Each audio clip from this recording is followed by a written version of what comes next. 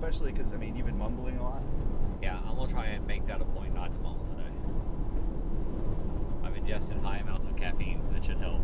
Yeah.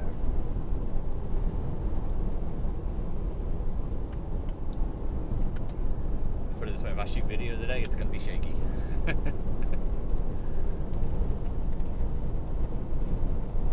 only video you need to shoot is your drone. Yeah, my thumbs will be like this the whole time.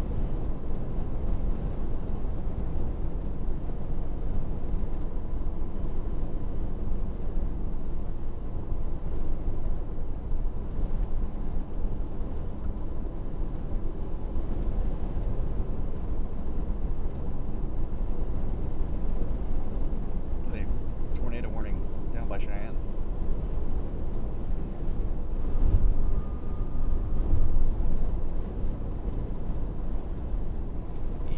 Yep. This storm right here, south of Enid, southwest of Enid, is starting to get its act together. So we're coming into Enid, Oklahoma. There is a storm about 40 miles to our southwest, if 40 miles, exactly 30 miles. Moving up towards us, we'll be on it here in probably about 20 minutes.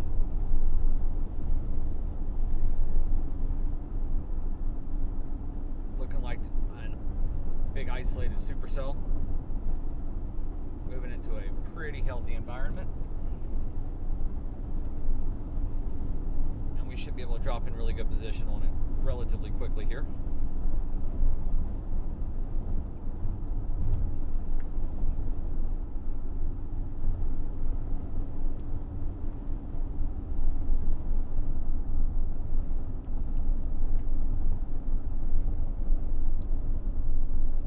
Again, if you don't know who we are, this is Jonathan Petramala and Brandon Clement, WXChasing, the channel you are watching.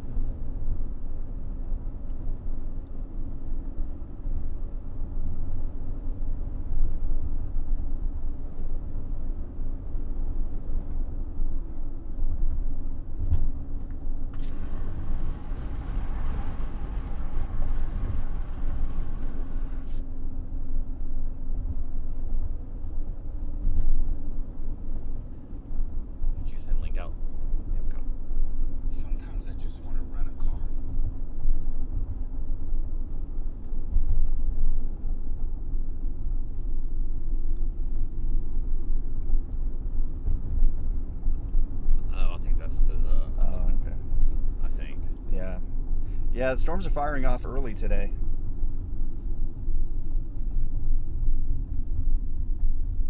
We were on a multiple tornado storm yesterday across southeast Kansas and into Missouri.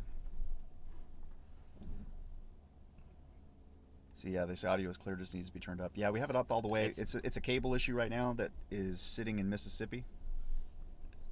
Literally nothing I can do about it. They do not sell this cable I need anywhere except online. But Brandon is aware his Mississippi mumbles need to be more clear today.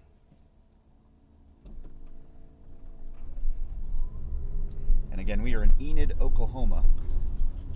You can see the blue sky in the distance. That is the storm that is heading our way. The blue sky is the storm? Dark blue, yeah. We're in trouble.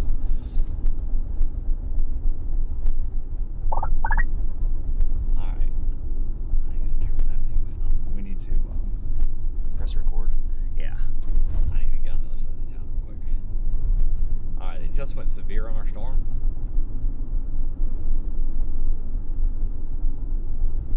Enid's a nice little town. It is. It's got a Brahms. That's all that matters. Brahms, the most underrated fast food chain in the world. Better than Chick-fil-A and better than Whataburger. I said it. I'm going to second you. It's better than In-N-Out. It's better than Whataburger. I like Chick-fil-A, so I'm not going to say, but it is better than Chick-fil-A. Like, you get a chicken sandwich, like a grilled chicken salad from Brahms. It's better, bigger, cheaper. And it's fresher. Ah. It is amazing.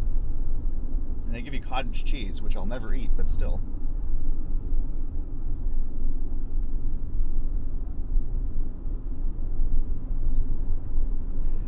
Brandon stopped to offer me breakfast today, but I said no. We got to get on the storm. Like, I couldn't believe it. It was stunning. We finally found out how to motivate Jonathan. Miss giant tornadoes. Miss a historic outbreak, and then that motivates me.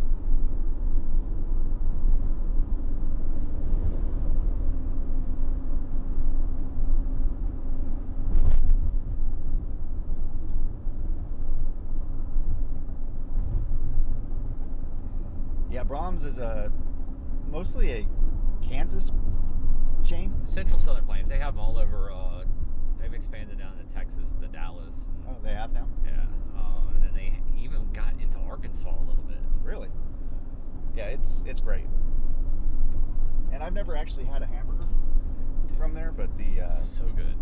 I have the chicken salad all the time, and it is Like, it's still a fast food burger, but it's good. like you can't even finish the chicken salad. It's so big. Like, Yeah. it's great. I love it. I still can't get used to driving by dispensaries in Oklahoma. Small towns. It's so weird. Yeah. Oh yeah, this thing's starting to really get its act together now.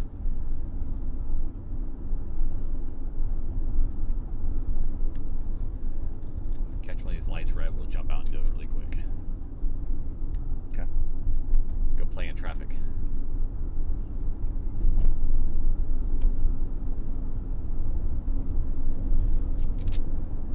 Alright, we need to get there fast, man. This thing is looking good.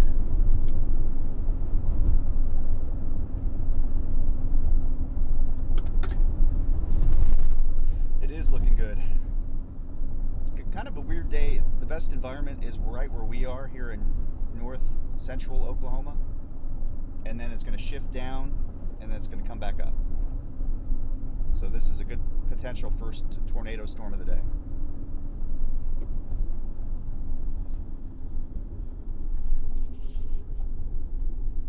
Christine's on the chat. Christine, I can't believe that Germany legalized marijuana. Of any country in Europe. That probably stunned me the most. It must be a Berlin thing.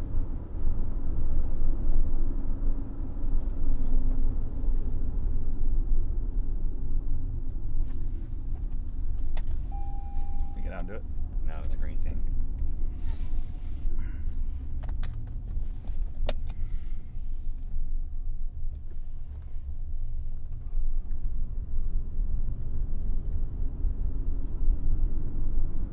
You know what really struck me yesterday more than anything is how many people said, like, we're curious about what we do, why we're here, thankful for why we're here, asking us about the storms, asking about, you know, they were curious. They were really interested and appreciative that not only us, but here's our chance. others. All right, we got to hop out real quick and press record on back cameras in the middle of an intersection. People are going to look at us like we're doing a TikTok dance.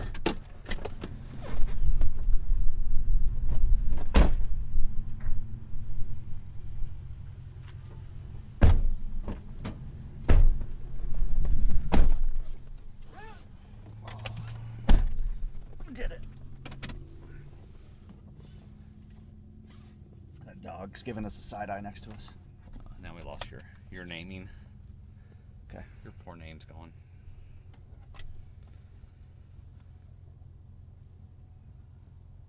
Is that my side or your side? That's your side.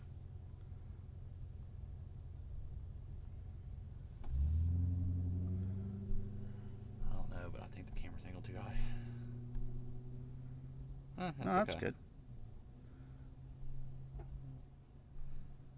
And what I'm doing, I'm naming the cameras.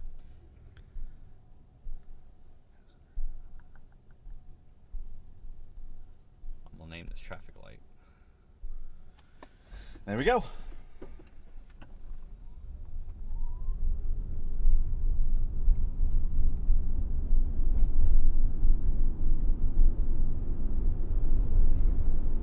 Yeah, thank you. I think the cameras are really, really sharp. That's been a massive kudos to Brandon.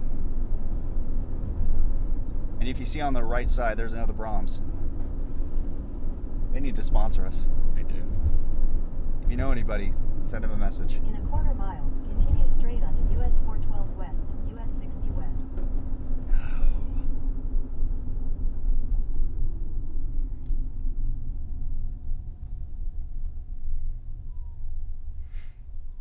Yeah, Christine, I always thought it was funny that you have to go to a coffee shop in Amsterdam. That was like their way around the rules for so long. Like a casino that floats. Yeah, like a casino that floats. That's the funny thing about rules and laws. People always find a way around them. Especially when there's a lot of money involved.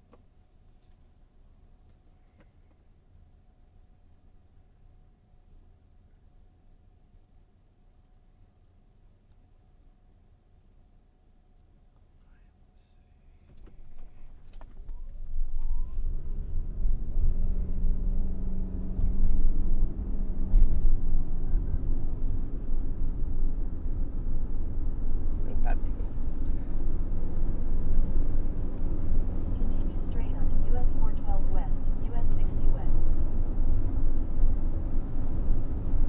Thanks, map lady. Continue on US 412 West for 5 miles. Tell me when not to go straight. That's what I need.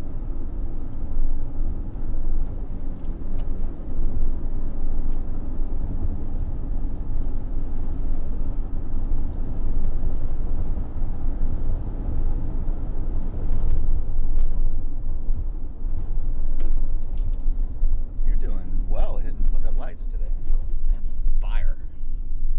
It's like, we don't need that anymore, Brandon. We can switch the cameras over. Lawton, Oklahoma, gonna have a chance. Maybe later today? Or is there one actually close by today, right? No. Yeah, not right now. But later. Yeah.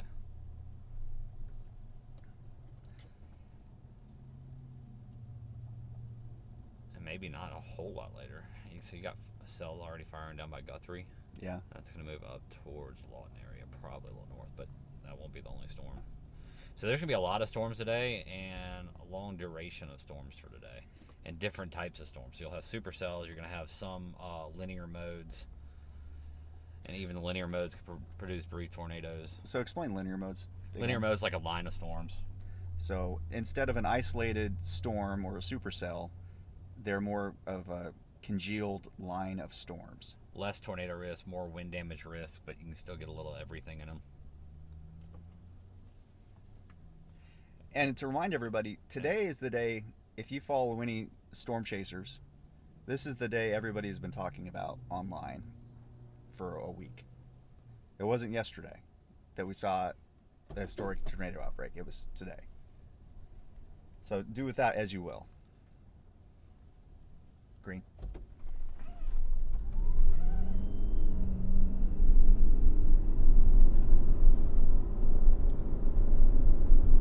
I mean, people were talking about today 2 days ago. You're talking about today a week ago. Yeah, well, I'm saying, like, they weren't talking about yesterday at all.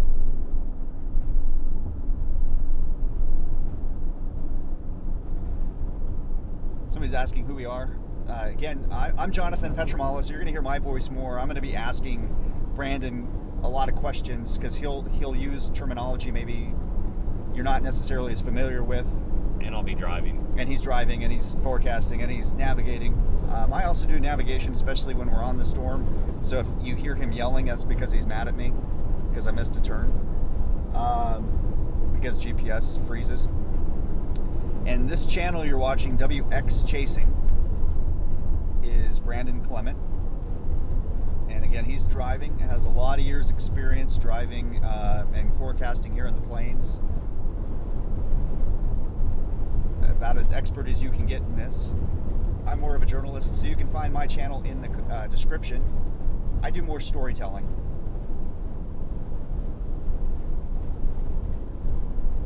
Videography. Brandon will put up the drone. Hopefully have a good chance to put up a drone on a tornado today, live stream it. And again, you can find all our information in the description. And do us a favor, give us a like and a follow. helps the algorithm say, hey, these guys are actually good people to watch.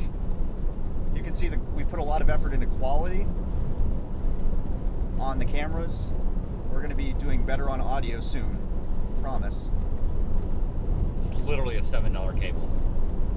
But we definitely put a lot of time and effort into quality, and I think when you watch our videos, you're going to notice a difference. Not only this live stream, but our stories, our videos.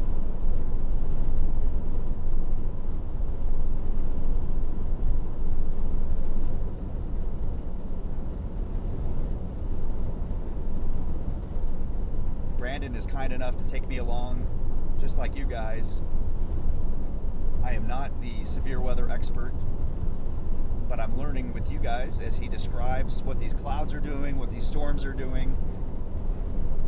I'm telling you, he knows more than pretty much anyone out there. And I trust him with my life on a regular basis. Not anyone, but yeah. All right. I'm going to take a left here. All right, so where are we starting to map? Where we want to go go ahead to? and get your map pulled up. Yep. Right here, I'm dropping south. I'm trying to get down towards this intersection right here. I just want to be able to, towards Drummond. Somewhere up in here, I'm going to want to break off to the west. Okay. I'm just trying to get under the rain shield so at least we can see what we're looking at. Yeah. And then I'll know when to pounce. And that was a problem we had yesterday with the tornado. It was rain wrapped. It was tough to see. Still got in there, but... I mean, yeah, we did, but it was still tough. It wasn't like the beautiful storm tornadoes you saw up north. Nope. Alright, you need to take a left. 8/10 of a mile. Yeah, 7/10. 6/10. No, the voice just said half a mile, Brandon.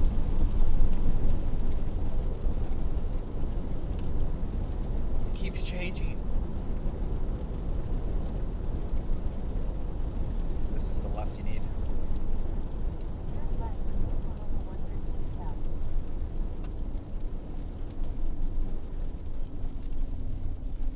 So if you guys have questions, comments, I will keep updated on the chat when I can.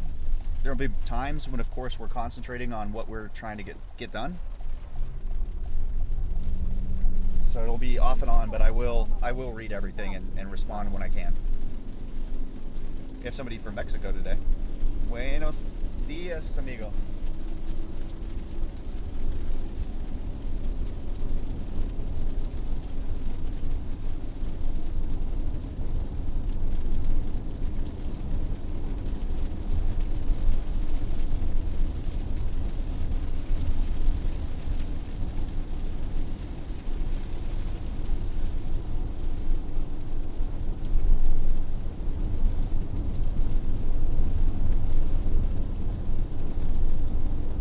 Like the grid's a little bigger today, these grids. Yeah. One thing good about yesterday, the grids were like a mile each, so it was fairly easy to navigate. The bad thing was there was a lot of trees. Yeah. Today there are going to be some trees, but mostly open areas.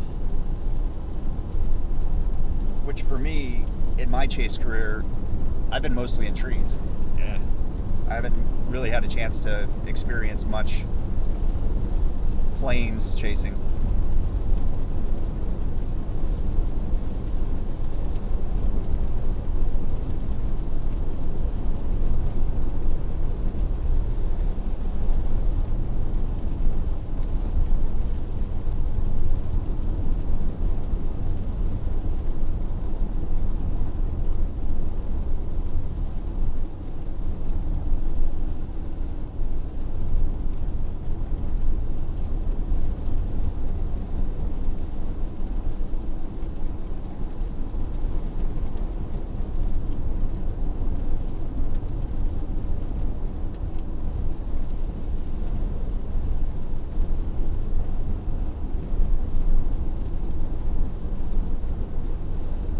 Looks like she's trying to clear out now. Yeah. So, one thing that the tornado yesterday needed to do was clear its rain. Clear the rain out, and that's when it gets more powerful, correct? More times than not, yes. More times than not. And so that's what you believe the storm is doing now. Well, there's no tornado on it yet. Well, but it's trying to get a little bit more clear inflow. So when you have a supercell, it breathes. It sucks in warm air at the surface. That warm air gets lifted up, and it's spinning up. It's a vortex going up.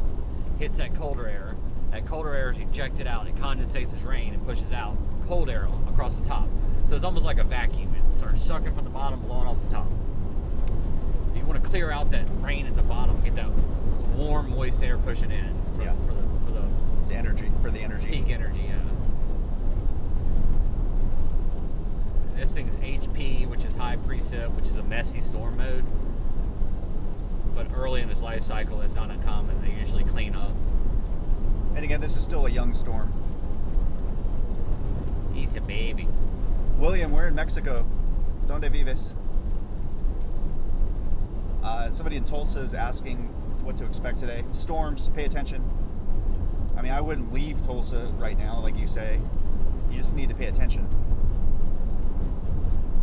And have a safe place to go. And yeah, fast moving, severe storms, all hazards possible. I mean, winds, hail, tornadoes are all possible there. Trying to pinpoint any one location is just about impossible, but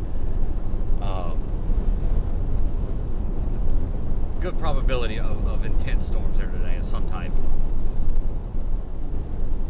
Does Tulsa have any underground public places? That would be a good Google search.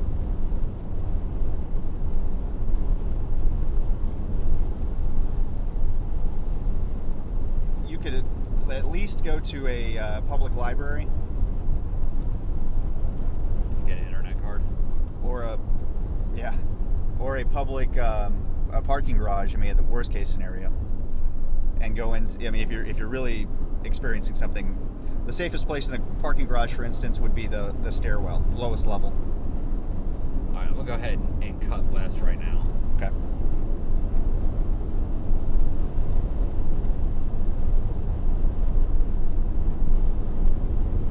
Towards nowhere. In the middle of nowhere in Ames. Yep. All right, this is coming into Drummond, Oklahoma. We're going to be heading west.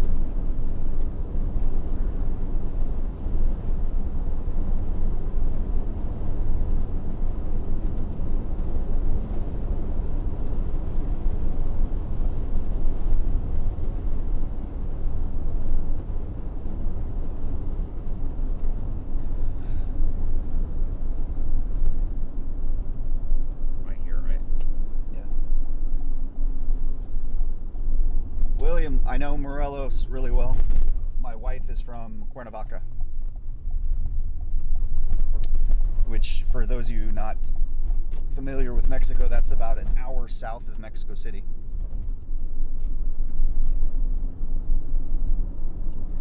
Hospital is an option for sure.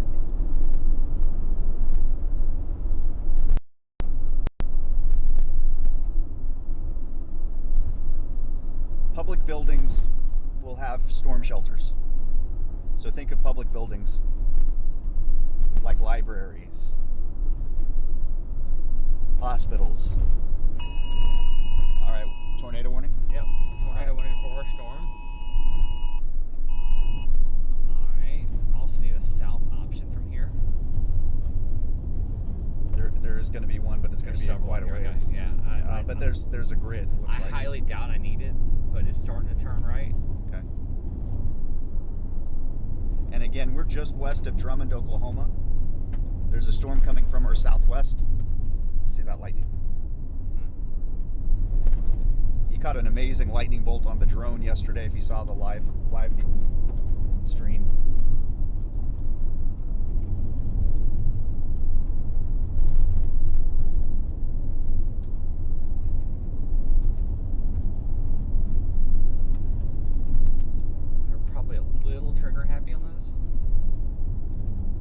They're going to be trigger happy because of what happened yesterday. I do believe so as well, but it's getting to the point where it can do it. It can turn really quick.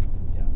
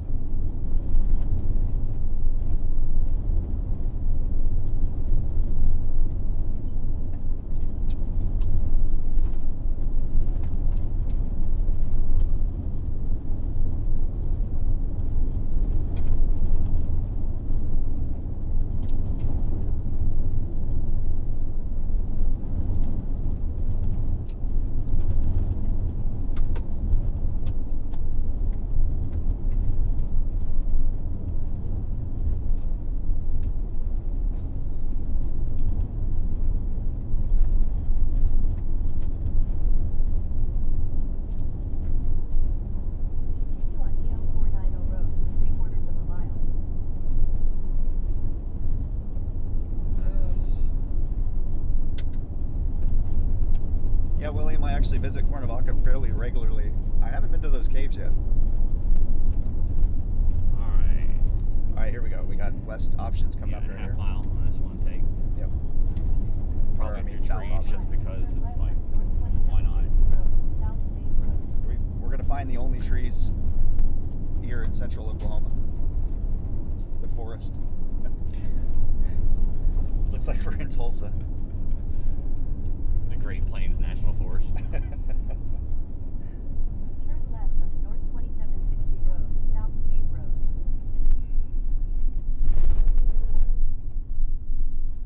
This is pure dirt.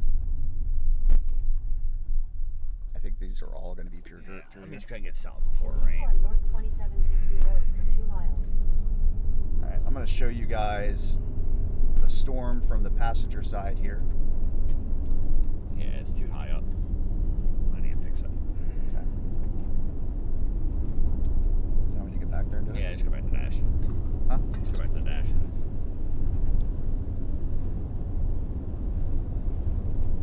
I'll fix it when we stop right up here. Okay.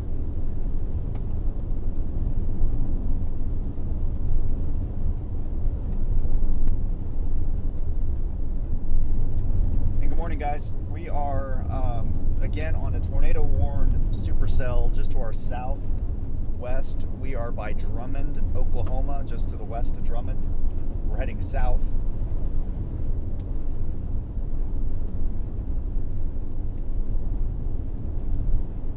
I think we're in the Drummond Flats Wildlife Management Area.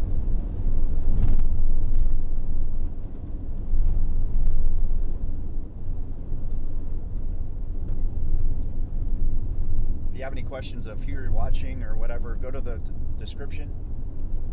And if you're watching us on the Live Storms Media app, we're replying to comments on the YouTube channel. That's WXChasing. So if you're wondering who we're talking to and where to post comments, Yeah, where to join the conversation. WXChasing. Brandon Clement is behind the wheel. He's the founder of WXChasing. I'm Jonathan Petramala, and I'm in the passenger seat. I'll be asking Brandon questions, responding to questions from you guys, In half a mile, turn right onto EO 510 Road, Westwood Road. attempting to help to navigate. And when the opportunity presents itself, film. Ugh.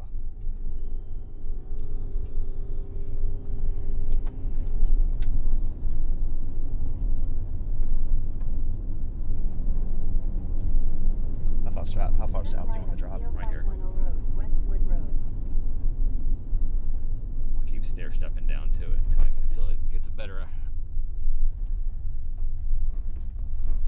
Continue on EO 510 Road, trajectory 1 mile. and we get a better idea on where this thing's going to really spin up. It's not really rotating a whole lot right now. It's starting to. So I'm not in a big hurry to get right under it. Just trying to get within a good visible range where I can get close enough to pounce if it is. So you see your cut right back here? Yeah. So we're going to have to drop south again up here. Okay. I don't want to get in the rain on these mud roads. They would turn into ice. Yes. I'll be driving through the wheat. Oh, I'm glad we can drive through the worst covered train tracks ever. Ugh. It's not bad. It's better than all of them in Mississippi. Whew. Big flashed up to the north. In a quarter mile, your destination will be on the left. Alright, I'm going to drop down right here You're going to try to get down to to 5:30. Yeah.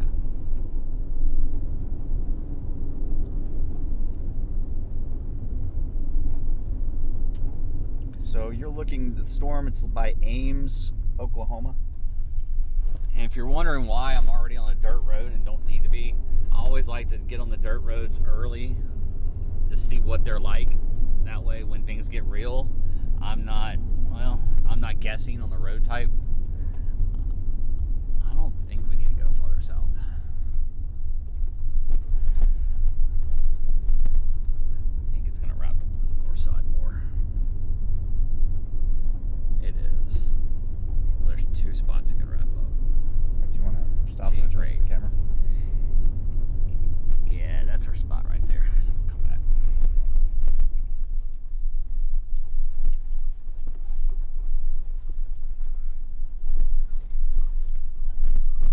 when these roads get wet, they become basically like ice. They're very, very slippery. You just slide off. Yeah, some of them have gravel, we're good. Some of them don't. They're not good. And this storm is actually looking quite good. It's kind of nice and no rain on it.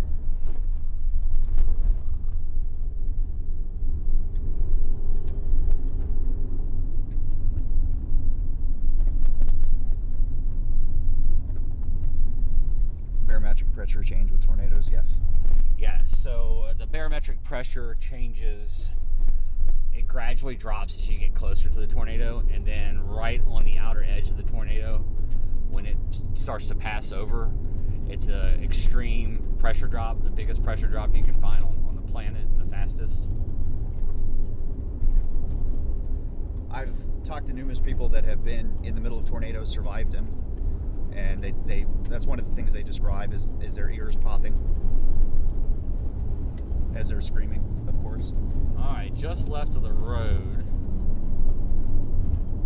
some low-hanging clouds that are looking interesting.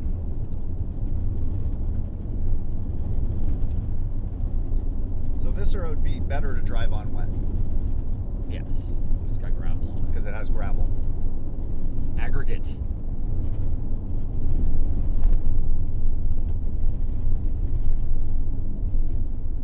Would you call that a wall cloud, Brandon? Not really. It's a bunch of areas that could, all this right here could get developed, develop into a wall cloud pretty quickly. It was looking more like a wall cloud a second ago. Yeah. It's still trying to figure out what it wants to do. Yep. So that's kind of where we are at the moment. I'll stop right up here and fix that camera.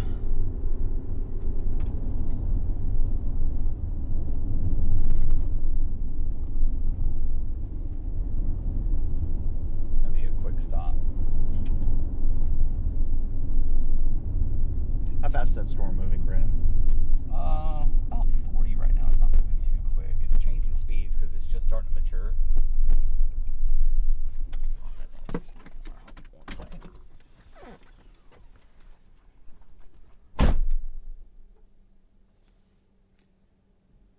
Do you want me to pull it up full screen so you can see it? Yeah.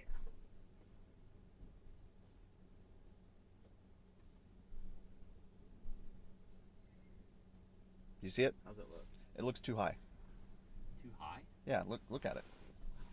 Can you see it? Yeah. Doesn't that look too high? Maybe a little lower. There we go. There you go. There you go.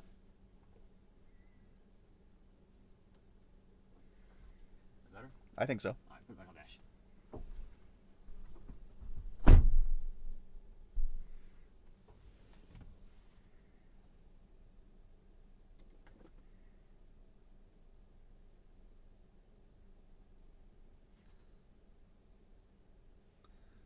So usually wind turbines have a mechanism that they'll stop turning when there's a certain wind speed.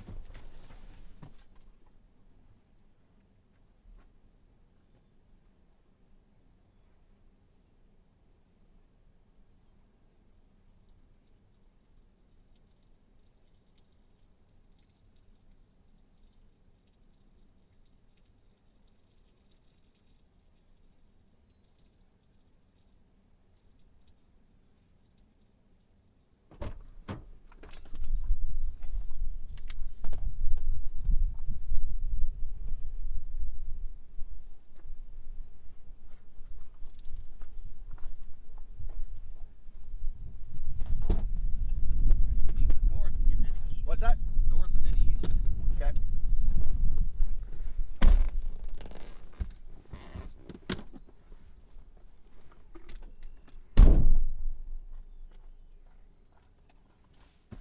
These early storms don't let you get prepped too quick, do they? Nope. All right, so he just pulled out his drone, folks. It's getting real. No. I'm just having to hear that way I can get it going. I know.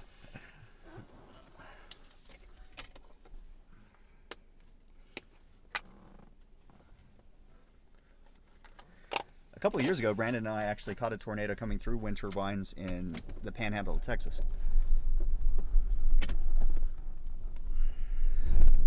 Tyler says it's trying to turn right. It is turning right. So this is our area of interest right here to the left. Still pretty messy. But this is usually when you start seeing these things start to get rolling when it makes that right turn.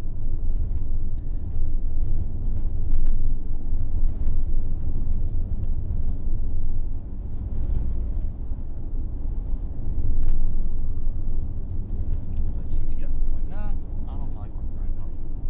All right, where are we at? I thought GPS sucks. So how far up? Do you want to go to this next road and take a right? Yeah, I guess.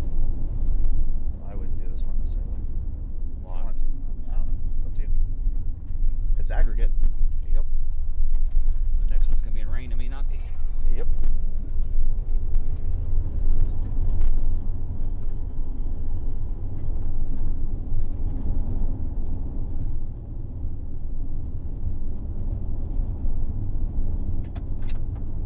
We're in a good position. Yep.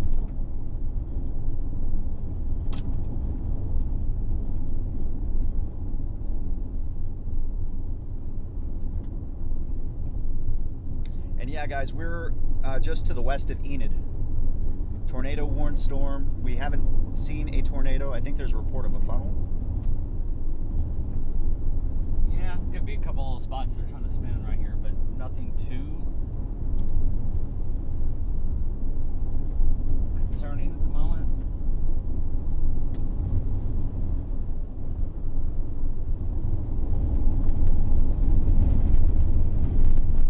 And here is the National Plains Forest. Gets in our way right when we need it to not be in our way. We're good. There we go.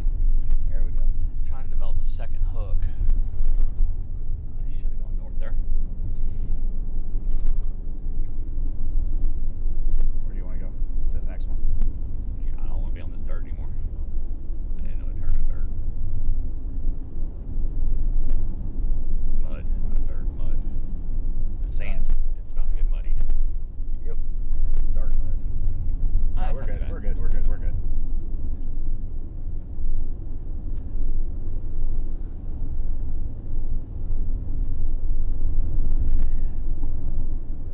I'm paranoid on the clay. You get that clay mixed with just a little thin mud in it, and it's slicker than ice. Like literally slicker than ice. It's impossible.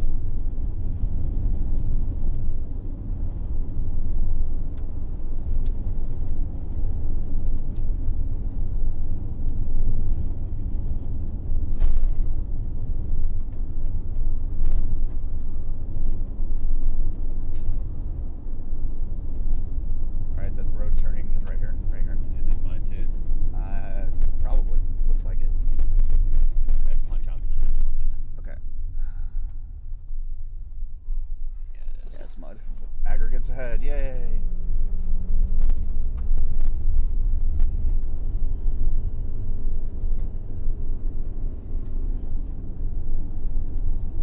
Whew. Not a lot of visibility.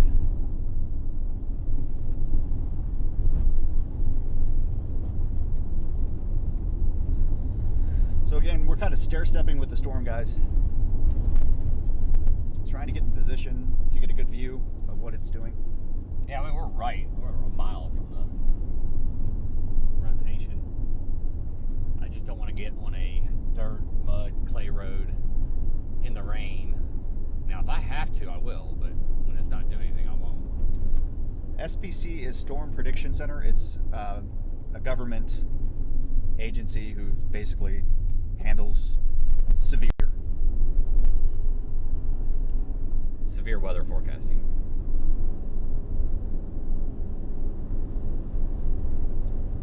Alright, we need to get north quick.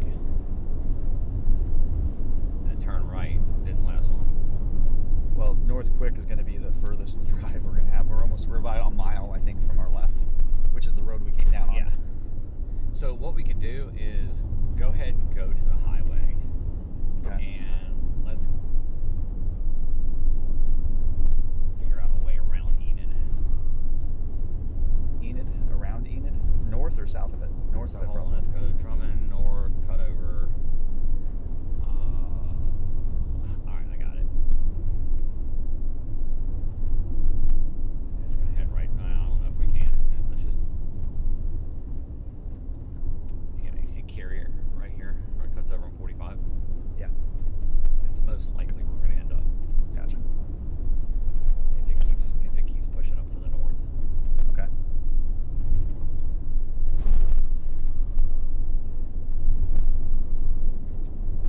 Yeah, we need to get north quick. How did that happen so fast? Well, we thought it was moving east and it moved northeast, like northeast.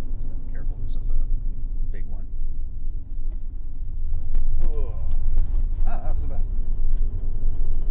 Where is this Alright. taking us? Left. Left and then right. No. Left.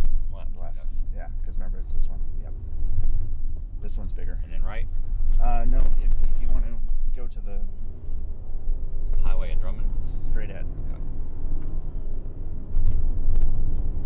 because that was the railroad crossing. All right, again, we're just straight east or west of Drummond.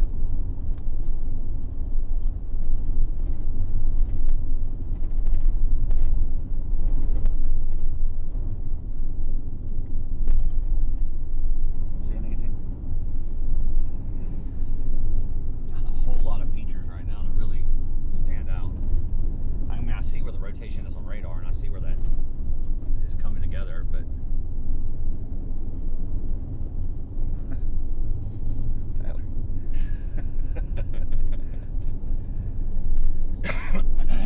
NATO cast going off. All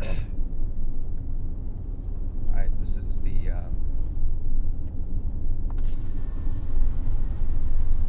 East Road. this is Skeleton Road. Skeleton Road. Take us into Drummond. If you want to go into Drummond. I do. He didn't think I was going to stop. Stop for the man.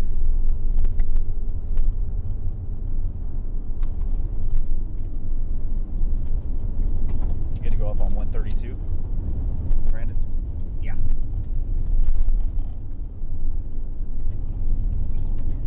Yeah, I'm trying to give it just a little room until it figures out what it wants to do. Last week, we didn't give a storm enough room. Yesterday, we gave a storm too much room. Maybe today we'll find the Goldilocks.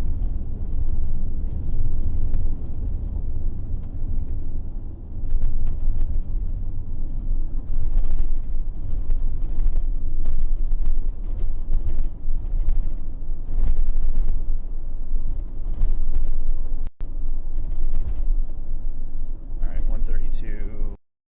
I'll show And for those watching on the live storm chasing app, we're replying to comments on WXChasing YouTube channel.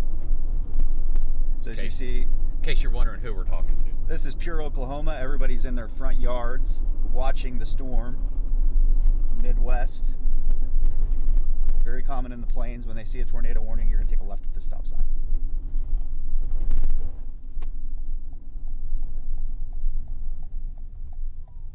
Everybody wants to get eyes on the storm.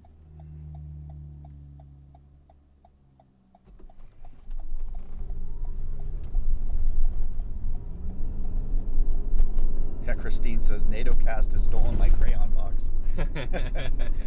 For those of you who don't know, NATOcast is essentially a computer model that AI, tornado prediction. yeah, And it doesn't predict like locations a tornado is going to hit or anything like that. It's just probabilities of a tornado over a general area, and it's the highest I've ever seen it. and it's smack dab in the middle of Oklahoma. Yeah.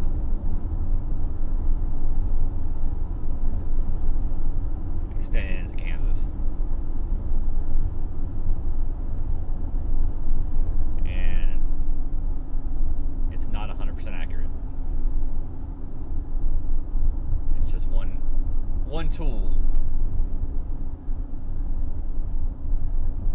This thing is accelerated.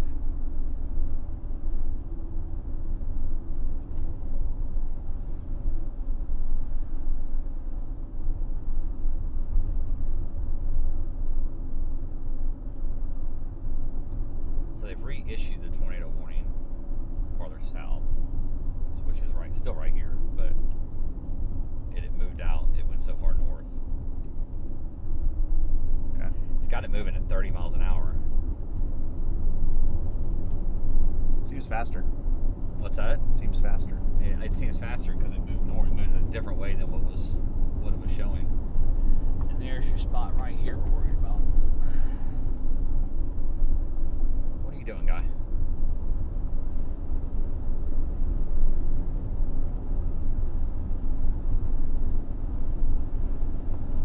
Other than going 15 miles an hour below speed limit. So if you guys look to the right part of the screen, that's the area we're looking at. So just to the right of the road, where those trees are blocking the view, of course. And it is not down at the moment. It is tornado warned. It could produce tornadoes soon, but not at the moment.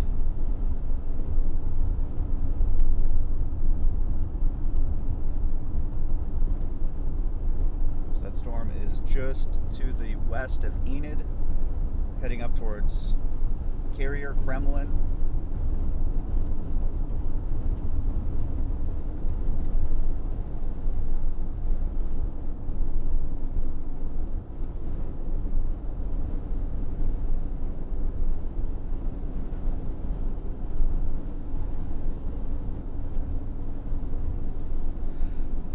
I don't know if I would say TornadoCast is accurate.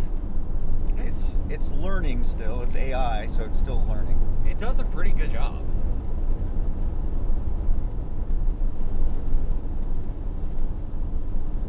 There are dozens of models. Some AI, some machine learning, some algorithmic based, some climatology based, and really each one's a tool. And you kind of have to use a bunch of tools to put together a forecast, to build a forecast. You're building a forecast.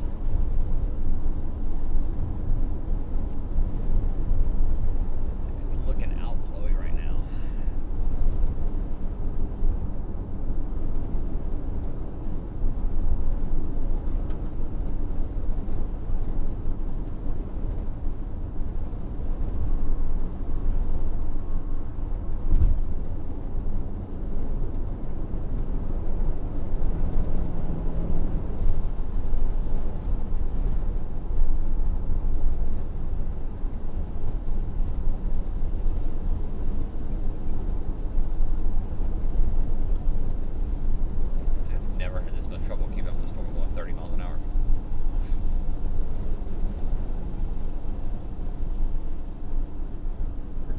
From 412, take a right, and then we'll take a left on 132 if you want to get up to Carrier.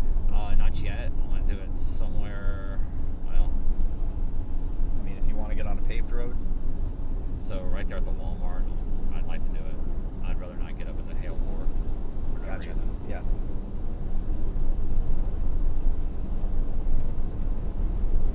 I got you. Yeah. Garland Road. Yeah, I need to get in front of this thing.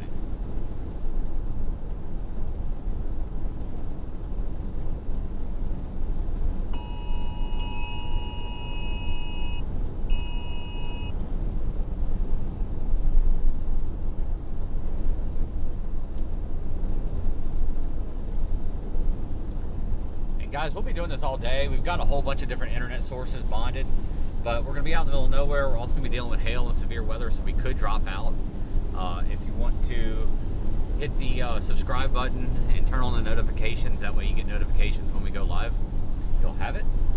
And again, if you're watching on the LSM app, the channel is WXChasing. WXChasing. Brandon Clement is in the driver's seat.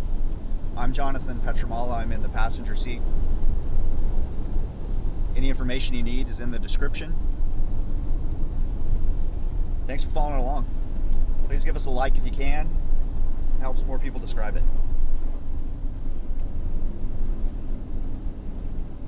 Discover it, not describe it. Sorry, I was looking at the clouds.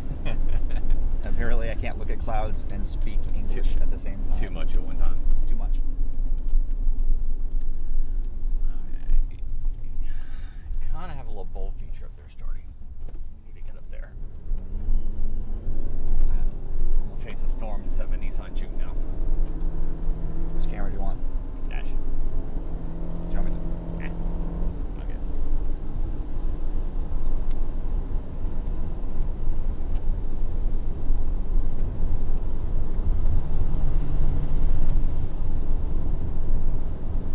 sheriff is getting. He blue lighted me to get over when I just passed that guy. I was like, come on, man. Seriously? You're going to end up following me in just a minute. I know how this works.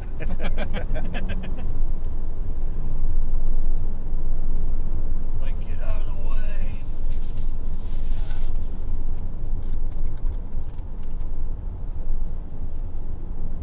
He had to blow past you just to slow down and stop. He's chasing the core. I think a problem that I've seen is that too often law enforcement, they don't have the training with storms. So they can put people in a dangerous situation by stopping traffic, not understanding what the storm is doing.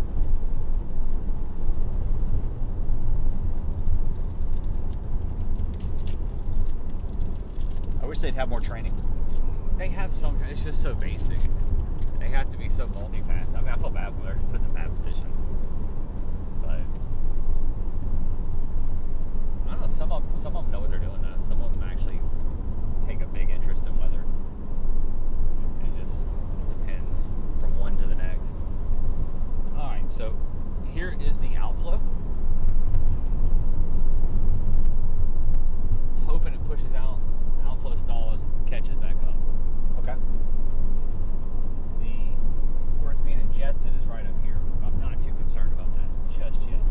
And right up here, just being to the left of your screen, Yeah. is where it's being You adjusted. can see it where the rotation is. So we're getting right up, paralleling the rotation right now. It's just off the camera angle. Now you can see it. Far left of the screen.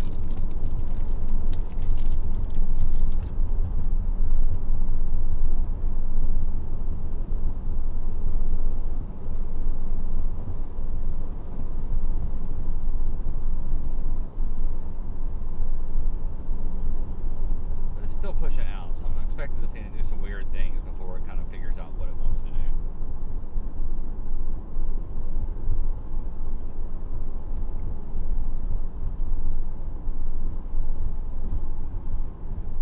All right, we're just coming into Enid, Oklahoma, And I want to go north. and the storm is heading north of Enid.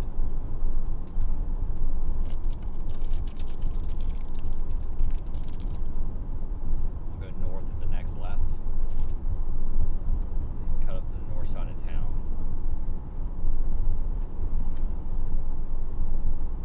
All right, so right before Starbucks, the McDonald's, take a left onto Oakwood Road. I'll do it before then.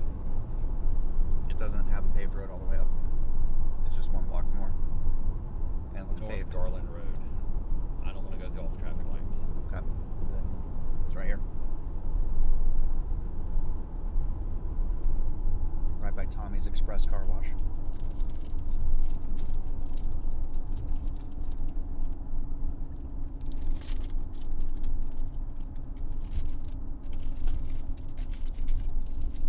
Well, I might as well go forward now, so instead of sitting at this light. I cannot get these lights right in Enid. He was gonna, what just happened, guys, we want to take a left. The light was red, so he's like, oh, I'll just go to the next light. And as soon as he did that, it turned green.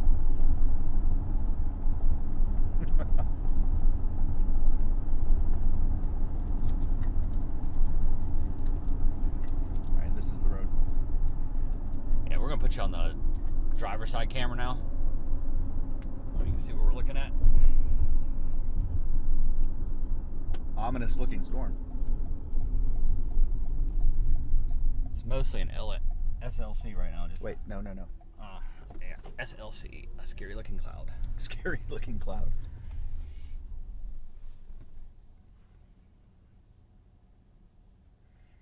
I'm glad we just did not turn into Academy Sports. I am too.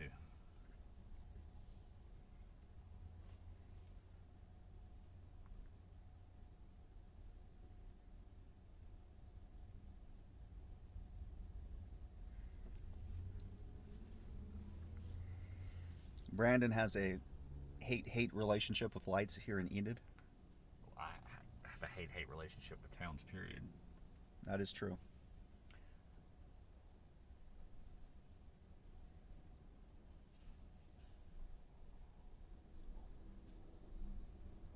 chopper up there on the storm. Where? Oh yeah. Chopper in the air. One was the same chopper. Last year, a chopper got destroyed by hail, like in did the it? air. Yeah. Oh, that would have been terrifying. They were asking the pilot to be the pilot, be the reporter, and be the cameraman simultaneously. Oh, what could go wrong? Oh wait, that's what went wrong. While the FAA was worried about drone pilots.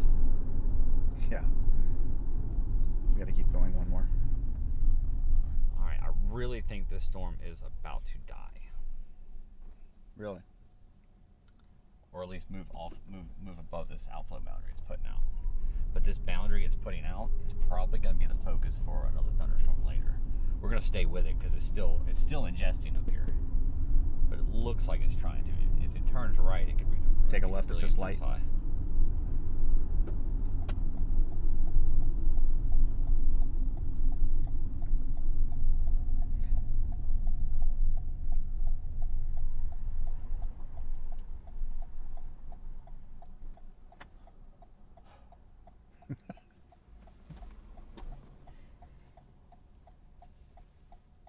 Our friend from Mexico, he just said he's wake and bake. Wake and bake.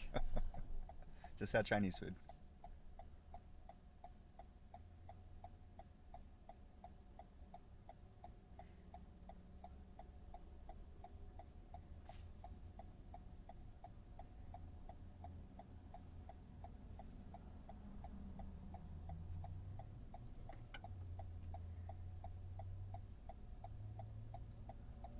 If you look closely, you can kind of see the rotation of the storm in the camera on the view.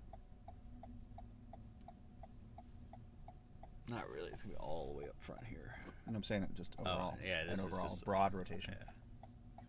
I'm not saying that rotation of the actual I gotcha. center. It's really looking outflowy now. So we're just on the west side of Enid, Oklahoma. Trying to get north of town. And out of town and it stop feels lights. like Enid has taken Reno's title. Reno. The biggest little city in the world. Nothing but traffic lights.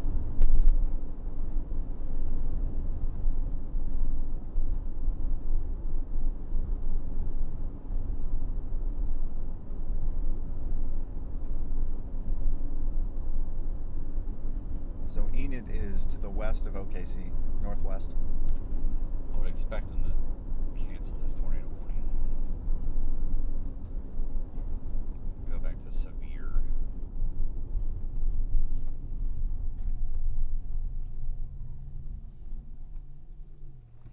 Looks like they just extended it up into Kremlin. Yeah, you see the outflow right here? It's coming all the way to the top of the storm now. Mm-hmm. It's blown out. But it can redevelop on it pretty quick. What about these storms following up? It's gonna get really messy right there. So I want to play south of that. Like near Weatherford? No, I'm not even gonna worry about that right now. I'll let this play out first. We got time. And this is the morning stuff. We kind of This is an all-day threat, guys. knew this was going to be part one of a long duration event.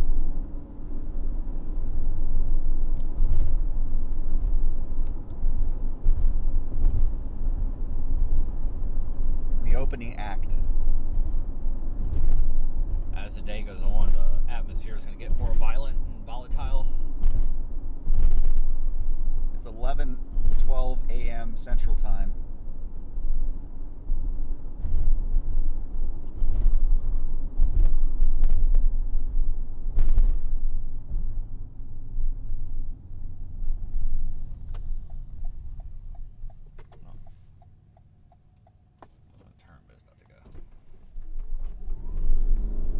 You got one more light, Red Basin Creek. Maybe not, just straight.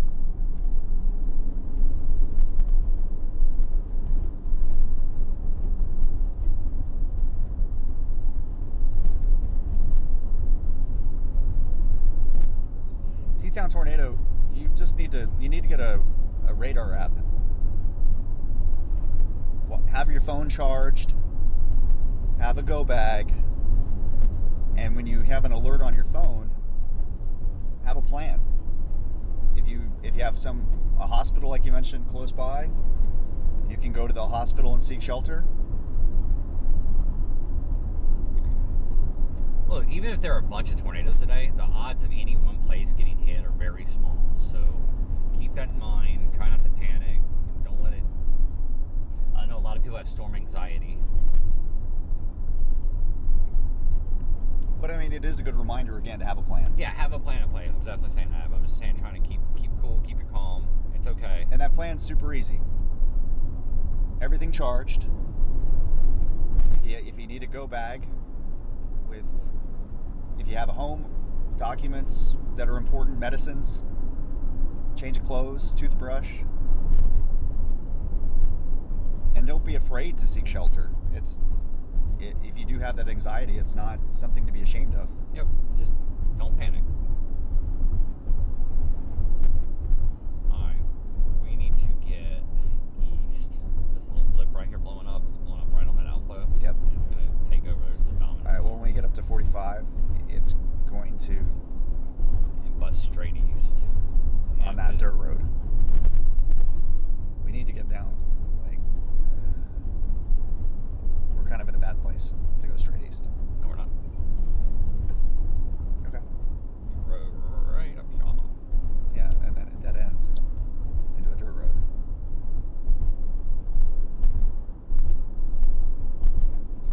That's right.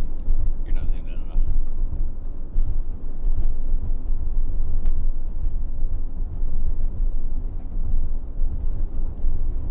You're gonna take a ride on Breckenridge? Take it right here. Yeah.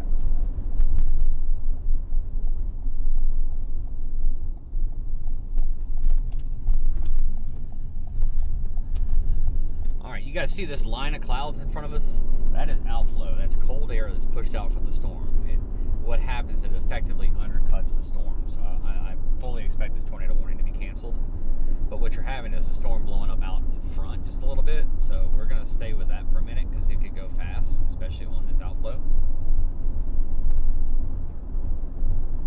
Temperature outside right now looks 64. Yeah.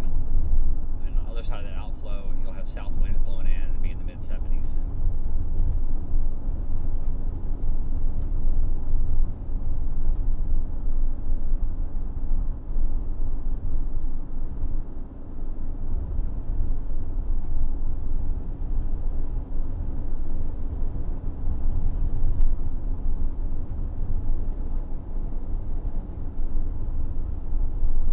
People are really enjoying your explanations, Brandon, of what we're looking at.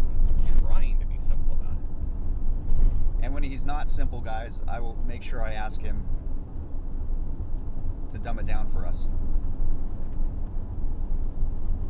We'll try not to use acronyms.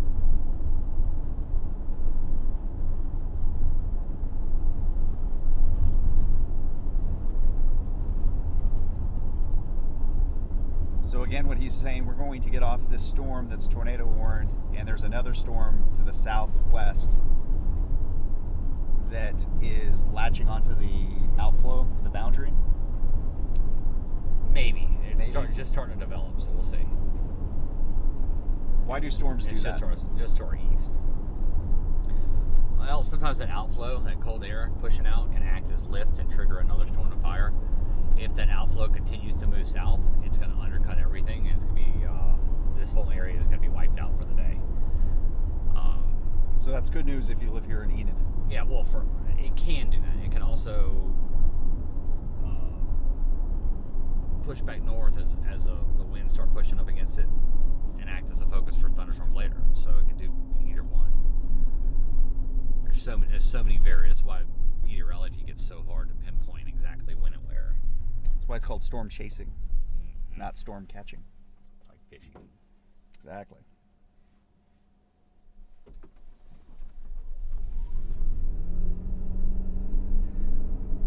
We have a good friend from Australia who comes for 3 months, a year or so. Daniel. Daniel Shaw. And for those of you watching on the LSM app, wondering who are we talking to? It's on WXChasing YouTube. Brandon Clement is driving and giving the explanations, answering the questions that I have, and I being Jonathan Petramala. If you have more questions about who we are, you can look in the description. Brandon is a longtime veteran of chasing here in the plains. Switch to driver view. Driver view? Could be a cool load. Oh yeah. Nah, not really. It's too zoomed out. Still, I mean, the clouds look kind of cool. Yeah, I get the driver view too. All right, you're good. Wait. Do they have stop signs? No. No stop signs. You're trying to get me killed, aren't you? You're like the Google Maps lady who tells me drive with the one ways. That's why I said stop. I caught myself.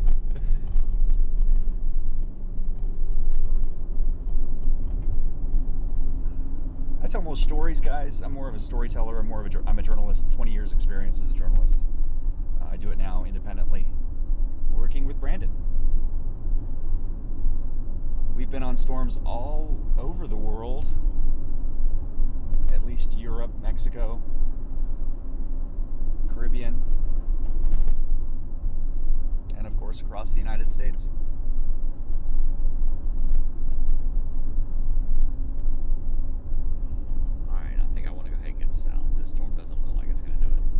There's really nothing we can do on audio, guys, to increase the output.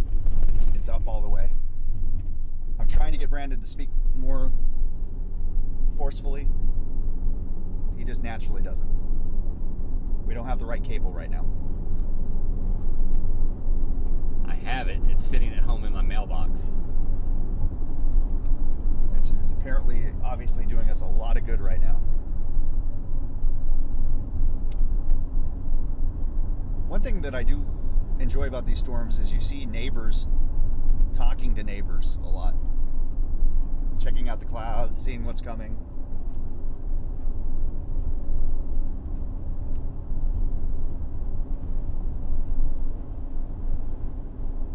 Somebody's asking, she sees chasers get really close. What do we do to stay safe? And I would say experience matters. Yeah, experience is very important when getting close. There are certain types of tornadoes that, and everybody's got their own threshold of intolerance to danger. I like to be very selective when I get close. It needs to be the right tornado.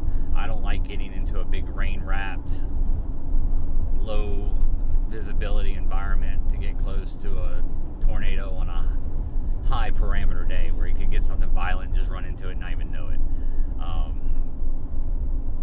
Of course, the goal for me is to always get as close as possible, but there's got to be a risk-reward element to that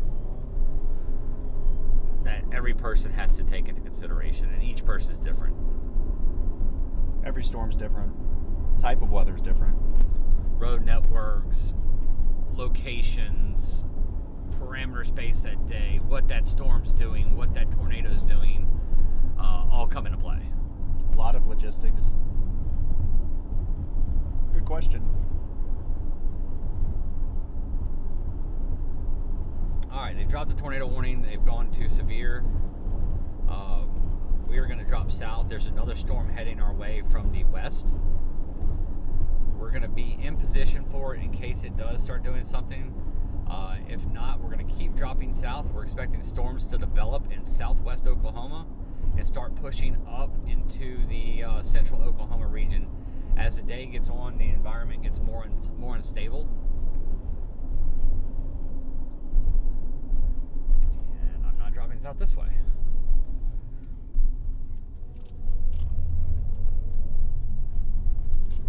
It gets more unstable, so the storms will develop a lot faster and can be more intense.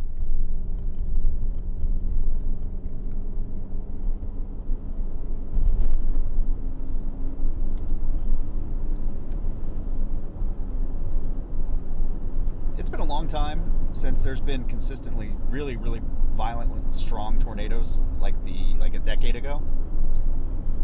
And so I've heard rumblings where chasers have not grown up in that environment, and so chances are being taken that more veteran chasers wouldn't take because they've seen what these storms can do. Whereas there might be some newer chasers that might not have that experience. So they might take a risk that... And we're not slamming new chasers because we welcome everybody into the community that wants to chase and wants to learn about weather. It's just the reality of the situation. So hopefully that is never an issue.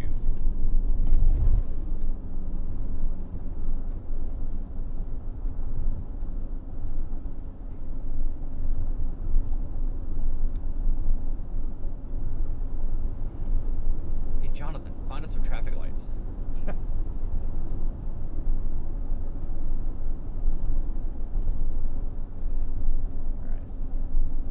What's your goal to head to?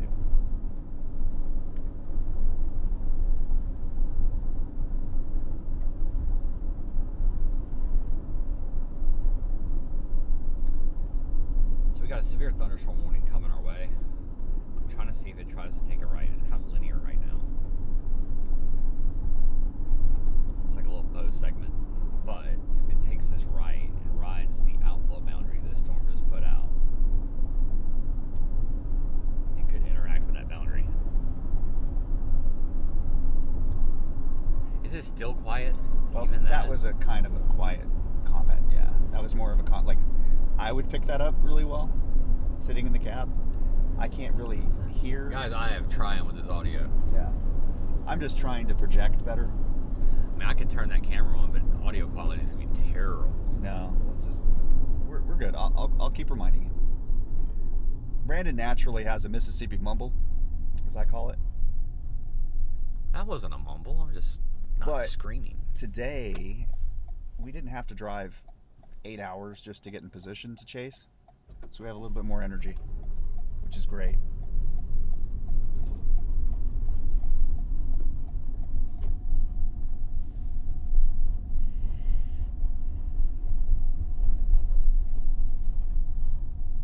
Mississippi mumble, Louisiana girl. Actually, let's go ahead and get to Hennessy. Hennessy. Let's do it. They just went tornado warning again. More of a QLCS on the top side. I would not be too concerned about that warning.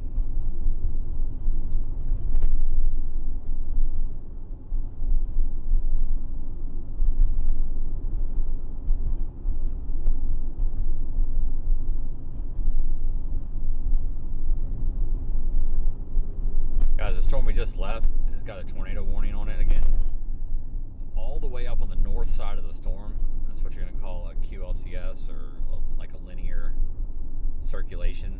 Typically, they're very rain-wrapped, usually brief, weak tornadoes. Not conducive to chasing at all. And I do not want to get pulled out of position by that. I do love seeing everybody outside. I keep mentioning it because it's just so funny. It's just everybody's outside.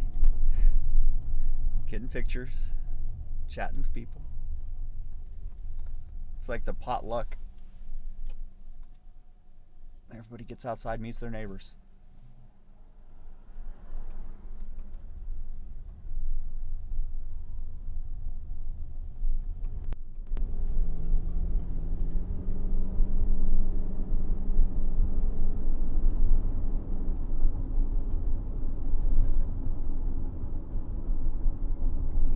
Somebody says, just start screaming like Reed.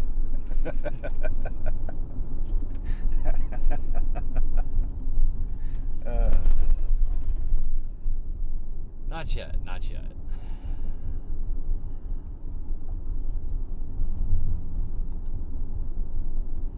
I love Reed's excitement. It's genuine, it's not fake. He genuinely gets that It's like, uncontrollably excited. Take a right here. No, take a left here and then a right. Okay. Left here and then right.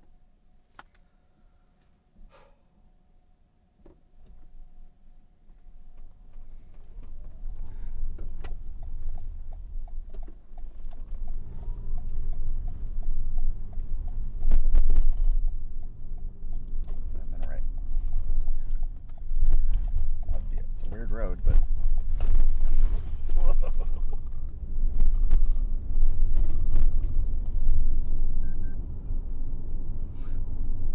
Hit all the bumps. The car's like, would you like to take a break? Take that coffee break, Brandon. Come on.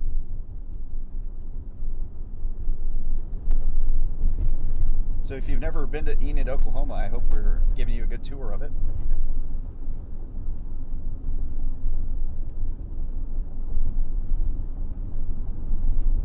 The road we needed was cut off, so stop sign.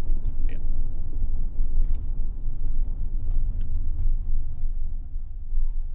We're going straight.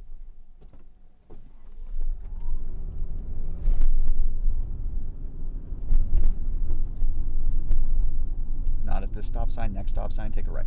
Gotcha.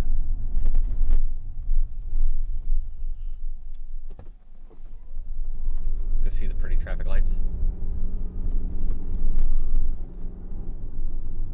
I only see one traffic light on our route. Hey, hey. It's a pretty cool skate park. Can't see it. But...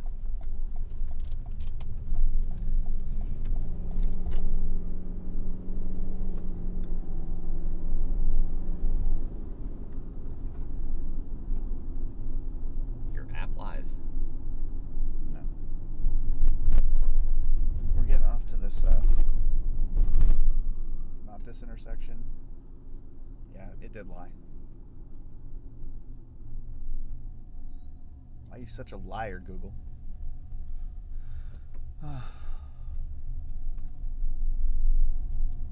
Settlers Brewing Company.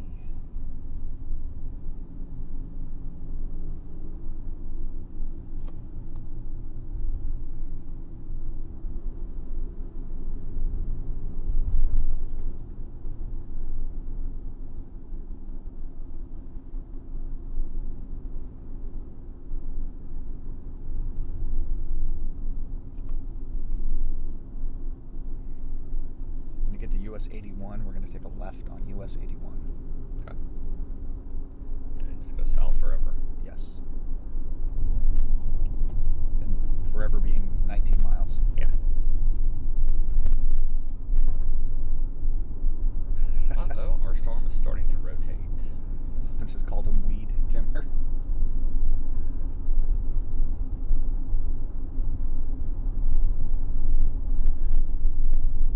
Cool guys. All right, so we are. All right, the storm we're looking at to our southwest is heading this way, is starting to show some signs of rotation and turning right just like I was hoping. So we're going to go on a bit of a drive, be on that storm. Wouldn't be surprised to see a tornado warn pretty soon here. This is the light.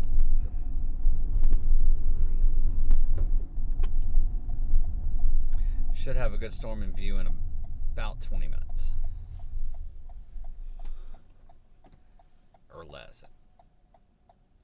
It's still moving northeast in the box, but it's starting to push out the box. So we're probably going to have to intercept somewhere right up in here. We're somewhere up in there. Back to where we were. Ames? No, it's going to go south of that. It's O'Keene, Ames, Yeah, okay. Hennessy, somewhere in this box right there. And that's literally where we just were. No, we were in Drummond. We were like between Drummond and Ames. Yeah, we're gonna go. It's gonna be south of that. Gotcha. If it goes north of that, it's gonna push over the outlet boundary again.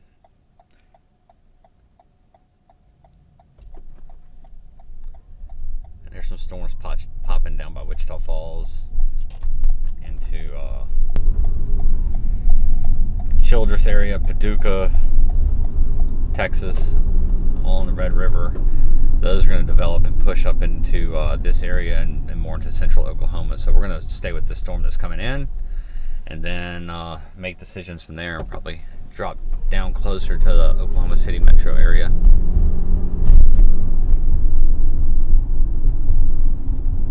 You said one traffic light?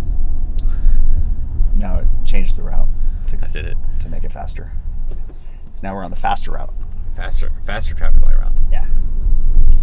That's not too bad right now.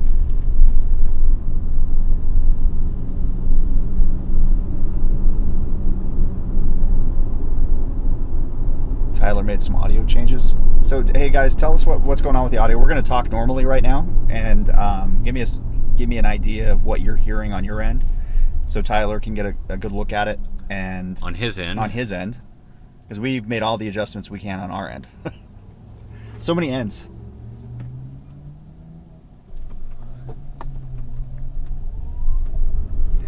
Super loud now. Somewhat louder, it's perfect now. Audio sounds good, sounds way louder and clearer.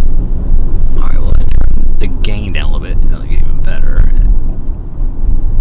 I think you can do it. Okay. Alright, let's try this test. 1, 2, 3, 4, 5.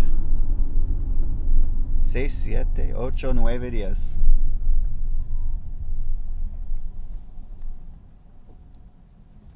Mucho mejor, they say. Much better. Thanks, guys, for helping. It's a work in progress. Yeah, we can't hear what's being put out. We only see what's going in. So your feedback is much appreciated. And Tyler says, leave our end the same. Leave our end the same. All right. I'll crank it back up. I got it. There you go, Tyler. Sorry, Tyler. Thank you, Tyler. Thank you. Thank you, Tay.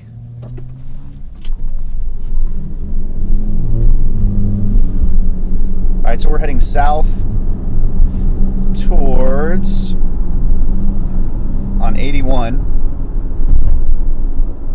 towards Hennessy, but we're probably not going to get into Hennessy.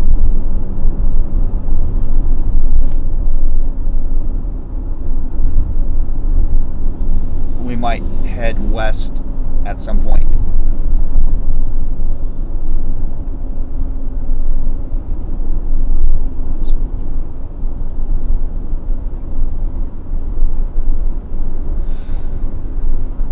There's a storm just to the west of Fairview, O'Keene, and that's one we're kind of looking at intercepting.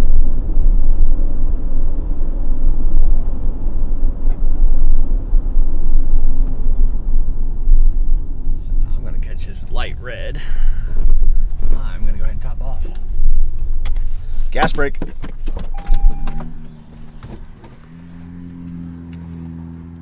It is a Toyota RAV4. There are some special modifications. He has it lifted, of course, really good tires, some light bars on top, and then the equipment just to bring these live views to you guys. I've been in $1 million live trucks with, news networks, and this is a more impressive setup than what I've seen in those $1 million live trucks, the frontline trucks that are actually built where I live in St. Pete, Florida. We have satellite, cell phone technology bonded, so we do the best we can. But as you've been able to see, we go to really rural areas, so nothing's perfect.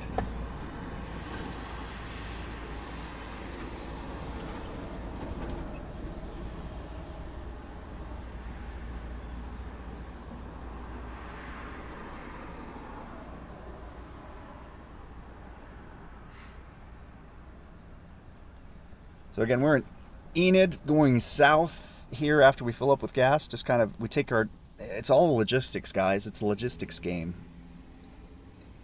And really, in all honesty, minutes matter when it comes to tornadoes and chasing these storms, because it's so difficult to get into position when you have traffic, road networks, road quality to take into account. Some roads are closed, some roads are too muddy.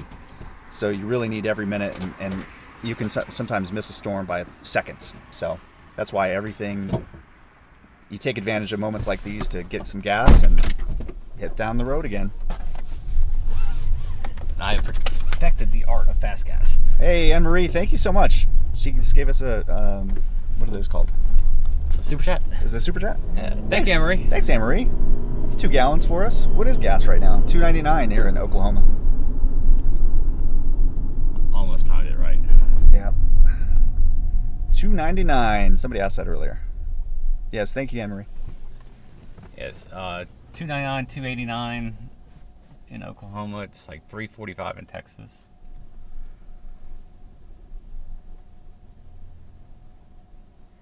Any storm chasers carry gas cans?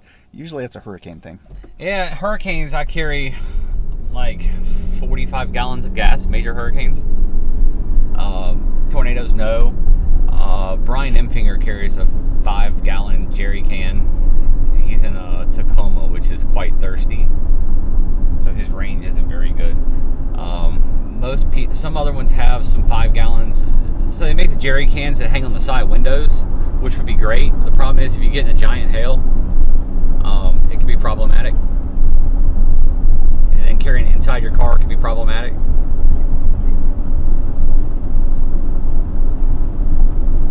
So hurricanes, you need it because you have widespread power outages, and when there's no power, you can't pump gas.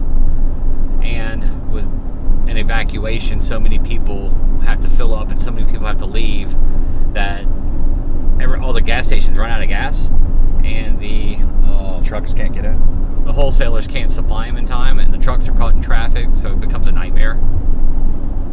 And of course, people don't want to ride out a intense hurricane in a gas station, so there's no employees there either. So gas is very important for hurricanes and ice storms. We did Hurricane Ian, and we were in Cuba, and we would not recommend being in a hurricane in Cuba. Just the logistics were so much out of our hand. Trying to get from where we were in the western part of the island in Pinar del Rio back to Havana was a near impossibility.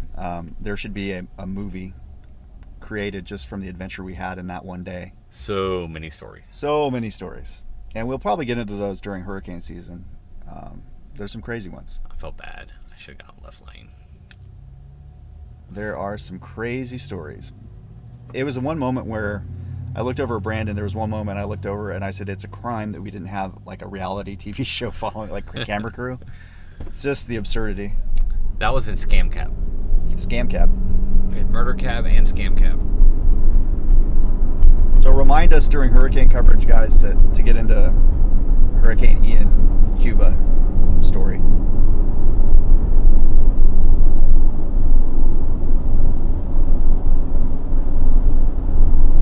But we're on a different kind of story today. Severe weather.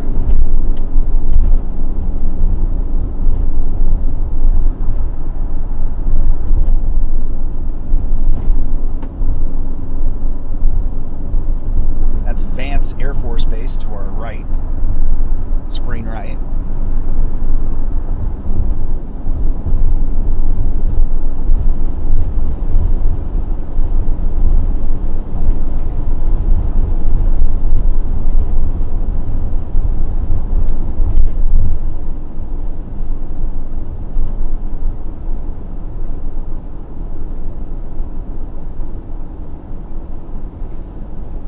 So the storm we are looking at is over, heading towards Fairview. It just moved through Sealing, Oklahoma. It is severe thunderstorm warned. It's moving to the northeast. We're going south, well under it, because if it continues moving northeast, it's going to move over this outflow boundary and not be conducive for tornadoes. So I'm going south. That way, if it does break off and turns right, we'll be in good position.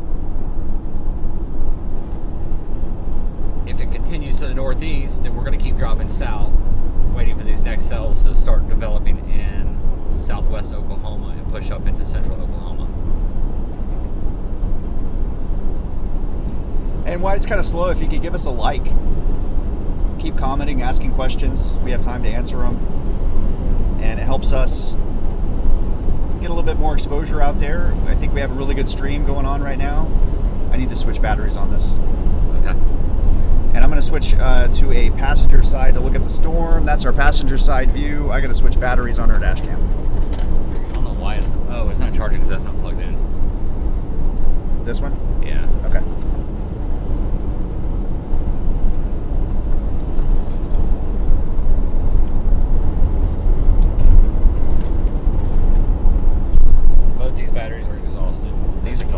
That's exhausted? I think so. So we can play games right now. Here, I got it. Yeah. I can do it blind. That's true.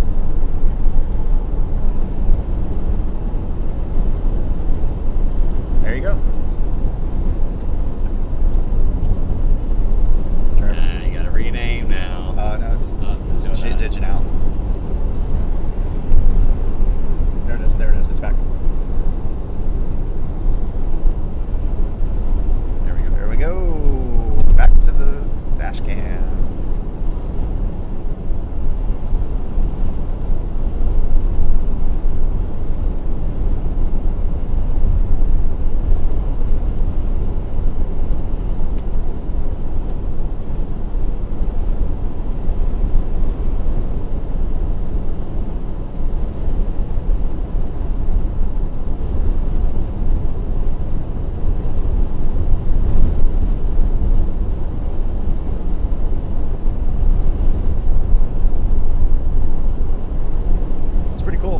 Over 800 viewers at one time, concurrent viewers. Let's get it to 1,000, guys.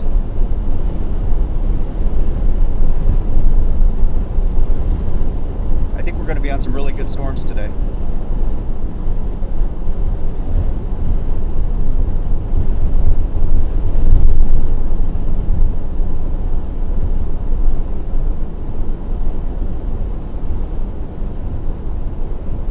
It's a little blip.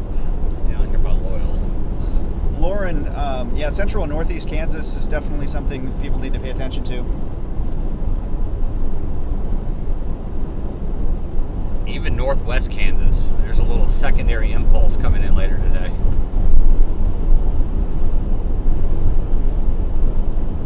Very conditional, but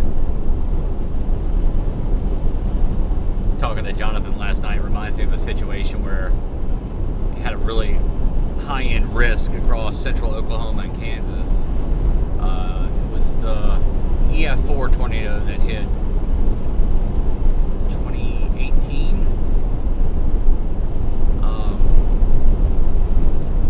Hit, what was it, Manhattan, Kansas. But there was another tornado way back west, kind of out in the middle of nowhere. That was a really incredible tornado. So I'm kind of getting some of those vibes today too. So there's a big risk area today, even down into Texas. What part of Texas, Brandon? Basically I-20 northward, and then a really small axis south of I-20. It's all in place somewhat. It's not as high of a risk, but it is a risk.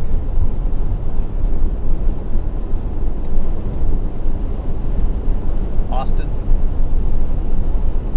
Probably a little far south. The best thing to do, let me look at the SPC map. I don't want to steer people wrong. I'd rather go off of their guidance, because I haven't forecast for Austin. Yeah, Austin's right there on the edge of possible tornadoes. I mean, technically you can get them all the way down to Del Rio and on the border, but odds are pretty low.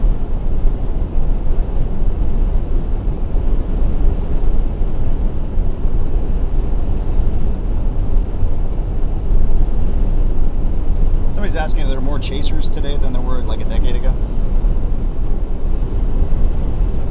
Yes and no.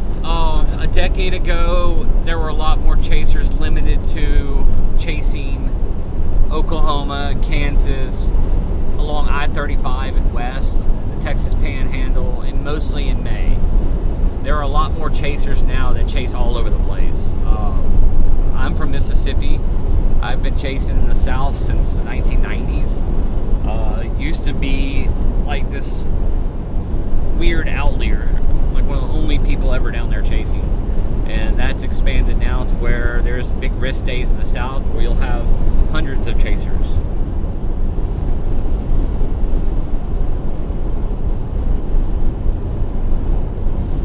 So I don't know if there's more. I think there is. There's probably more exposure because there's more ways to see it. Yeah. Social media's obviously expanded. And it's become a lot easier to chase.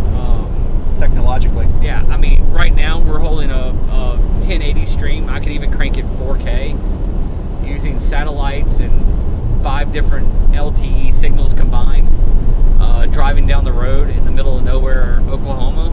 20 years ago, that was unheard of. We literally used to have library cards to every little town in Oklahoma and Kansas, and pull over in the middle of a storm chase, run into the library to try and hook up to the dial-up internet, like using AOL, to try and get one radar grab. And now it's all on our phone in real time, so it's just so different. It's so much easier. So that the accessibility is there a lot more. The wind noise is just loud in the cab. Yeah, we're driving into a 20-mile-an-hour headwind, so.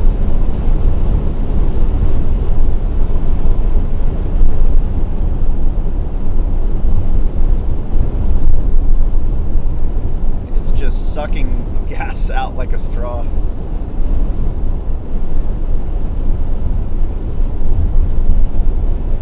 I've got light bars all the way around the car that come in handy after a tornado hits a town and stuff. And of course, there's no electricity. A lot of times it's at night, especially in the south. And I use those light bars to help people and first responders and everybody else be able to see what's going on. They're really bright. They're really, really, really, really useful tools, but they're not fun when driving into a headwind. Brandon, one of my favorite stories talking about technology was when you would hook up a portable TV to see the local meteorologists so you could get a look at radar. Yeah. When they'd break into coverage. Because again, you didn't have an access to it on your phone or computer or laptop in your car. Back in the early days.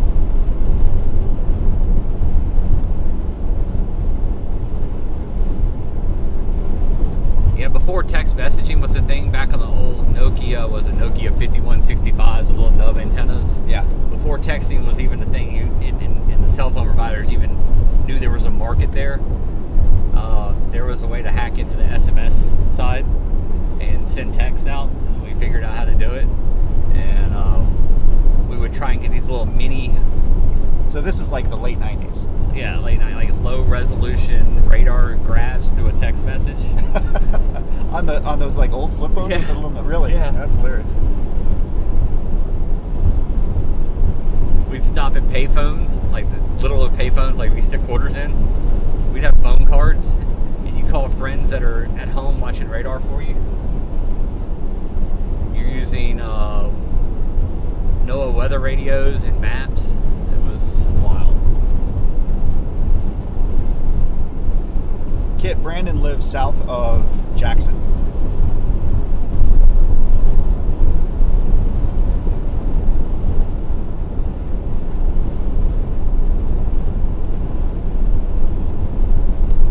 There's no spell on the wind like there was yesterday when we were driving through, or 2 days ago, feedlots in western Kansas.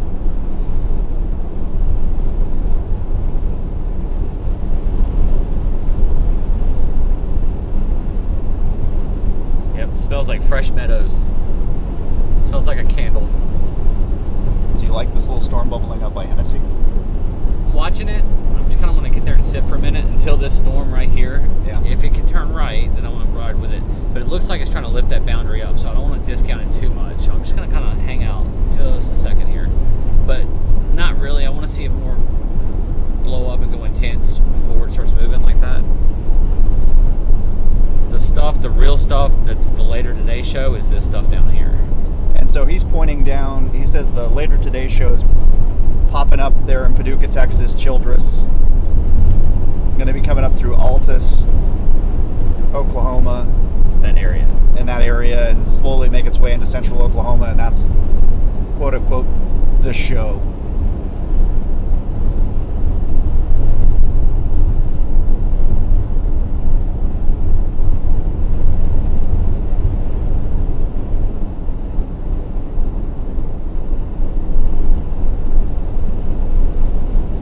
Cheyenne Valley, Cedar Springs, they're showing a tornado. Cocoa. No.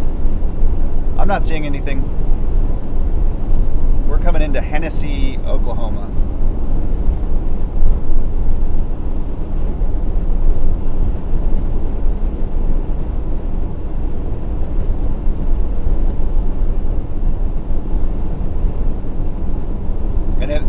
all you new people who have joined in, check out the description.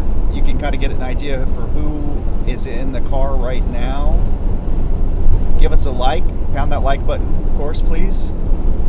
Helps more people to discover this high quality stream.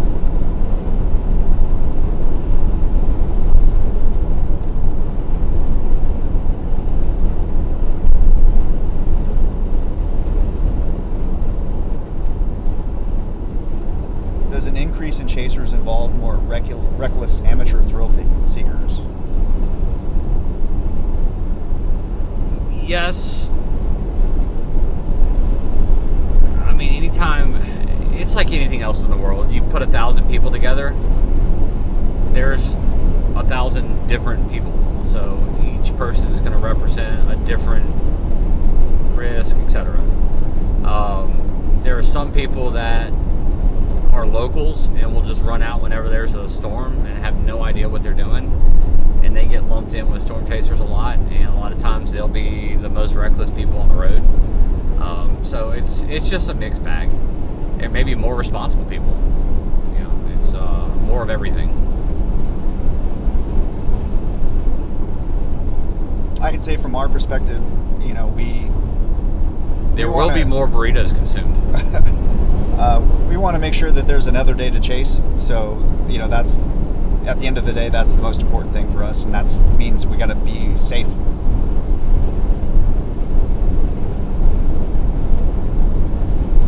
And we cover all weather types too. So it's what we do for a living. And when you travel as much as we do, and you're in extreme weather as much as we do, if there's a 1% chance of something bad happening, that's a really big risk for us because we're doing it every day. So I don't play sports anymore because I can't afford to hurt myself playing pickup basketball, for instance. So like there are risks that I'll take that most people probably wouldn't take, like be in a hurricane or a blizzard, but then I won't go out and play pickup hoops with friends. Although I don't really have friends anymore because I'm traveling so much. So I have no friends, guys. Just Brandon. He's my only friend. Storm loners. And I'm not joking. That's a cool hat. Somebody created, I don't know if you saw it on the stream, somebody created a hat out of a grain bin and some sheet or some metal. It's pretty cool. Like a cowboy hat.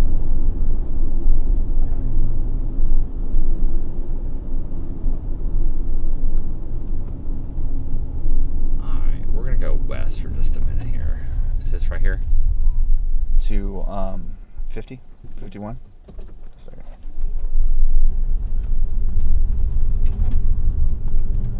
Yes. Okay.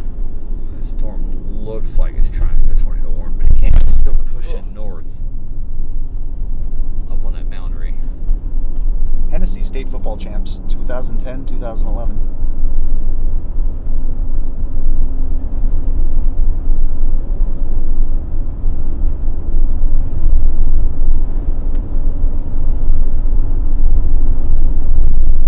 You got this little guy right here. Yeah. But Is it going to get adjusted into the other storm? it's storm down by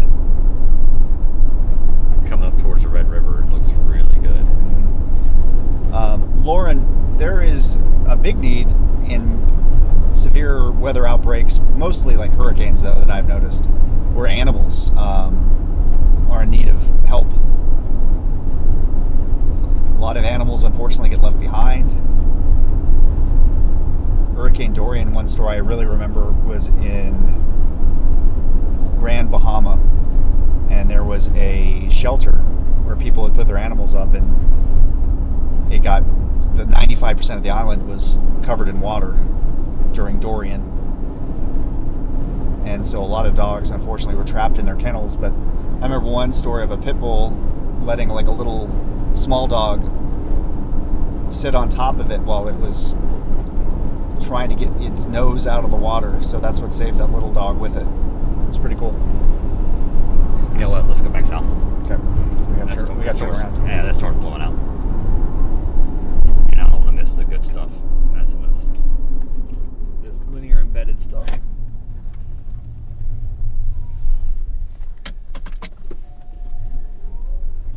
No, risk.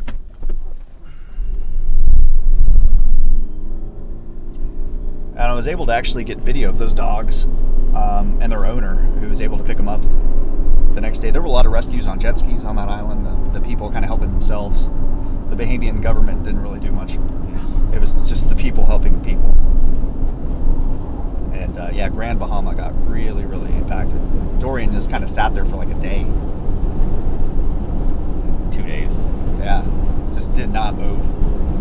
Brought in, like I said, 95% of that island was covered in storm surge.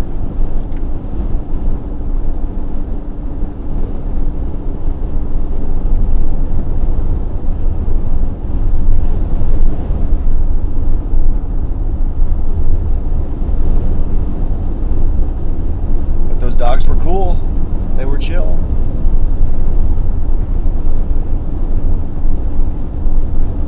Flooding too. Flooding and animals.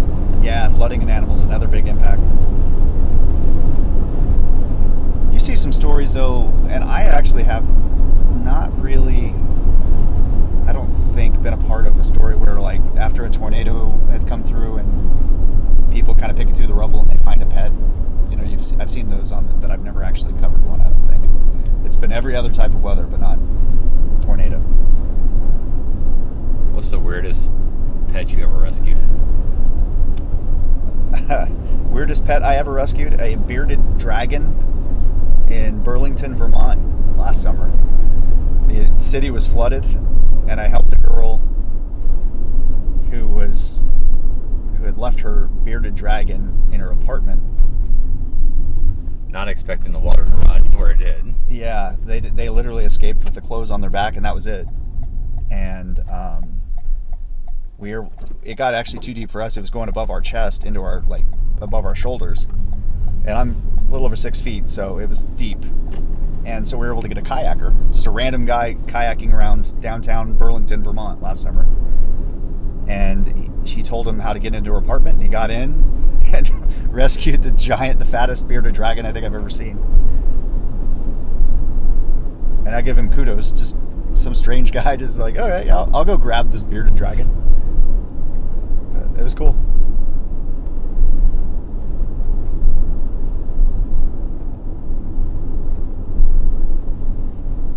And so we're in Hennessy, Oklahoma.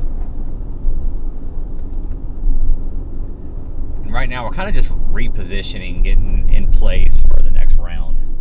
There are some storms to our north and some storms to our west, but they're a line of thunderstorms. They're severe warned. Tornado risk is minimal. If they do produce tornadoes, they're typically rain-wrapped, embedded, weak, brief tornadoes. And we're looking more for the isolated supercells that are starting to develop along the Red River, moving up into southwest and into central Oklahoma. And that development should continue in the Red River most of the day. You can even see some stuff north of the Dallas area develop and move up into south central and southwest or southeastern Oklahoma. But our main concern right now is going to be an axis basically from southwest to northeast, bisecting the state of Oklahoma.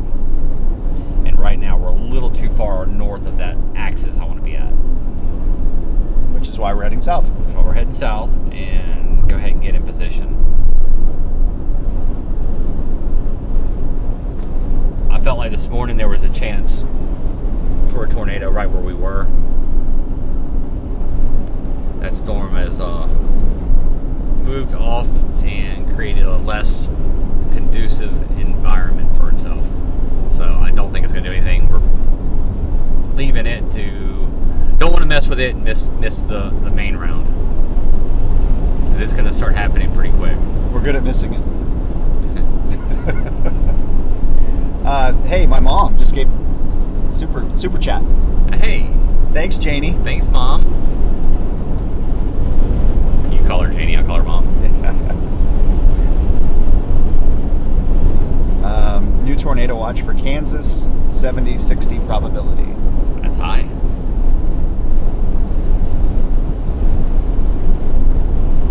That is high. Yeah, that's that boundary pushing up north.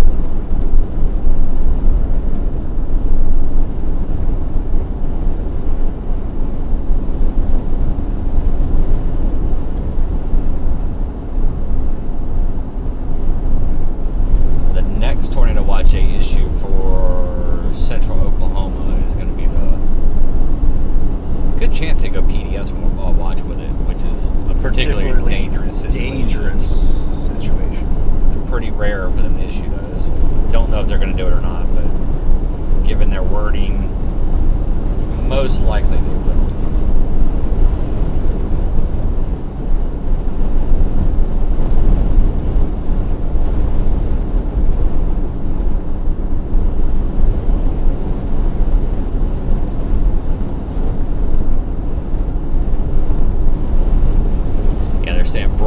Broader tornado watches will be needed prior to 18Z. 18Z is what, 3 o'clock? So they're saying a couple strong tornadic supercells possible this afternoon. And the 18Z, that's like an atmospheric time, right? Is that no, 18 Zulu time. Zulu time. So where they've got that MD out, which is a mesoscale discussion, basically telling what they're thinking, is right along that boundary that I've been talking about right here in southward for new storm development.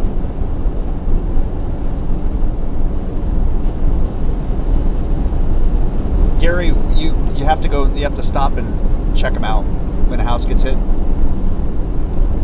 It depends on the situation. There's been times I've been the only person on the tornado and houses were getting hit, but I was relaying the information to the tornado, and it was more important. I'm better at storm chasing than I am at being a medic, so it was more important to me to stay with the tornado to give people warning out in front. And there's been other times where there's a bunch of people on a tornado and everybody knows where it is, and houses get hit, you just stop what you're doing to go help. So it's like everything else we do, a bunch of different variables. And it depends on the severity of the hit. Now, if a town just gets completely flattened, you just got to stop. But if a bunch of roofs are getting ripped off, but the rest of the structures are fairly well in place, then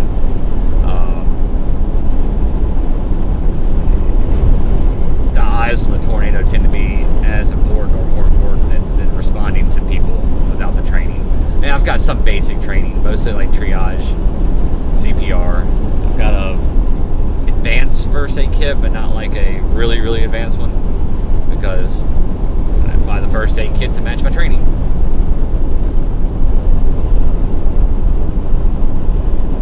Storm chasers are a danger to everyone on the road. So are semis, passenger vehicles. Everybody's a danger. Everybody carries a risk level. I think just like anything, it's driver to driver. Salesmen are dangerous. So anytime you move at 70 miles an hour, there's a risk.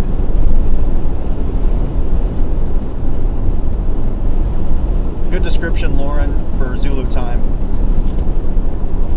4 hours ahead of Eastern. 5 Central. Except with daylight savings time. Except if you're in Arizona. Arizona. Then it's always stupid.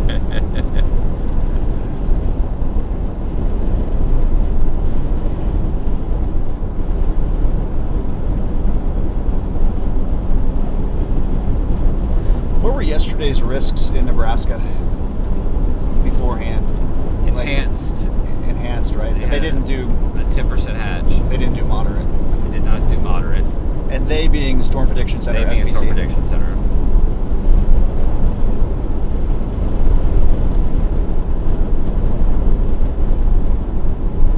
To say that the SPC predicted that would be not factual. They predicted that 30 times this year.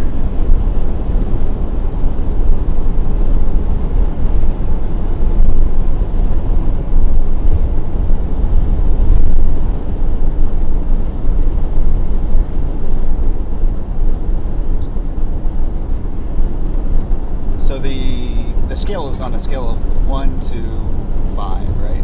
ES scale? No. The risk scale, risk yeah. scale. So you have marginal, you have slight, you have enhanced, you have moderate, and you have high risk. And then inside of those, there's different percentage levels that they can increase or decrease. So with tornadoes, the lowest risk they put out is a 2%. That just means a 2% chance of a tornado happening within 25 miles or 50 miles of a certain point in the area. And then the highest I've ever seen was a 60% hatch. And the hatch just means a higher probability of strong to violent tornadoes. So it's quite a range. But really the SPC and that system is more for meteorologists and media to disseminate the risk to the public.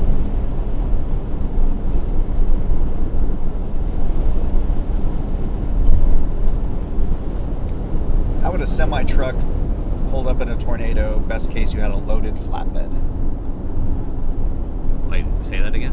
How would a semi versus tornado loaded flatbed hold up? It depends on the tornado. Yeah, a lot of variables. I've seen the engine of freight trains get thrown, so. Yeah, and speaking of, one of the craziest videos from yesterday, tornado came right over the top of a freight train. Luckily it was pretty weak at the time. Yeah. This is a cool view though.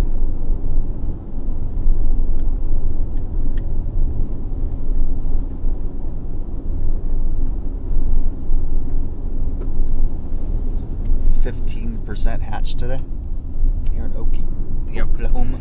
Yep. I've seen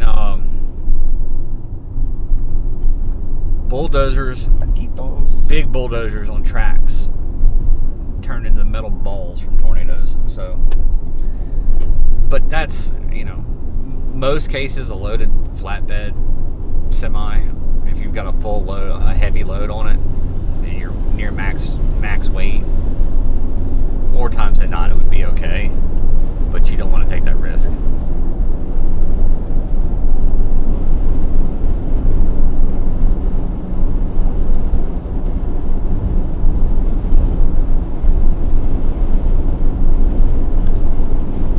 And the level of violence in between the EF0 and the EF5 is just indescribable. So the tornado absolutely matters.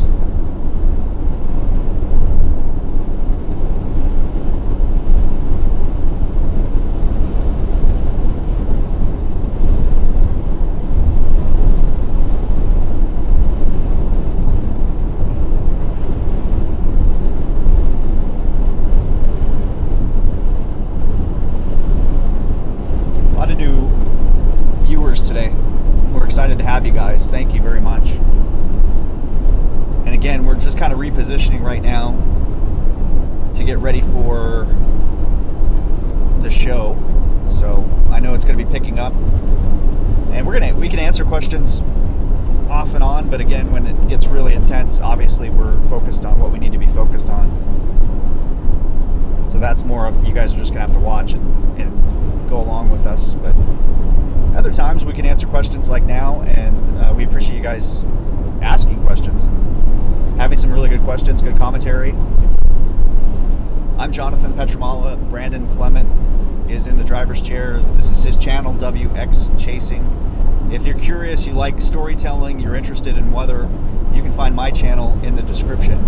It's really easy if you know how to spell my name, which you won't, so that's why I'm having you just go to the description to find it. But it's phonetic. Petramala.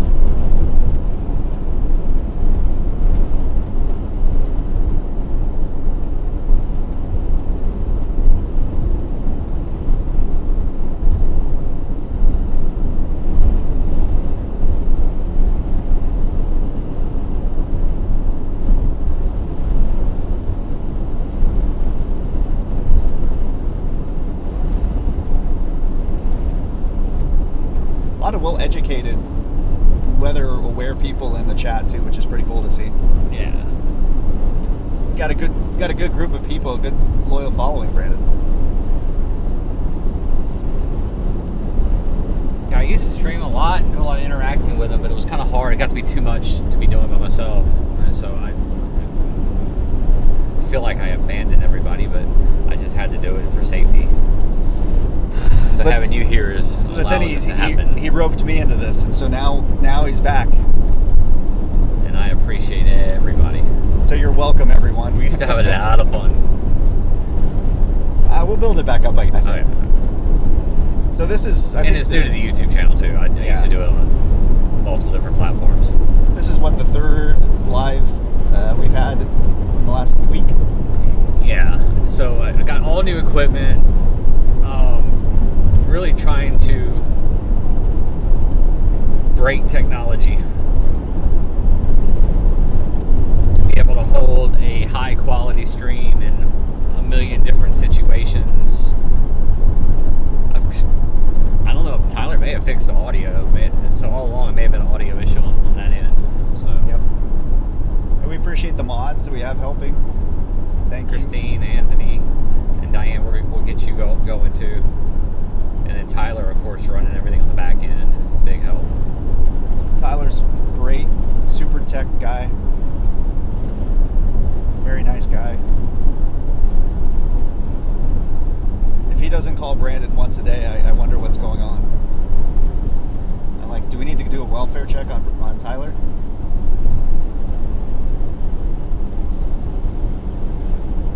Hey, we have somebody just popped in from Brazil. What part of Brazil, Vitor?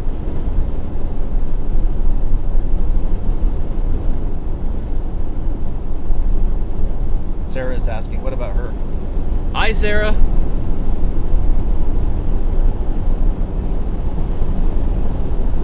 Elaine, you have a good question about asking, have you ever been caught in a tornado and been terrified? You have a good Yeah. He has a really good being caught in a tornado story. Tell him. So, I took my dad storm chasing one time. Tom. Took him storm chasing one time. That day, the biggest tornado in history happened. And which one was that? That's the El Reno tornado. That's right. We tried to take a road that was on the map that did not exist. Then we got to a highway and the police were blocking our escape route on the highway. I literally tried to drive around them in the ditch. They pulled forward and blocked us. And at that point, our only other option was to get in a line of traffic on a dirt road heading east. At this point, I knew we were in trouble. I turned south to try and cut in front of the tornado. As this was happening, the tornado had increased its speed from almost stationary to 40 miles an hour. It had gone from small to almost 3 miles wide. And I knew we were getting hit no matter what I did. So I turned my nose of my car into the wind. It's a Prius, thankfully. A Prius. Thankfully. Which sounds crazy, but it's also one of the most aerodynamic cars on the road, or was at the time. And I put the nose of my car into the wind. I had a metal shop just outside my driver window. I watched it completely explode and just go into a million pieces into the air. And just kept changing the direction of my nose of my car to stay into the wind. At one point, it was nothing but gold from the wheat coming over the top of the windshield, just at insane speeds. Like a blizzard of gold. Yeah, the worst sound I've ever heard. The windows were getting pulled out of their track. Wheat got all inside the car, even though I had my windows up. Literally 3 years later, when the car finally quit and I was getting everything out of it, I was pulling wheat out from El Reno. Wow. Still finding it. That happened. A full-size shipping container comes rolling by us at about 85, 90 miles an hour. Like, I say by us, I'm talking like 50 feet outside of our window. Oh, wow. My dad took a picture of it. That morning, I had my camcorder sitting on my lap, and I got out at a truck stop and forgot it was sitting there, and it hit the concrete and broke.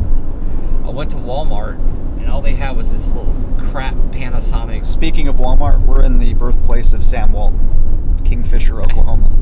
What a timing there. Anyways, go ahead. Bought this little piece of crap Panasonic camcorder. I shot the first part of the tornado because it was like, hey, it's on the side of the road, we're at a distance, watching this tornado develop, and trying to figure out how to work it. But then in the heat of the moment, I got this new camcorder, and I'm picking it up, trying to keep the nose of the car in the land. I couldn't. So my dad got a couple pictures on his camera, on his phone, and that's all we got from it. But as soon as the tornado passed, he looks over and goes, "Is this how it always is?" No, Tom, it's not. And then there's horses that are like running towards us, like trying to get in the car. Like not kidding. Like run up. Like I had to stop, and they're like, "How do we get in?" Yeah, like sticking their heads. And then I had to explain to my dad what the RFD was, and that we're about to get hit with 120 mile an hour. Tell him. Rear flank. So most people here will know rear flank downdraft's the back side of the storm that wraps around. It's not tornadic, but it can feel and look like a tornado when it's coming at you and you don't know what it is and you're not expecting it. So we just went through this extremely traumatic moment with a person that's storm chasing for the first time, and he kept his cool. I mean, it was like impressive, but trying to explain to him, hey, look, we're about to get hit with what's going to feel like a tornado, but it's not a tornado. After that was weird. And then when it hits, he was just like, is this it? I'm like, yeah, that's it. Don't worry, it'll be over in a minute.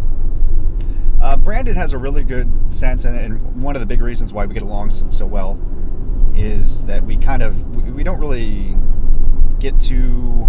we kind of focus. We hyper-focus in chaos. And so the fear kind of goes away. There's not really a fear thing. It's more of just a hyper-focus thing. And so, I don't know, would you say you were scared in that or just kind of hyper-focused on directing your car? I was scared, but I mean, so you spend so much time driving on the road that I can't speak for everybody, but when I'm doing it, I think of all these situations I can be in, and it's almost like I'm practicing them mentally. It's like you'll hear football players say, we try to envision the game before the game to help you, and it's almost like what I'll do when I'm driving a lot of times. These long road trips, thinking what happens in this situation, what happens in this situation. So I'd practice for that, and I was fortunate not to get hit by one of the sub-vortices where it wouldn't have mattered which direction I was pointed. Yeah. But at least it saved us in that situation we were in.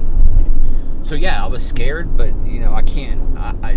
You can't just start screaming and put your head between your legs. I've been in so many crazy situations that I'm able to keep my heart rate down, adrenaline at bay, and stay calm because I know panic and excitement can get you killed.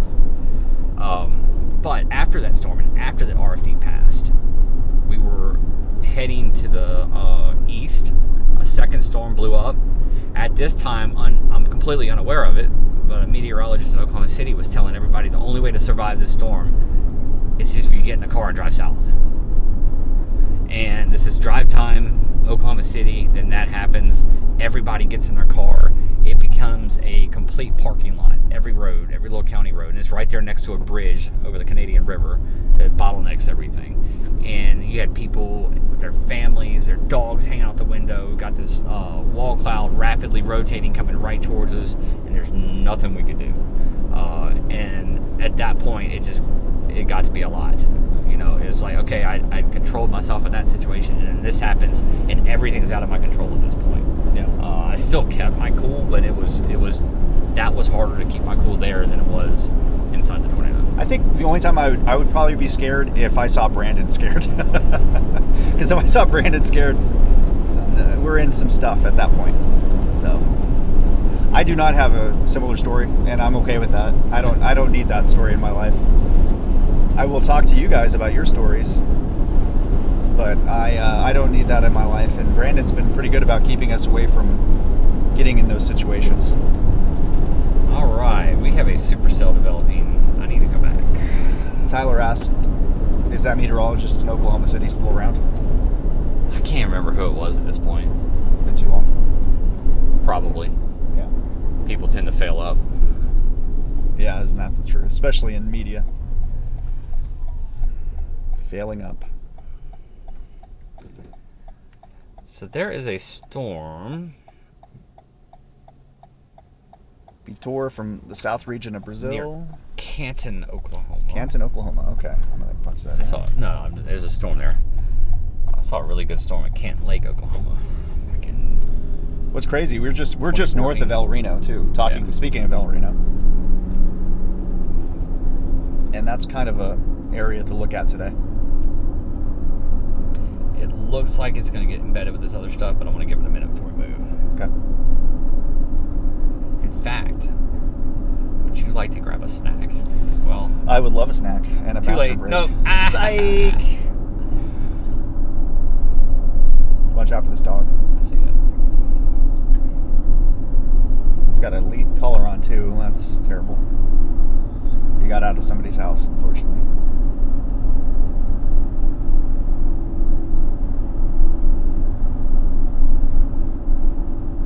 Gear-wise, Sony cameras, DJI, Mavic, drone, and other GoPro, cell phone. I think we've got like 14 sources in this car. And I can tell you from experience that I've used all of those sources to ingest into my computer What to would edit. you like to eat? I'd just get like a Should we work protein on a Brahms shake. sponsorship? Or No, let's do protein shake. I don't want to. I feel like today's not going to be a time to have a chance to go to the bathroom, so I'm going to keep it light. Keep it light.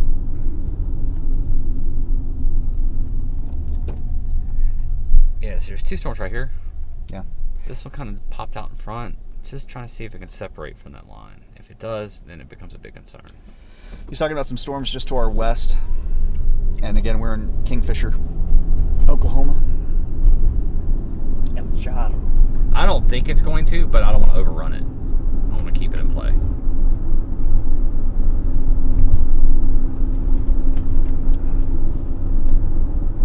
Yeah, we were talking up Brahms earlier, and I've said no to Brahms twice today. It's twice, dude. I can't say it again, Brandon, because then I think I'll be cursed for 7 years.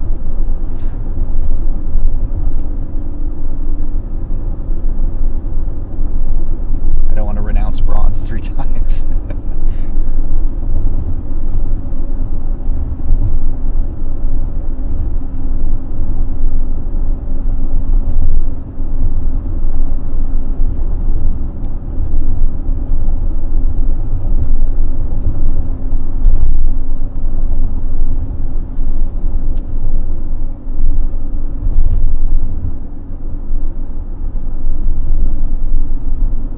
Someone asked why we didn't stop and get that dog. I would want a dog in the car with us for the dog's sake, not for our sake. What are we going to do with it? It's somebody's dog. Yeah, and it has a collar and a lead. You know, we just can't do that. And I don't want to bring a dog into a situation that we could get into later. Sorry, sometimes you have to just be practical. Giving a dog PTSD. Well, and then like we could end up in eastern Oklahoma, Right. and then we're going to come back to Kingfisher. Just not in the position for it.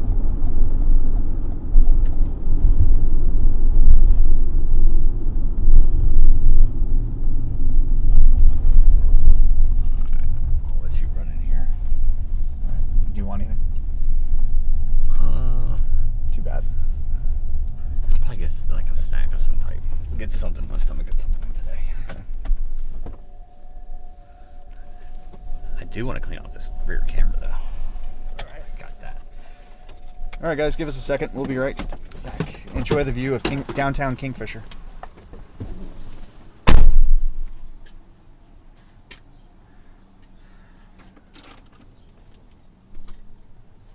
Oh my goodness gracious.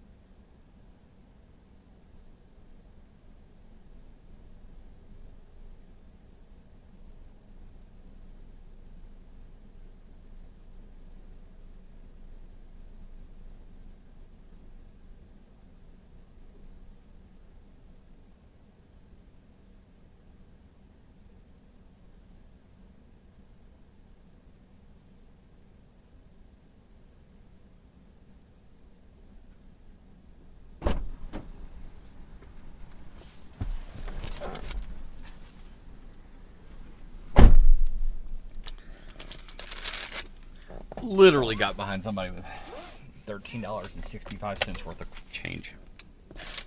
So glad it happened now and not like in the heat of the moment.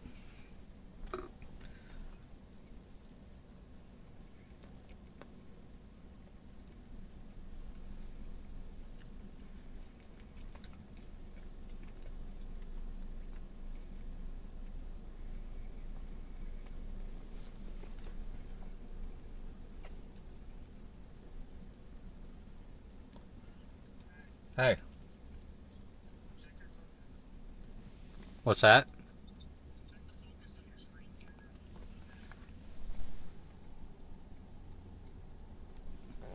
Is that better? Well, you'll see it in like 30 seconds.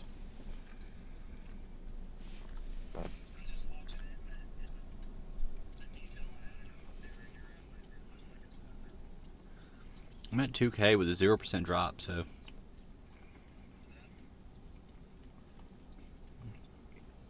I'm at 2K with a 0% drop, so.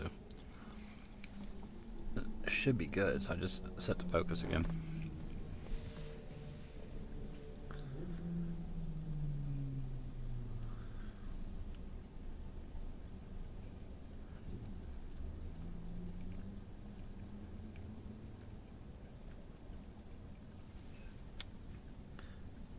What's that sound I'm hearing?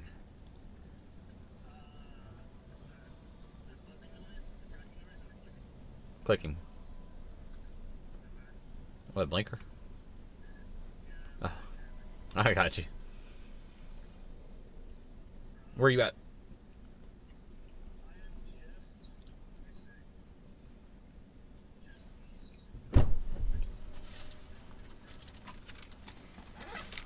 Are you heading south or staying there?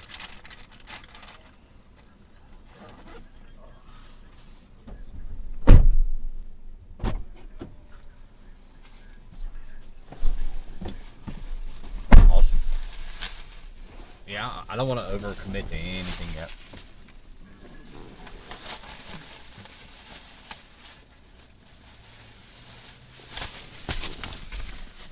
I was there yesterday. Yeah.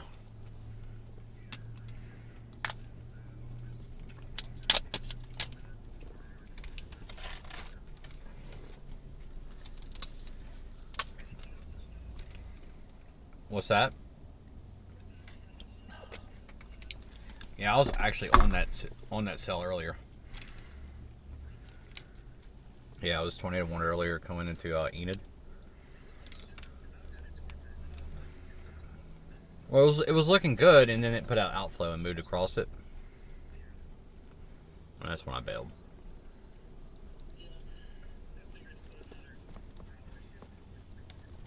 Yeah. But the environment's unstable right now, and you got a shear in place already, so anything that does get isolated is going to go.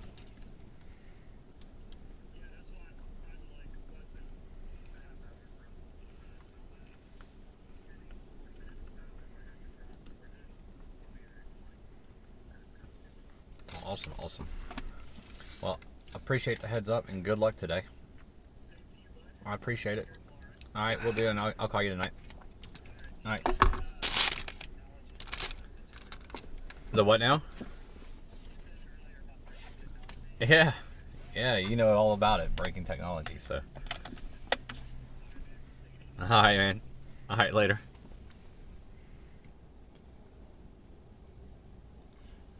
Jack Miller. He is an Eldorado. Eldorado. Can't get away from Eldorado the last 2 days. You see their Istra? No, we were. So Brandon intercepted his first 2 tornadoes of the day. Explain what tornadoes are to people who are not from. Wait, what? Oh. You're eating a tornado. Cheap gas station food Tyler's on your phone. that destroys your stomach. It's like a taquito. Hey, Tyler.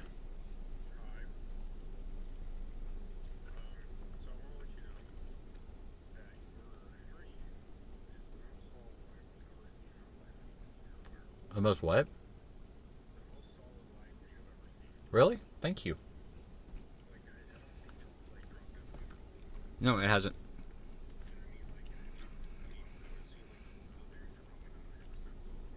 They're not. It's...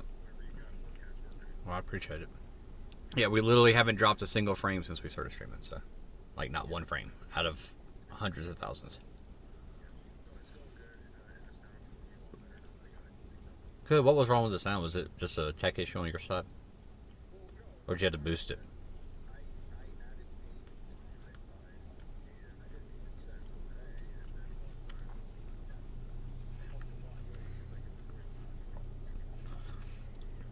Gotcha. When I get home and get that other cable put on, then we'll need to test it. Yeah, test it before. That way we don't blow speakers. Because I got gain cranked up on my end. You got it cranked up on your end, so. Good. Well, thank you, and thank you for all your help. They should get going pretty quick here. I mean, we got storms right now that could do it really, really easily. I just don't want to overcommit to them because they're not in the prime area, but.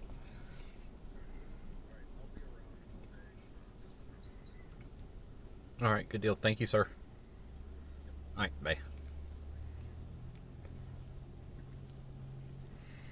What flavor of tornado did you get, Brandon? Gas station. They all taste the same. I got a protein shake, and they're $2 more expensive here than Walmart, sir. That's not the same one. Yeah, it is. Nope. It's not the same one, sir.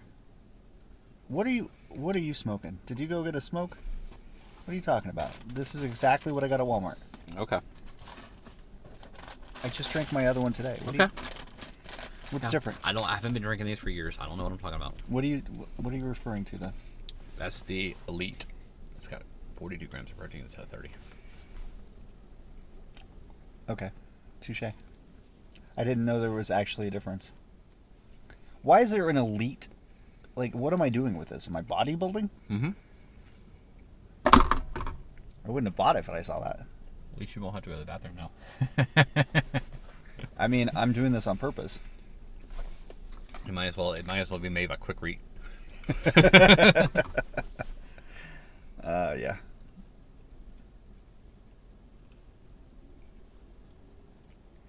There's people in the chat that do not agree with your assessment that they all taste the same, Brandon. So, steak. Looks like steak, potato. Actually, no, this is chicken. I'm eating the... see, I can't even tell. It just tastes like greasy, cheap food. But I'm a food snob, so... And normally I'm the one drinking nothing but protein shakes, and Jonathan's crying about food, and today we've just completely switched roles. Something's got to change, guys, because I'll be honest, we've been absolutely terrible at severe chasing. We've been bottom rung. The lowest of the low. And yesterday was painful. I've never been on a supercell as isolated all by itself, got multiple tornadoes, and felt so defeated at the same time. Across 2 states. I didn't even publish a frame of that video. I was embarrassed. I mean, it was a gut punch, guys. It was a gut punch. And all my friends are like texting me, "Oh man, no, it was a good play. You were successful. You got it. And, we almost went down there." It reminded me of that time I was in Breckenridge and I blew my knee out skiing the first day, and everybody tried to tell me how much other things they're doing at Breckenridge other than ski. You know what you don't want to hear right now? Thank you.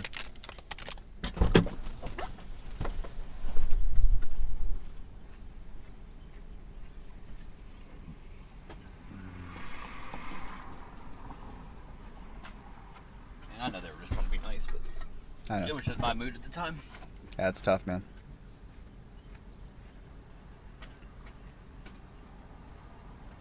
That was my first big fail, working with Brandon. Ugh. All right. I'm no longer hungry and I feel like crap. I definitely just ate at a truck stop. All right, so we are in Kingfisher, Oklahoma. For those of you guys kind of just tuning in, we're waiting as the storms are firing off around the Red River. We've already been on a tornado warned storm near Enid, Oklahoma that did not produce. It's the same storm that's now just south of Wichita. which is where we started our morning. And it's looking healthier. You gonna be upset if a tornado hits our hotel? Not anymore. All right, Because it wouldn't surprise me. we've got a couple little blips popping up just to our southwest, so we need to be ready. I think things are about to really get started here, guys. Yeah, Anne-Marie, he did consider Nebraska.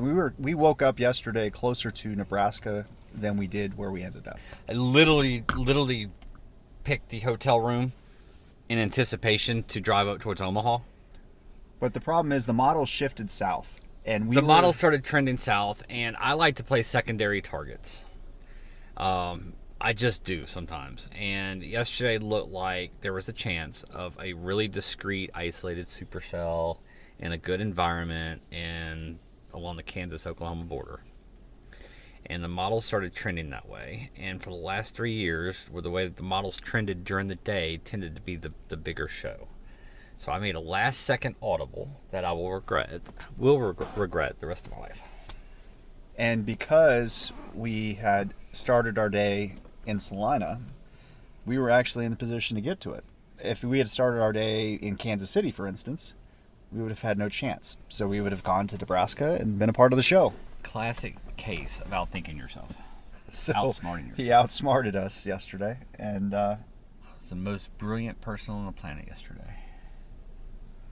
Until noon. and I can promise you there were people that woke up in Kansas City yesterday kicking themselves, thinking that, were. the Southern play was it. There were. And it feels better knowing that the chasers that were around us down where we were, some really well-known people. There's some questions because we look out right now, Brandon, there's a lot of cloud cover. How's that going to impact anything? It's not. It's 80 degrees, upper 70s, low 80s around central Oklahoma. It's going to continue to slowly warm, but the humidity, I mean, your dew points are pushing up upper 60s, so you got real warm, moist atmosphere at the surface. And as you go up in the air, the air temperature cools rapidly. It gets really cold. And that difference of temperature, when you take all this moisture and you take this warm moisture and push it up into that cold air, it creates a lot of instability, a lot of energy. So it's not going to matter with sunshine. And in fairness, a lot of people on many days do talk about the sunshine. Yeah. I mean, it absolutely matters on some days. Some days not today. It doesn't matter. That's why you're getting that pseudo marine layer pushing in, and it just doesn't matter. And that's why you see a lot of the models being so dire about today. All right. Storm by Wichita Falls. That one's going to run up I-44. You got a storm back by Childress. That's the one I've been talking about for a while. It's looking pretty good. It's got a weird shape to it I don't necessarily like. But it's still got plenty of time to work itself out. You got another storm back by Guthrie, which is actually looking pretty good on velocity. Somebody just asked, instability equals shear? No, instability and shear are two different things. Instability is the amount of energy in the atmosphere as far as it's like a heat potential energy. So it's CAPE is the measurement of instability with meteorology. CAPE is basically potential energy.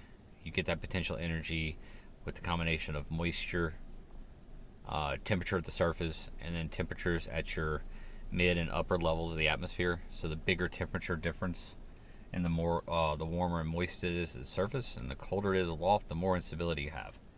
CAPE values can range anywhere from 0, which is no instability at all, up into, I've seen them as high as 10, 11,000. But typically your high-end tornado days in the central and southern plains, 3,000 to 4,000 CAPE is on that borderline between moderate and extreme instability, and that's where we are today. And shear? Shear is the difference in wind speed as it pertains to height. So think of the air as a 11-layer bean dip, and every layer has different direction and speeds of winds. And what you want to see is a clockwise turning of the wind as you go up. And that's what we have today. And that speed increases as you go up. We have that today. So you have both directional and speed shear today. And when you get those values together, you get these high storm relative felicities. So that's basically the turning of the wind. Yep. And again, we're in Kingfisher, Oklahoma right now, just kind of posting out, watching some storms pop up and making decisions. Trying not to make bad decisions. Trying to be a little patient, but also aggressive. Alright, so the storm to our northwest is starting to show some signs of rotation. However, it is embedded in a line. I don't love the look. The storm to our southwest, I call it a storm. It's not a storm because it doesn't have lightning yet, but it is starting to develop over by Bridgeport, just to the west of El Reno. It's going to be moving almost directly to where we are now. Is got my attention. And then the storms farther south along the Red River. One just moved into Oklahoma north of Wichita Falls. And the other is about to cross the Red River from Quanah, Texas, into the El Dorado area up towards Altus. Also has my attention. I'm trying not to overcommit to anything today. It's overheating. I'll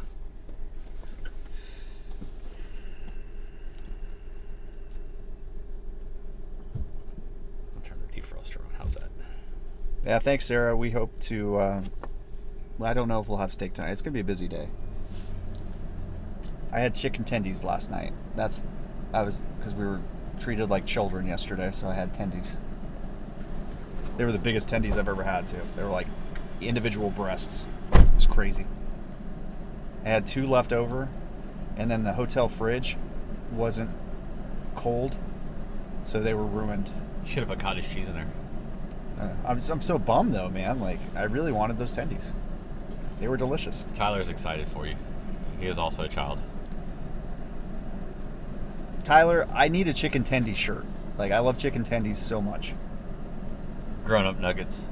Hey, man, they're delicious. Publix in Florida. Make some great chicken tenders. All right, they have put a watch out. They did go PDS on the watch. We are pretty much sitting in the center of it. Well, it's maybe just on the eastern side of it. You can get 3 tenders for like $5 at Publix.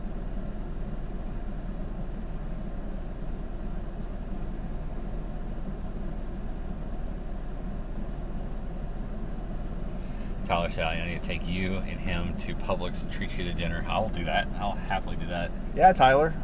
You don't have Publix near you, though. You got to come down south for a hurricane.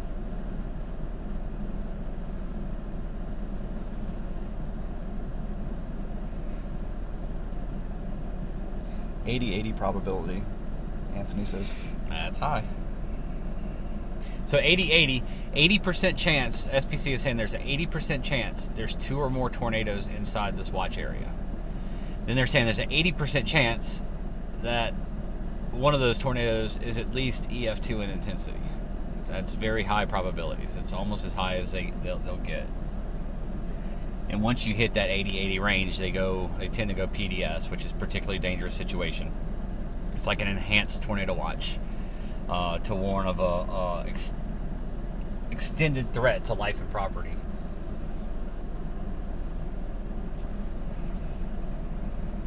It's rare. I haven't seen one in probably a year. It's been a while. Lauren, I hate to say it, and I hate to be this guy, Buc-ee's has lost their mojo for me. They have. 5 years ago, Buc-ee's is a different Buc-ee's than today's Buc-ee's. I don't believe that their quality kept up with their expansion. As much as I love to see Buc-ee's everywhere, and I used to be a Buc-ee's evangelist, the only thing I can really get from Buc-ee's now are the beaver nuggets. And the bathrooms are amazing. Bathrooms are amazing. They are amazing. Next level. But and the customer service, amazing. Oh yeah, and it just breaks my heart to say that. Like I'll talk a lot of trash about Whataburger any day, every day. But that's a But they're also undergoing rapid expansion. So hopefully as they finish that rapid expansion, they get back. So I am moving back up north towards Hennessy because I like going through the same town over and over again. I can confirm. Because the storms to our northwest are starting to rotate, and I'd like to give the storms developing to our southwest just a little bit more room, because they're popping up, dying, popping up. I want something to be able to mature before I overcommit. But things are definitely getting started now. We should see the frequency and intensity of storms rapidly go up from here and peak out sometime around mid-late afternoon. Where did we have barbecue last week? What town was that? In Arkansas? It's in Bangor. Oh, is it? Yeah.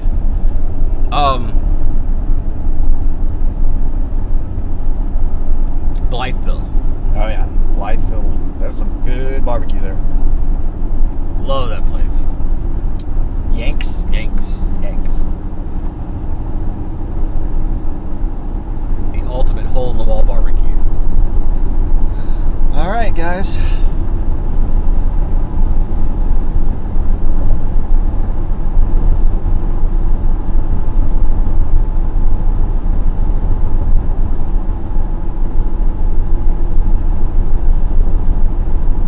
I still think this is the main show. The one coming in Up towards Altus. Altus.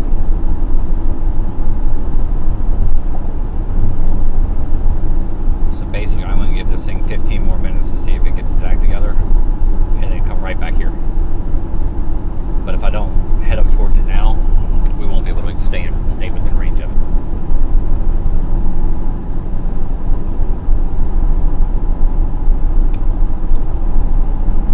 Say 70-30, we turn back south.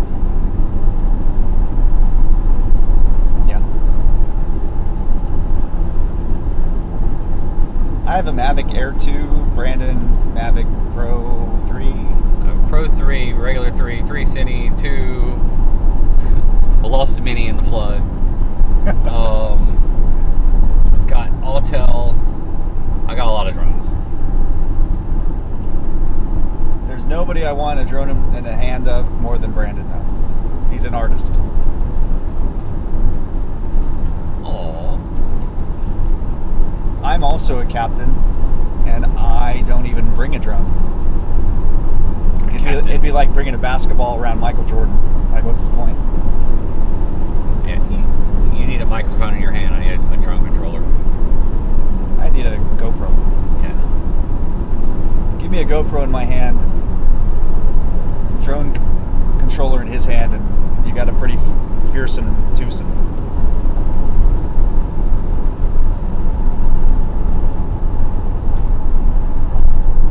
No, people are not required to have shelters in their house. A lot of times here in the Great Plains, people are friends with neighbors. They've grown up in the area for a long time, so they know where to go. They have shelters to go to. Alright, I just pushed that outflow. We're done. So we're going south. Okay. Which is what I wanted anyway, but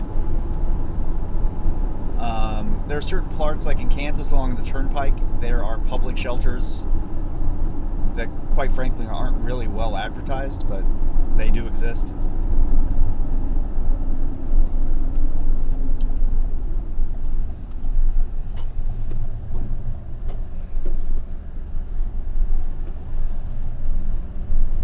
But a lot of people do have shelters here, even though they aren't required.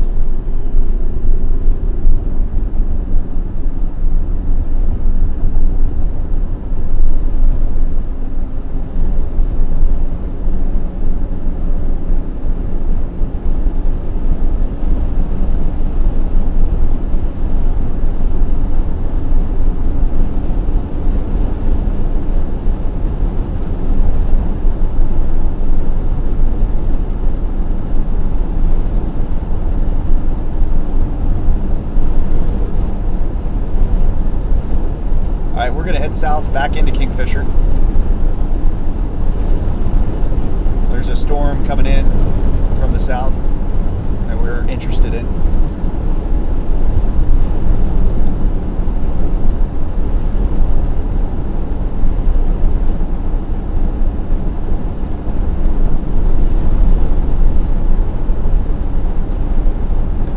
So I just want to get these time to develop too, Yeah. but it's kind of hard. You got this. And this. We're coming up to 1 o'clock Central,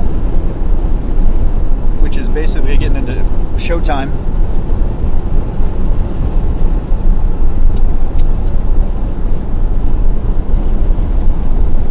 What?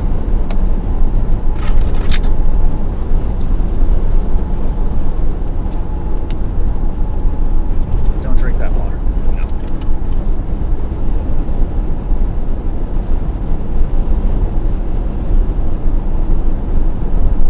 Someone asked, do you start high on storm shades so you can move south while they move north?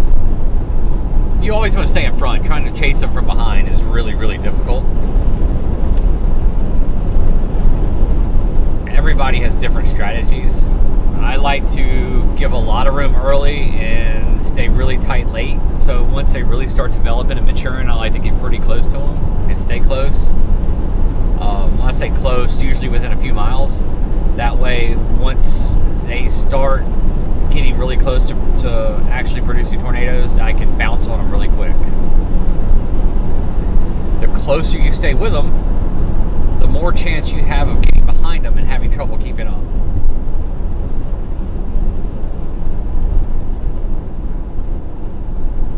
And there's some people that will do a lot of speeding. I don't do that. So I try to stay in front because I can't. There's no way if a storm's moving 65, 70 miles an hour without a road that parallels it with an equal speed limit to keep up. So,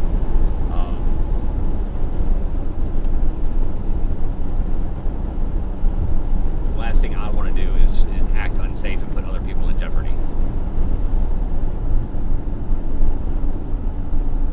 Yeah, we're not here to cause disasters. Like, we're just here to cover it. We don't create the tornado, we don't create the hurricane. Back to housing standards. I'm in Florida, and so you're talking cyclones. I assume you live in Australia, JK. And in Florida, you have certain building codes for new construction, but there are a lot of areas of Florida that have not had a major hurricane hit, like where I live in St. Petersburg. It's been 102 years now since we've had a major hurricane. So there's a lot of housing stock in buildings that have not been built to current hurricane standards. So what you saw during Hurricane Ian a couple of years ago in Fort Myers, a lot of the whole 1950s beach homes were wiped away in the storm surge. And so now all of the homes that are being built are multi-million-dollar homes. The sense of the community has really kind of gone away, I think, in a lot of ways.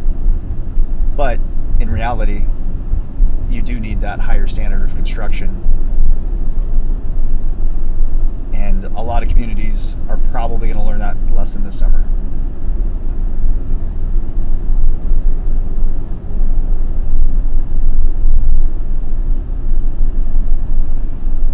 And also, it used to be in Florida, and it's kind of changing, but the southern part of the state had the highest standards of building, Miami, because of Hurricane Andrew back in '92. And now with Hurricane Michael and the Panhandle, which used to have the most lax standards of construction, they now have much higher standards for new construction there in the Panhandle, since there was a misconception for a lot of years that a major hurricane could not hit the Panhandle, that it would always weaken as it was coming ashore. But Michael did not do that. Or pretty much all but one hurricane in the last 10 years. Yeah. That's a cool statue, dude, how they took that. That's really cool.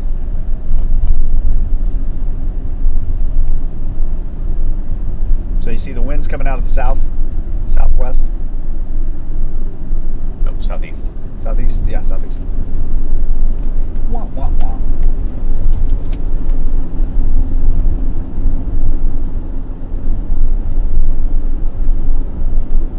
It may sound like a little difference, but No, it is. in tornado chasing, it's all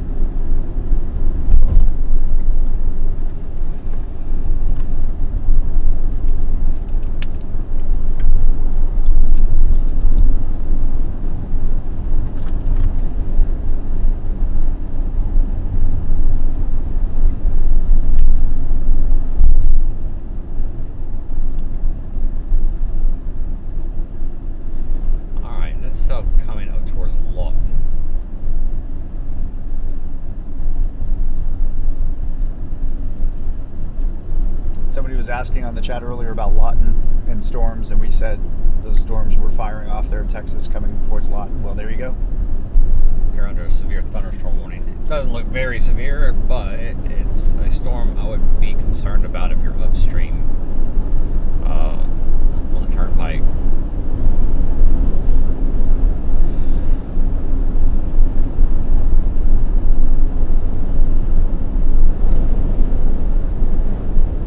Yeah, see how bad that outflow blew out. They may even tornado one after QLCS up here. It did the same thing last storm did. But that outflow boundary pushed way out here. So Okay. it's going to be a limiting factor. And yeah, guys, thank you for continuing to comment, watch, and like the stream. It helps feed out to more people to have a chance to see what we're doing. And I think it's a really high quality stream. Brandon put a lot of time and effort into it. So your support kind of makes that justified. And so thank you. It's about to get loud. Again, we're driving into some really strong winds. About a 30-mile-an-hour headwind.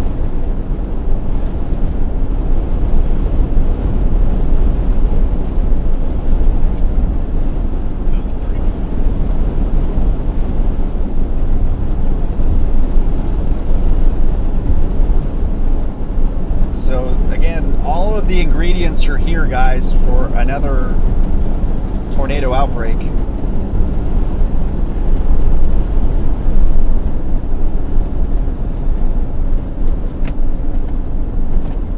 Yesterday's will be talked about for a long time, the ones that hit up in Nebraska and Iowa. And we could have back-to-back days just like that.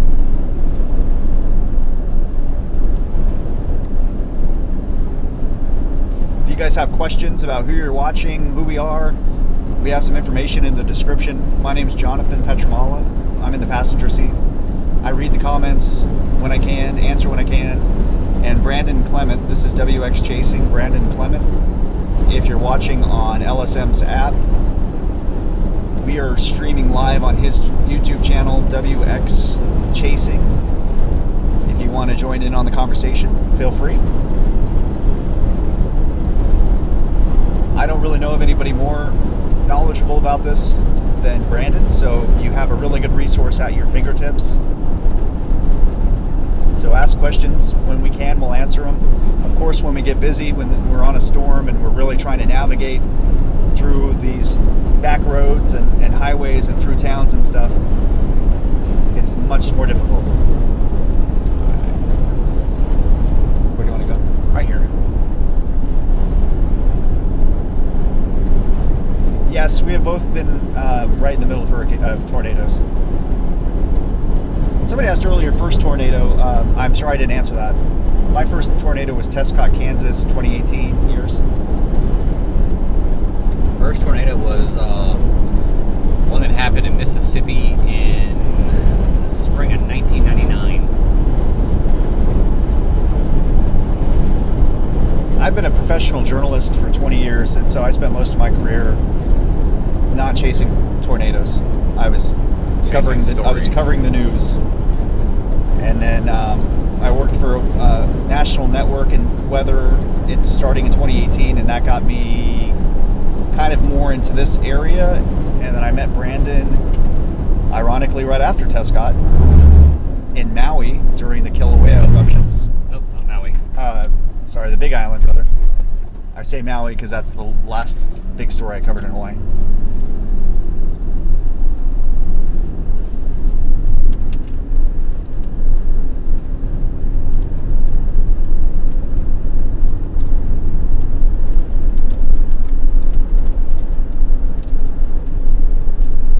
So we just left Kingfisher, Oklahoma. We're south and heading west of there, looking at some storms that have popped up.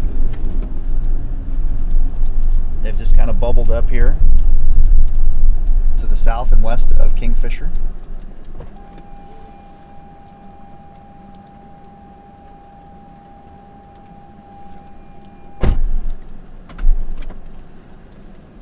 My car wants me to put it in park before I get out.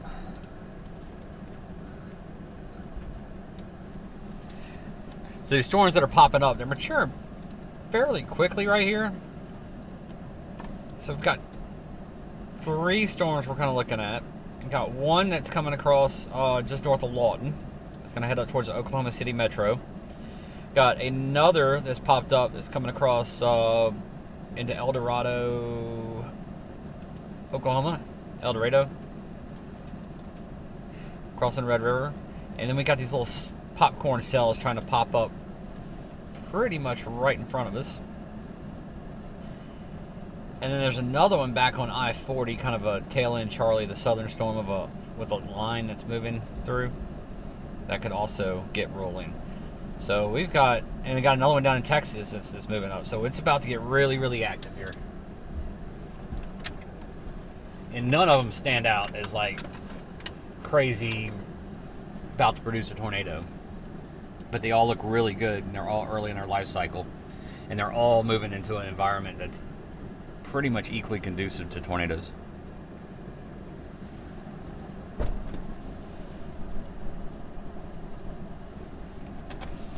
I'll go ahead and get the drone hooked up.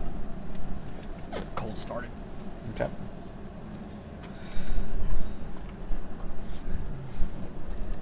I think my biggest tornado was Tescott, and then Brandon's is the biggest tornado ever, El Dorado. Or El Reno, I'm sorry, El Reno. We've been in El Dorado too much. We've been in El Dorado too much, speaking that, yeah. And yeah, thanks Sarah for answering that. Condensation, debris, the dirt. Somebody in the chat just mentioned Crowell, Texas. That tornado was red because of the dirt. Which one? Crowell. Oh yeah. Or Crowell. Because of the clay. Yeah, because of the clay. In May, he said that caught the van he was in. The van he was in? Were you in one of the storm chasing vans, Jamie? The tour van? I may have met. Edge of altitude zone. Yeah, thanks for watching.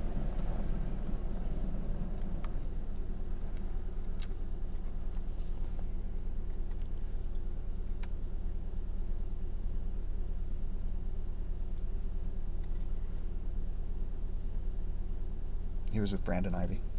Okay. Ivy's a friend of mine. Home point updated. Ivy's a good dude. Have I met Ivy? I don't know. I don't think so.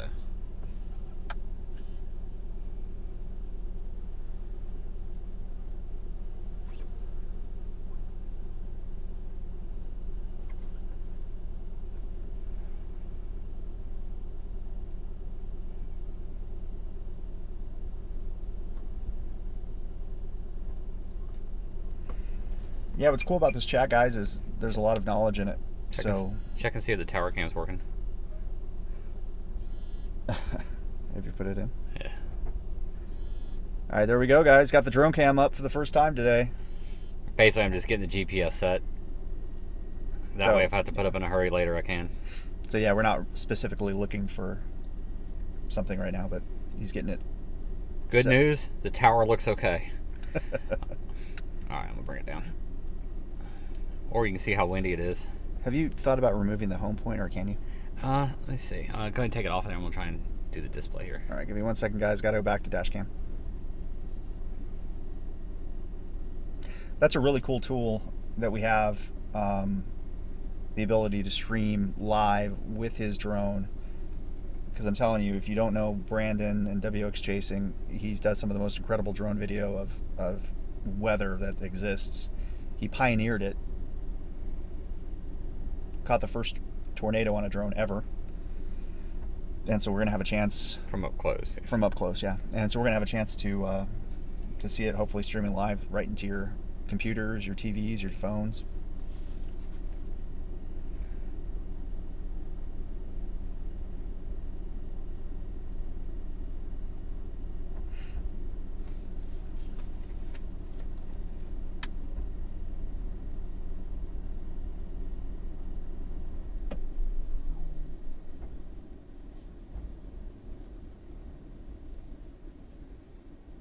Caution. Strong wind warning.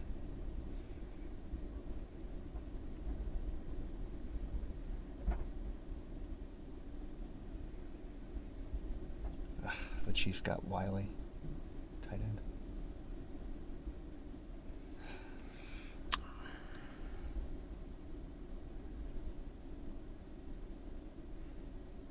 Did it work? I can't figure out how to turn it off. Well, you're talking about how great of a drone guy I am. I can't figure out the H.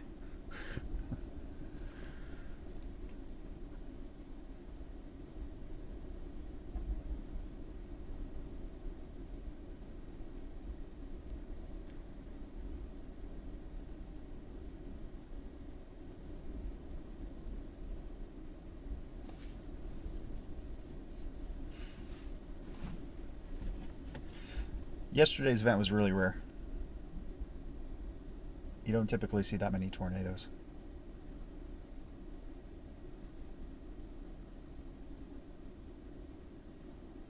And we're just southwest of Kingfisher, Oklahoma, guys. I can't figure it out. Just kind of getting set up. There's some storms we're monitoring. We're in a good position to capture the ones that have caught our eye. Those storms that are coming across the Red River. Down by Lawton, down by El Dorado.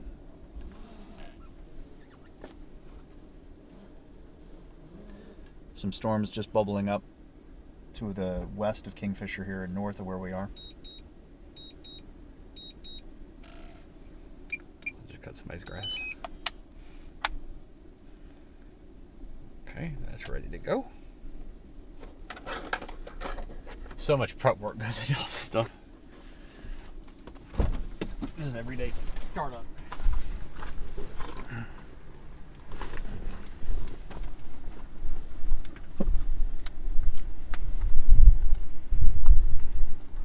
Mighty humid. Hold that.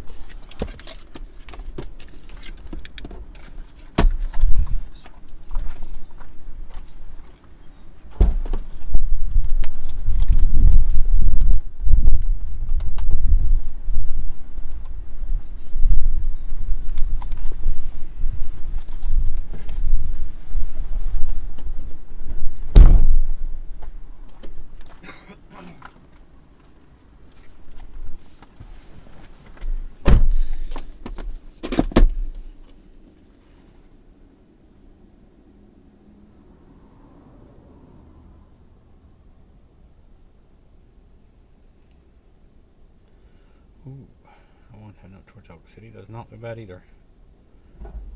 Stuff blowing up here.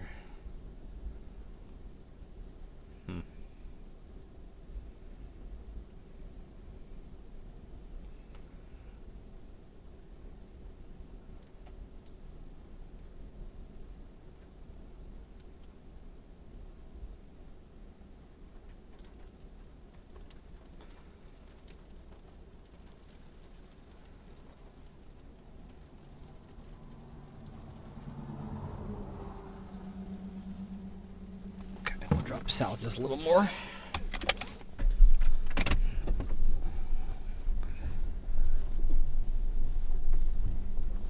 The storm that blew up right here.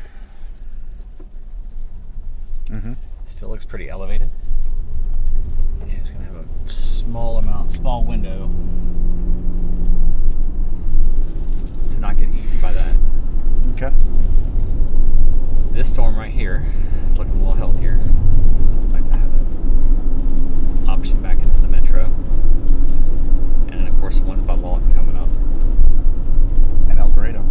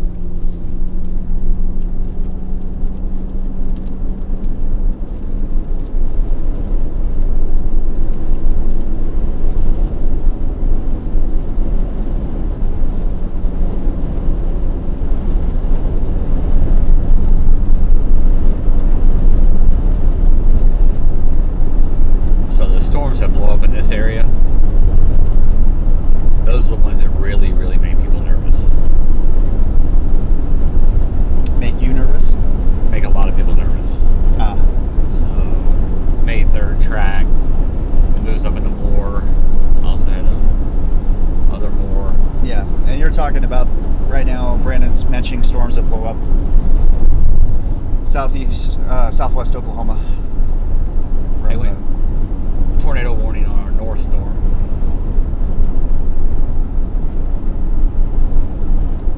Just north of Enid. It's got that outflow boundary right here. It's ingesting it back into that hook.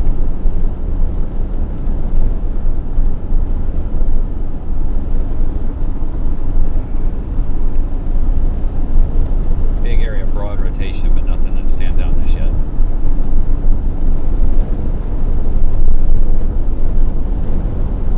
All these aerodynamic cars.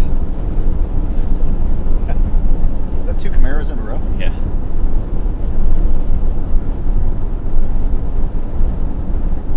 If there was 3, I was gonna lose it. So I'm in a Toyota RAV4. I've got a roof rack with light bars, Starlink satellite, custom bumper, lift, mud tires, and it's like dragging a parachute into the wind. When I get a tailwind, I get 40 miles an hour. When I get a headwind, I get 10. Or 40 miles per gallon, sorry.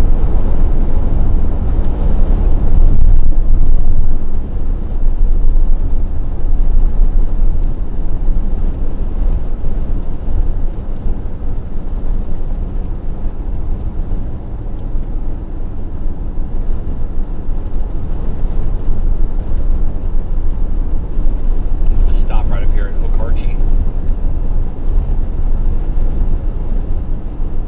Okarche. I don't know how to say it. Okarche. Or the French, Okarche.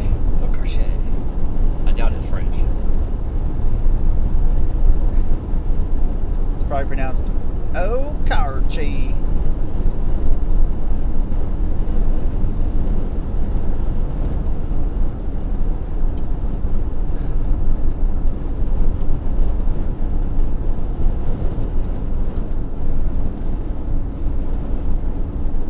Finger said, north of Enid, thought that area was done. The outflow boundary. Yeah. It ingested an outflow boundary. I don't know. We'll see. We'll see what it does. Is he south of us? What's that? Is Yeah, M-Finger he's south of us? Oh, it's crawled all the way up. That's an interesting storm. That's a tornado. Most likely.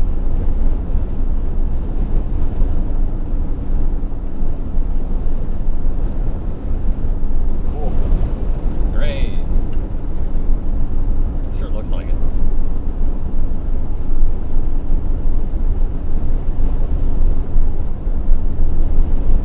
Does anybody have eyes on it? Jane and Clyde Aber, who I think they're from Australia. Clive and Jane Aber. They tend to report, so we'll know in a second. It sure looks like it the way it curled all the way around like that. Yeah. Good velocity signature.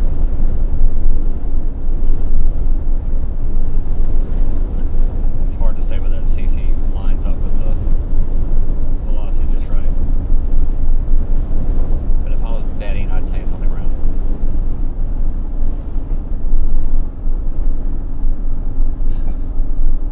Kidding me.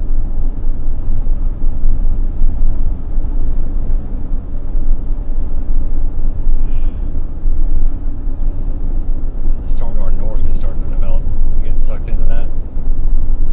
Yeah. It's just not going to have time.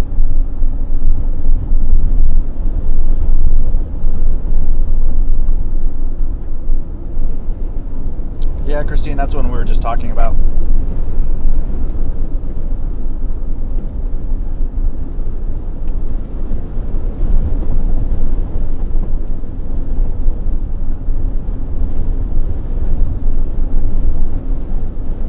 So we are now in Okarche, Oklahoma.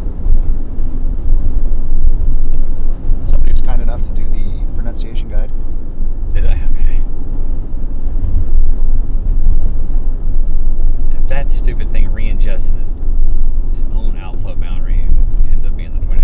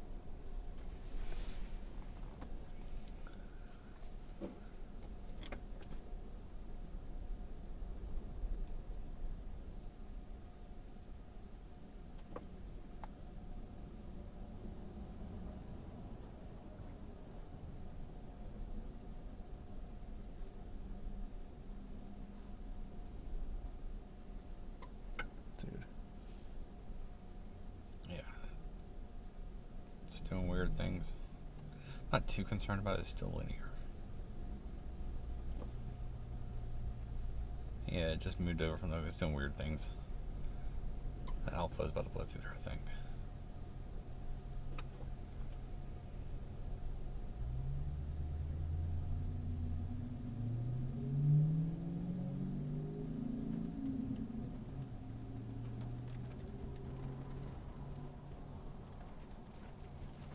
There's a storm blowing up right over the Canadian River, just on the west side of OKC. Tuttle, Bridge Creek, Mustang, Yukon.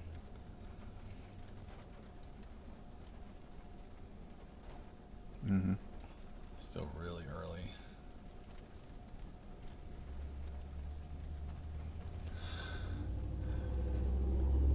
I think I need to get east.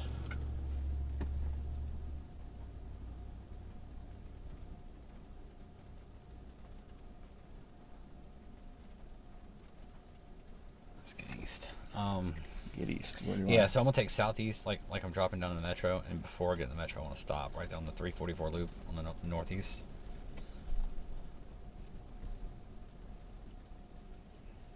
So you want to go down the Southwest Expressway?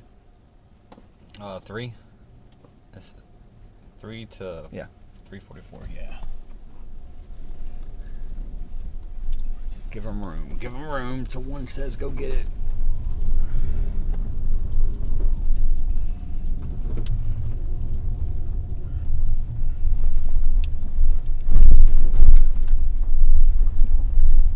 Look at all these trucks. That sure is a change. Trucks for sale? Yeah. Yeah. Sitting unclaimed? Yeah.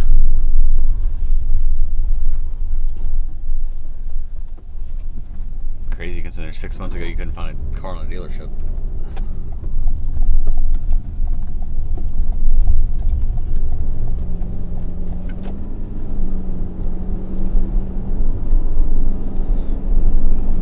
Yeah, this pretty much is the That's Taurus. road you got to get on. Granted. What's that?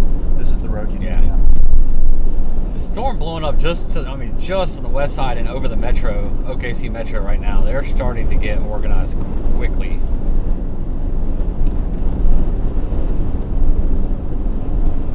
Really quickly.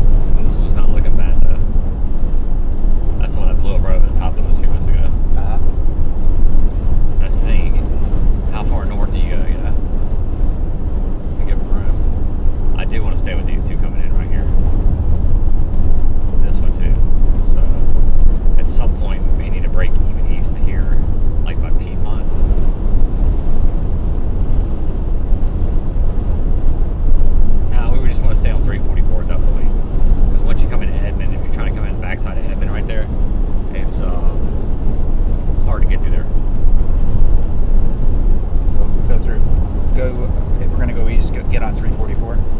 Yeah, we need to get to 344. All right, so we're on Highway 3 heading southeast into the OKC metro. That storm, I'm concerned about that storm on the west side of the metro.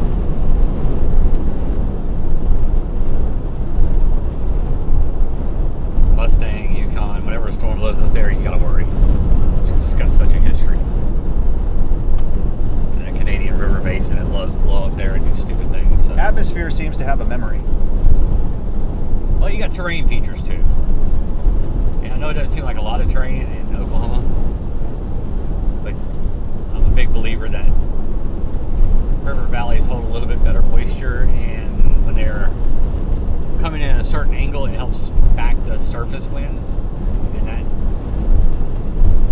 Canadian river valley is just ideally shaped.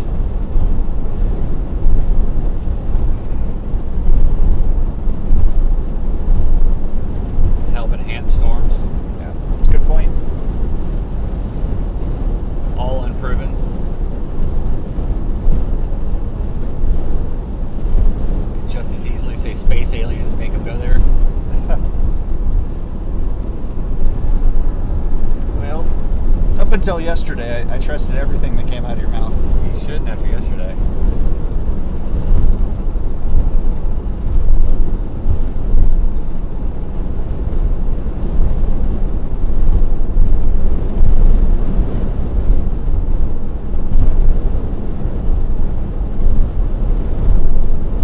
And they're just little blips, but it's just got they've just got that look going on.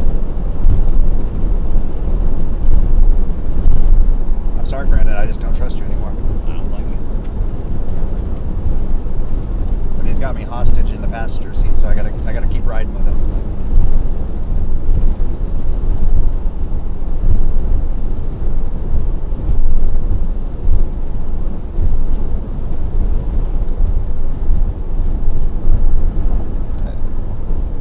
Lauren in the chat says there was a observed tornado on the ground. By Enid, yeah. It looked like it was down, but only briefly.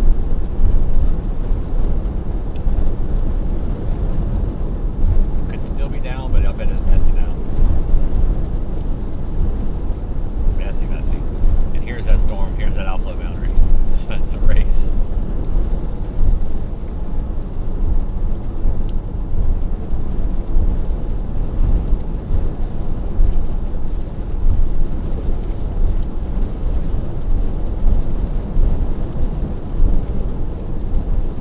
Marie's trying to kick me out of the car so she could jump in instead. She's been wanting to for a while. How are you with video, Anne-Marie? And editing. And editing.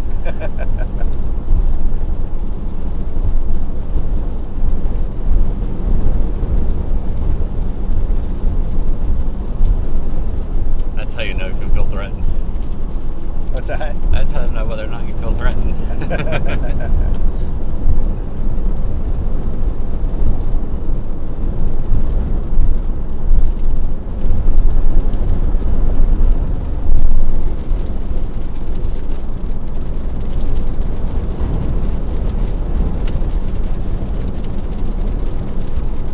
just went severe, the storm I'm talking about right here. Yeah. And the one right in front of it, they're probably not far behind on it either.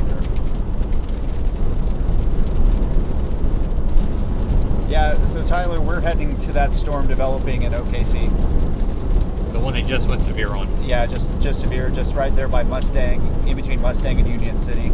It just has that look, man. I'm worried about that one.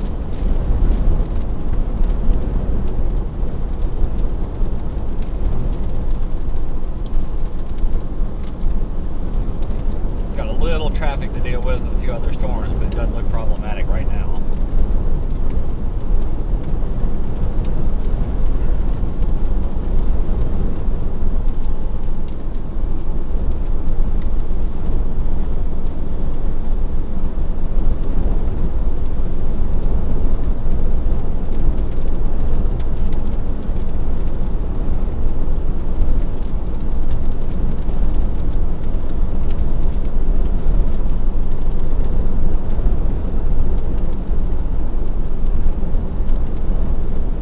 So again, guys, we're on Highway 3 heading into the OKC Metro.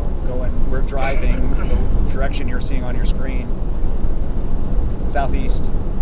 We're driving southeast, heading into the northwest side of the Oklahoma City Metro.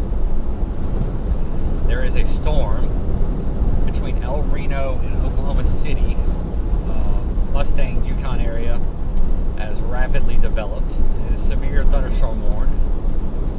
As it moves north and starts to mature, it's going to start moving a little bit more northeast that's about the time I'm concerned about tornado potential. And it may not take long today, so. So we're on the horse, heading down that way.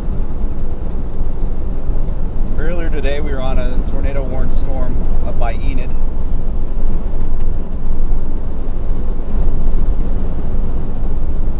So it's been an all-day affair, and it's going to be an all-day affair. It's one of those days you need to be really weather aware here in Oklahoma, Kansas.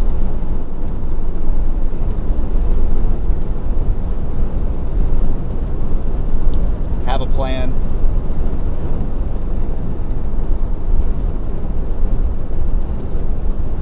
And we're going to have a look at this thing in about 15 minutes. It's not going to be long.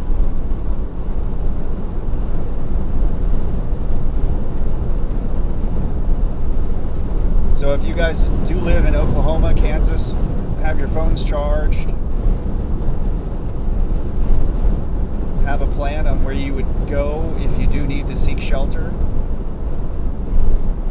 Tune into a trusted source of local weather.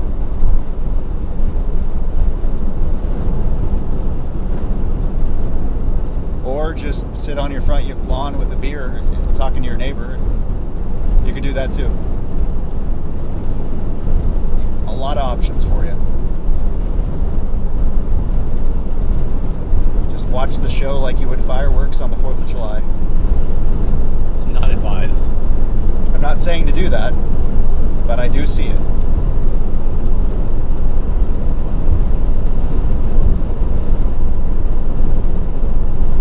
There's that big tornado near Pond Creek. Near where? That one up there. Pond Creek. Big? Somebody said it was big. Ryan in the chat said big.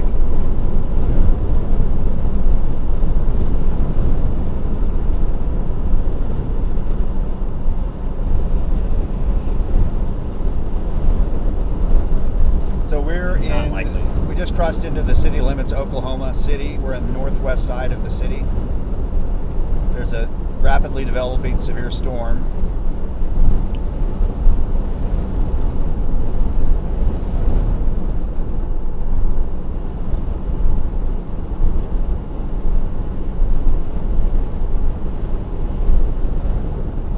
We're about to ready to get eyes on here pretty quickly.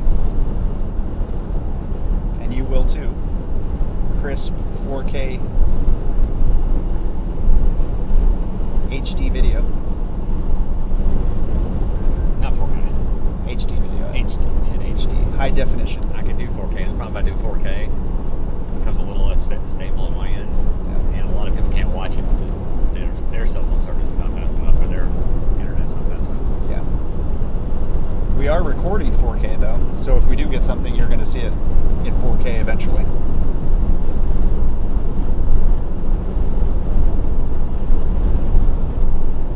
Yeah, it's a pretty dark storm, guys. This is a severe thunderstorm that we're driving into.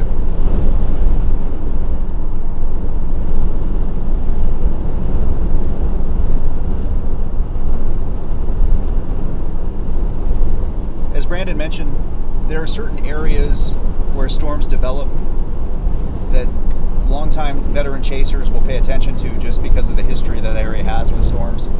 And this one we are looking at is in an area just like that, and that's a reason why Brandon is blasting southeast here. No. Look, the storm was great. It went up right in the area I was expecting storm development. It's got the shape and look and the speed at which it intensified, all going forward. In addition to history. In it now. It's in an area that's historic, which is just, you got to pay attention to those. Like, you can't, even if it starts looking bad, you just got to give it a chance, you know? Yep. There's some really nice homes up here. There are. North. Now, there's west. a road right here that drops south towards Yukon. Yeah, Highway 4. Like to do that down to West Britain Road. Now, the last time I took this, it's been about 2 years. The last time I took this road, they had construction on it. They still have it. I don't want to take it because it was a problem. Turn right, 0.8 miles. You know, like.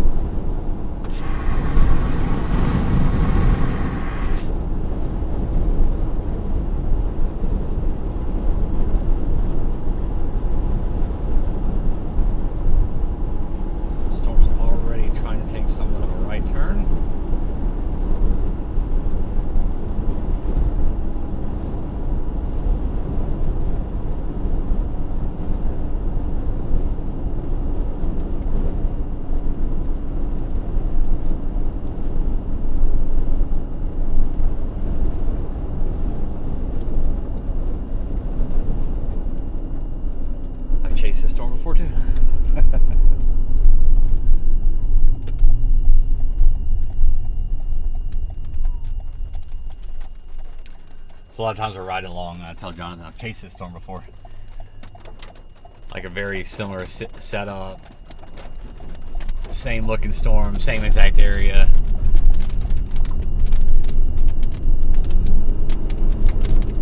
The last time I chased this storm, I ended up by Crescent, produced a brief tornado. Beautiful.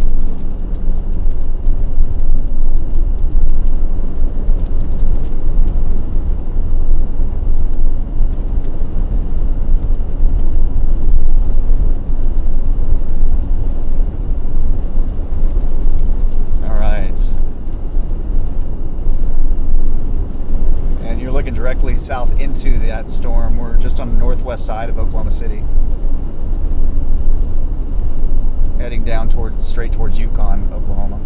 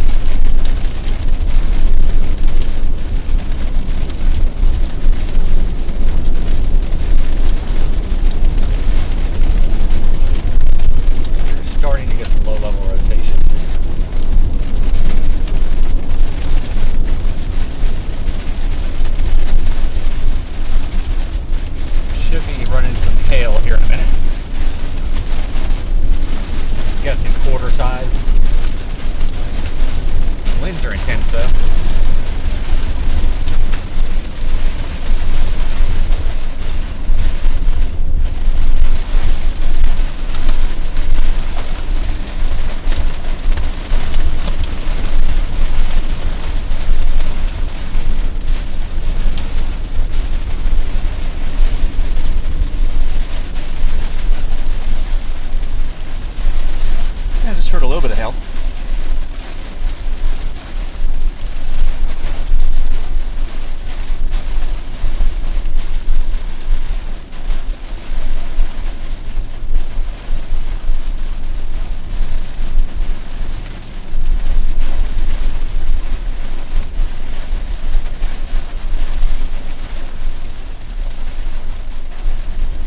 This isn't going to work. Are you concerned with the storms around it messing with the environment? Yes. I'm always concerned about storm interactions. It adds a very big level of complication. Yeah, complication. A lot less predictable.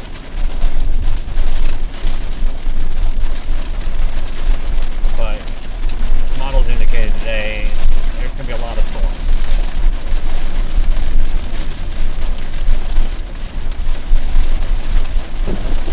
Woo.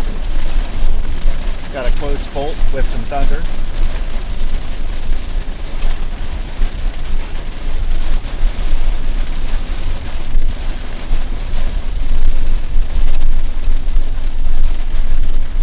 Got a car up here with their flashers on going 20. Making sure everybody gets to go 20. If this thing starts producing a tornado, that will be a problem because they're directly in the path of it, going 20 with their flashers on. There we go. All because of pea-sized hail.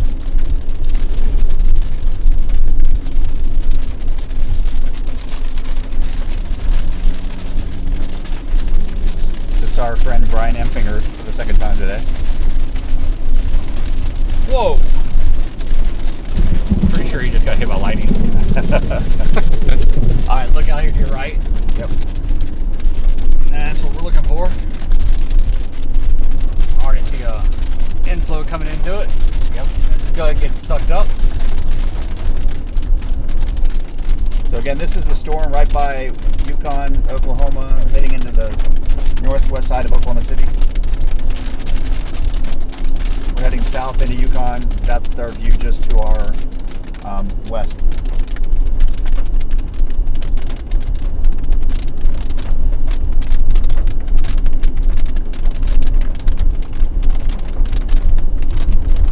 This next road is closed east, but I'm gonna stop right there anyway.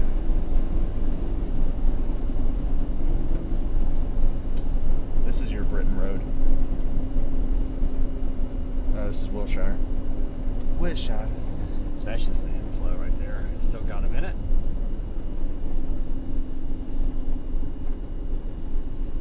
Wilshire Farms. I'm gonna turn left. Yeah, that's close. Give myself some distance. It's not close. Close that way, right? You said east. If you go east, it's going to be closed. It's closed this way. That's the theory. It doesn't look like it's closed though, because cars are coming out. It's closed. Yeah, we're in a closed section, so it's open. Okay. Now, I've got road options. Gonna sit here and watch it for a minute.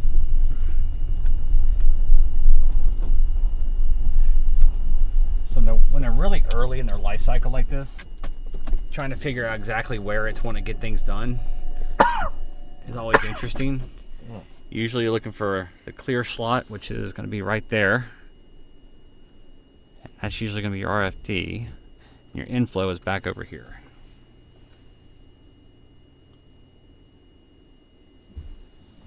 The main core of the storm is going to be over in that area.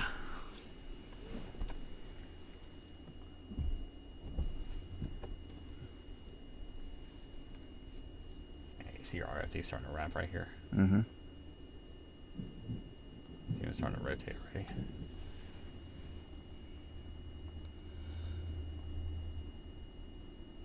Alright, let's go back north with it.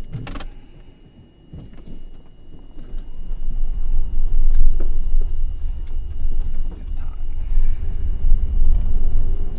Beautiful.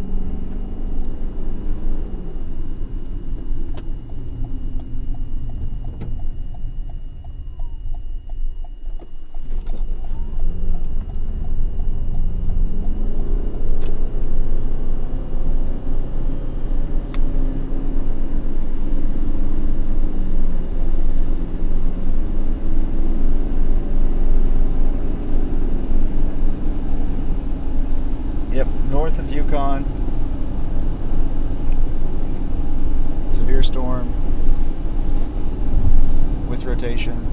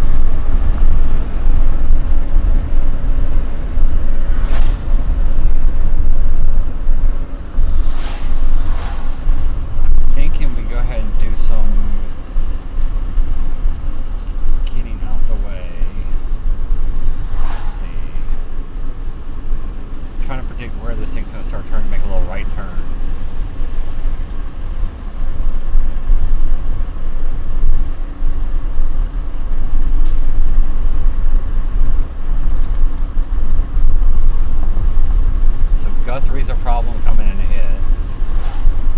And so is Edmund. Let's get to Cedar Valley and have to decide.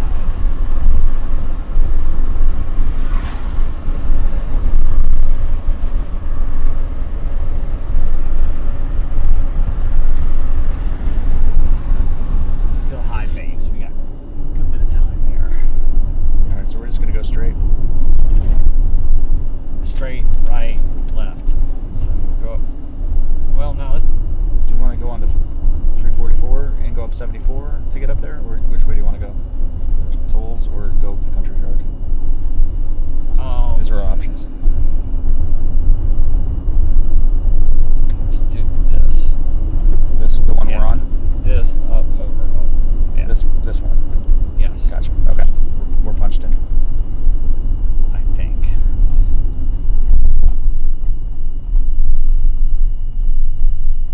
All it's going to do is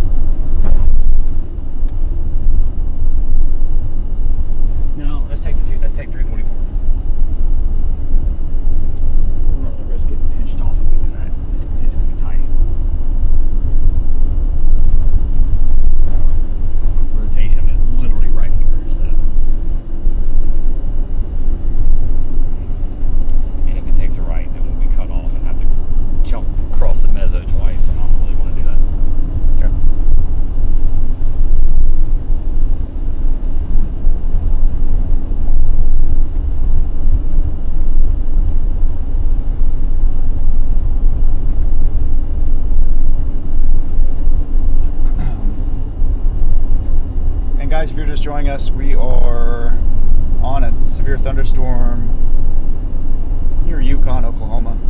We're heading into we're in the northwest part of Oklahoma City, kind of tracking it as it gets its act together. Which it's doing quickly.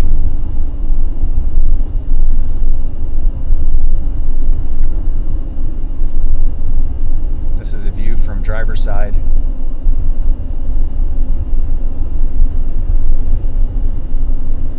All right, we're getting up to this light where you got to take a right if you need to.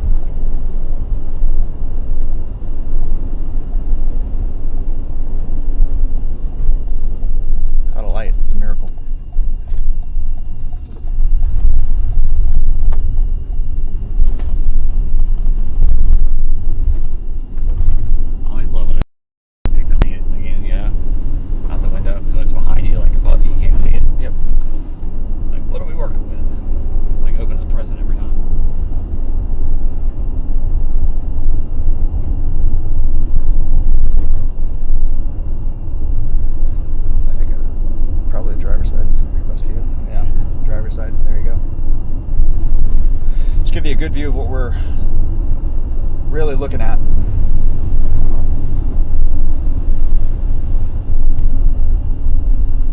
I can take a left here, right? Where are you trying to go? Never mind. Yeah, you can take left. Never mind. I'm right, I mean. I'm gonna go up.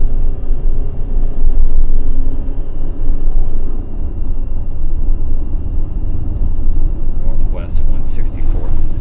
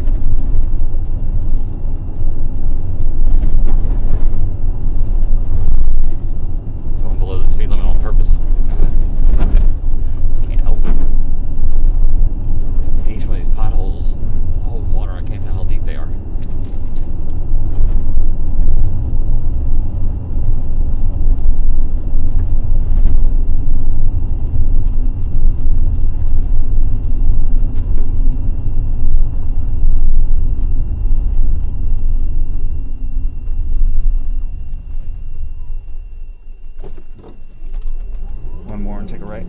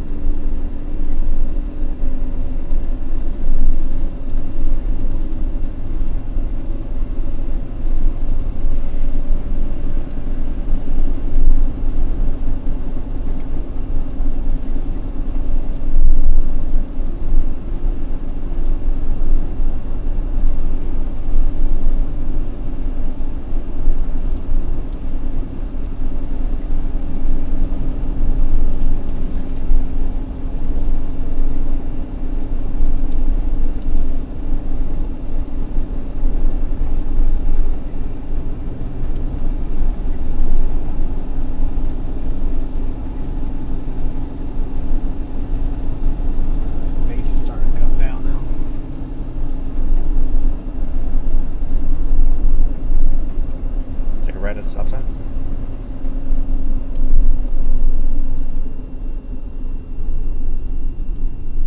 Where's this going to take us over to? This is going to take us over to another road to go north on. Alright.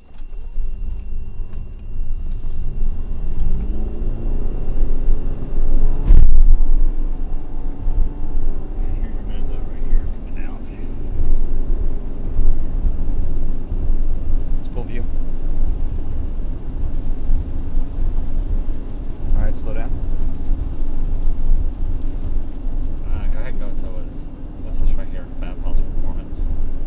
Push it up north. To where? And push it straight into Cashian. Tell me again where you want to go.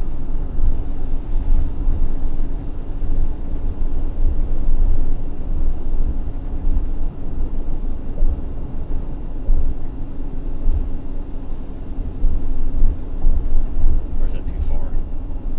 Let's cut up. Let's keep stair stepping. I don't want to give up too much ground on it. So this stop sign, take a left. No, you're going to be taking straight on the stop sign. You're going to go to one more stop sign after this, and then take another right on Apache Road northeast. Alright, cool. Apache Road. There's no sign mark there. Sarah Road. Let's take this one. This is.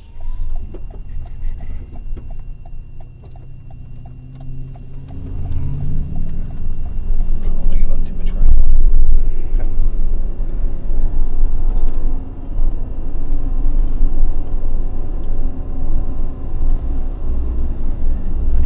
And it's paved and looks like a decent road. It's not the last road we're on.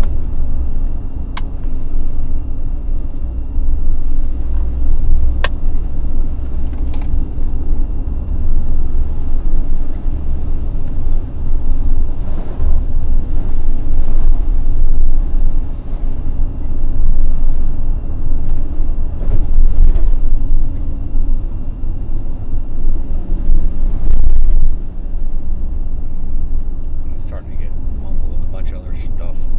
Storm interaction. Mm-hmm.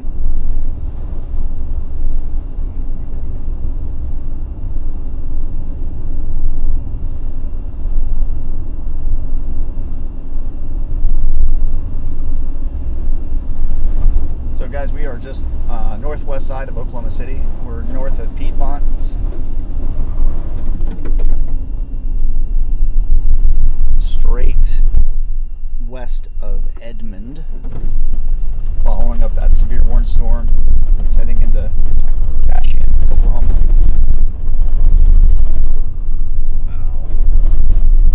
I don't have washboard apps, but I do have a washboard road. Let's see, where can I get? Here we go.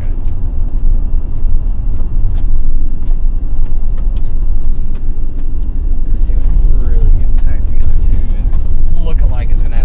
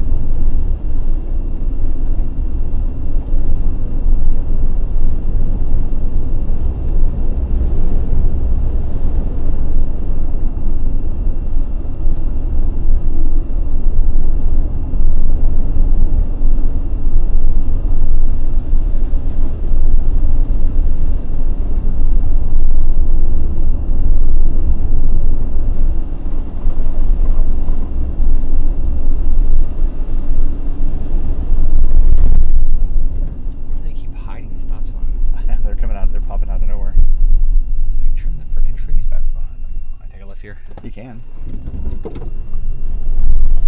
Clearly. I don't know where you're trying to go, but yeah, you can. You're allowed to. Yeah, I'm good. That's fine.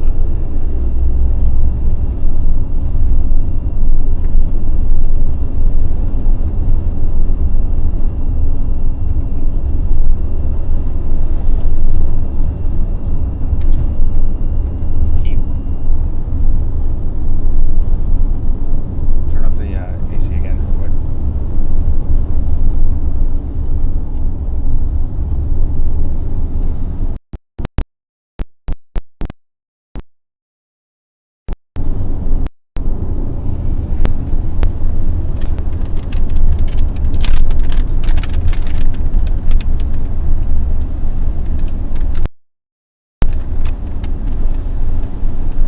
This thing is, man, it's Stop actually sign. looking pretty good.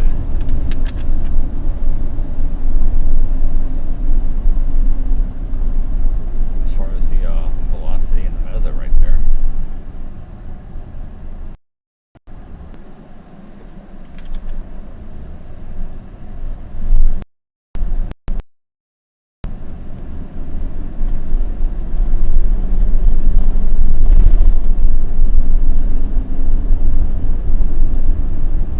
All right, we're just south of Cashin,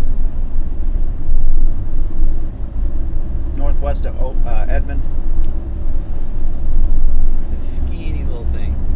northwest side of the metro.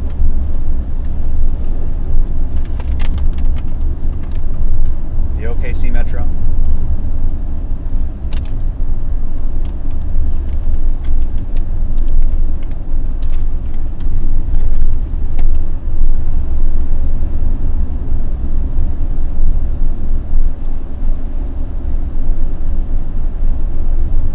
Tough decision about to happen. Drop south. We're going to the metro for that one storm. Drop south, get along 40. For that storm by Chickasha. One coming up to Altus area. Oh, that far south. That one. Yeah, but they're moving quick now, so. So you got to go left or right.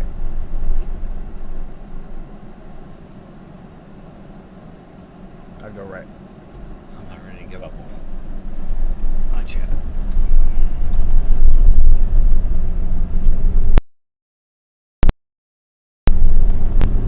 Still heat issue. Yeah, it's still hot.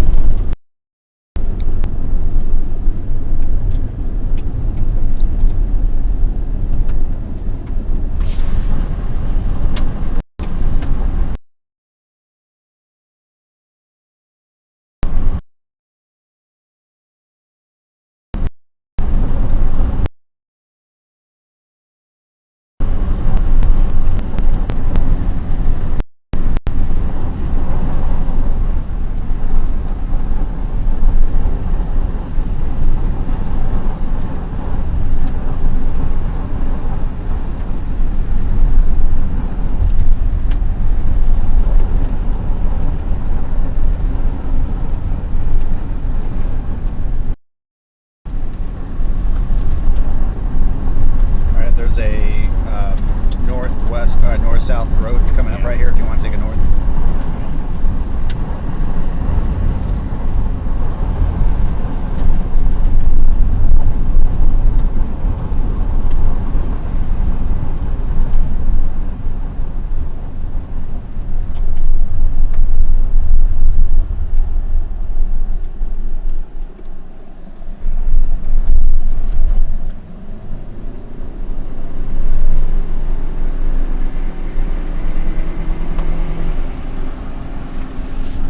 So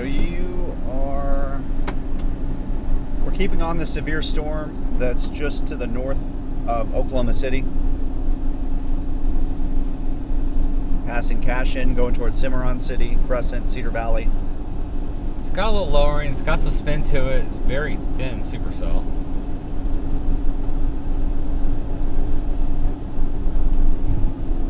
It's moving really quick.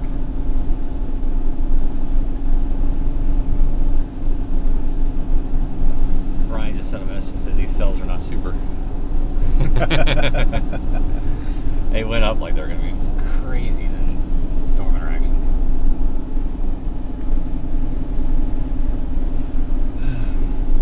We got some stuff looking down at Altus area that's going to have to be a decision.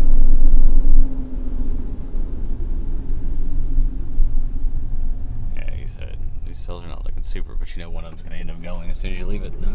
Yeah. It sure looked good when it went up, man. Yeah, it did.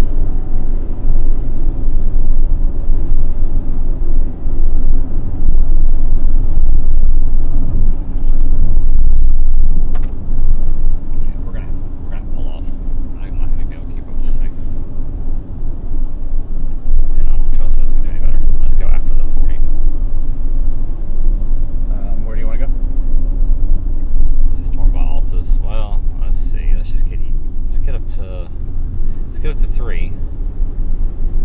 Let's go east or west. 3. I'm guessing to some town we've already been to 3 times. Let's go to Kingfisher.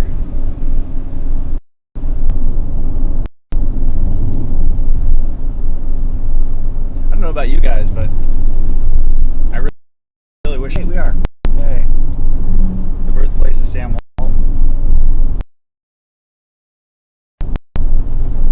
Walmart.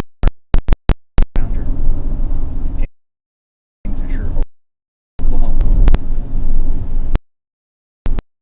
So tell people why we are making a different move now. So a lot of storms went up simultaneously over our community. The north storm is moving towards that north cluster of storms over by Enid, which is now in a less than ideal environment. And then there's a storm coming out of southwest Oklahoma, which is quite isolated.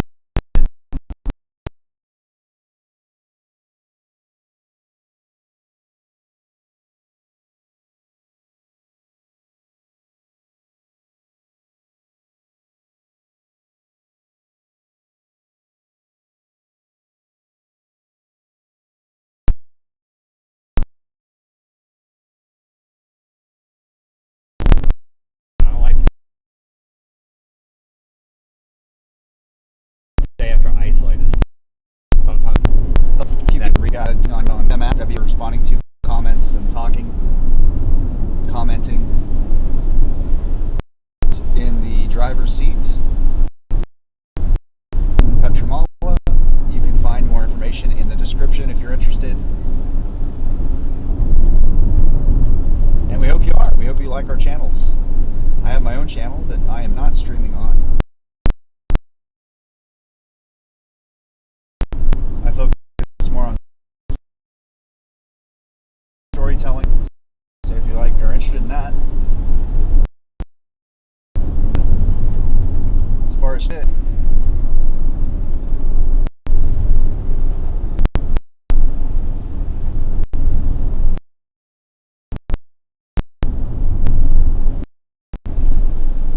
storm is dying.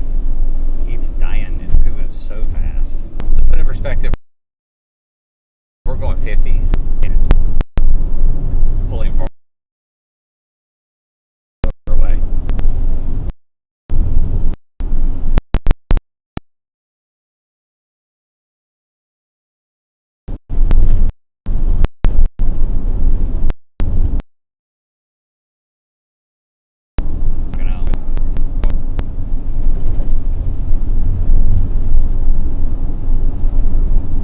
What does that tell you, Brandon, when you see all these storms popping up at once like this, about kind of the day and the environment and what the ingredients are? Usually it means you don't have enough what they call convective inhibition, or not enough capping, so to keep storms from the environment just basically throwing up on itself. You need a layer of air that's warmer. Heat rises, right? So you get the surface air, it rises up, and it hits that cap. So usually that cap keeps that moisture from going through and hitting the colder air. When that cap erodes, that warm, moist air from the surface is able to go all the way up into the cold air and create thunderstorms. But if you don't have enough capping, a bunch of storms will go all at once. And the environment throws up on itself. And then you have environmental vomit, aka rain. Just rain, just lots of it. And so we're coming into Cashin, Oklahoma, a left turn going Fisher. More isolated storms coming in through southwest Oklahoma. And we'll probably end up dropping south, but I'm trying to give these storms room. Let one become dominant. Fully mature. We got one more stop sign to go.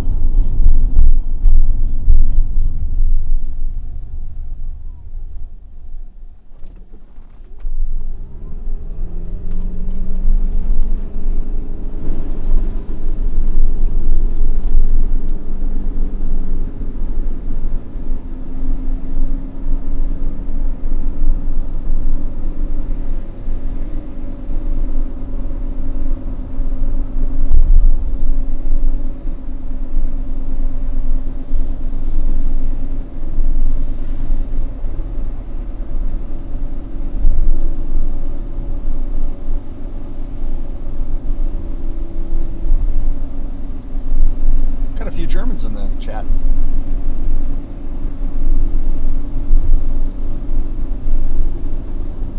Thanks for coming. And again, thanks for coming over. If you're coming over from Reed's channel, thank you. Appreciate the support for my buddy here, Brandon Clement, WXChasing.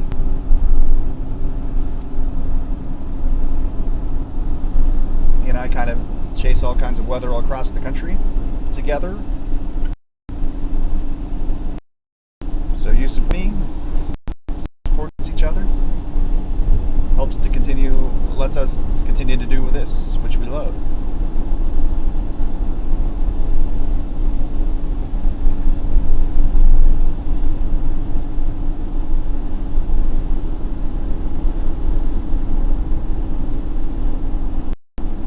And we've been streaming since around 9 o'clock Central Time this morning, 9:30. For a while. Storms fired up early this morning. We were on a tornado warned storm, did not do anything, and then we've just kind of been positioning and following interesting storms until then, and until, as Brandon said, one becomes dominant. So that's what we're waiting on seeing. What's next? Yeah, a lot of moving around just because we never know. I'm just trying to keep everything in play until something gives us a reason. This one gave me a reason when it went up by Yukon.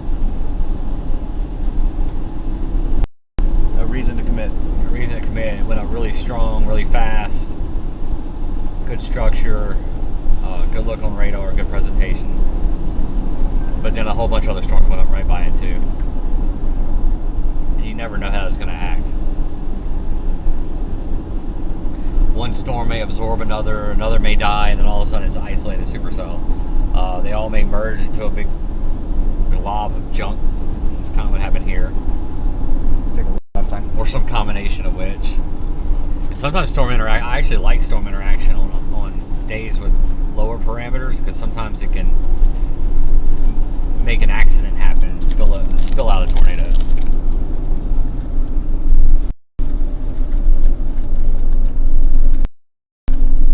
But that day is not today. No.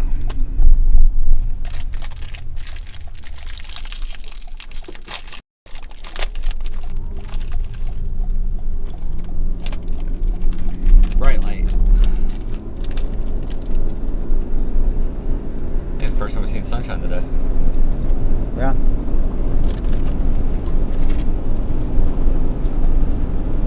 Time to put sunglasses back on.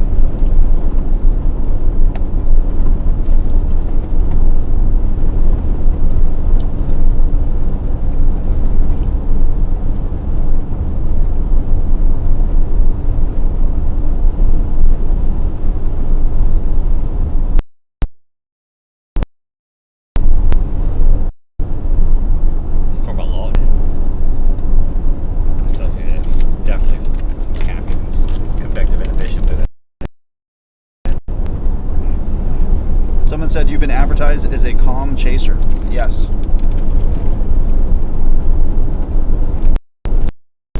Chaser. We're I so- can get excited. Yeah, but we're not.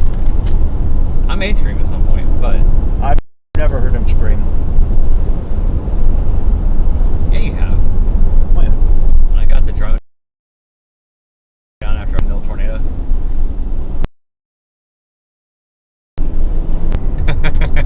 No, I was like, whoa, that was awesome.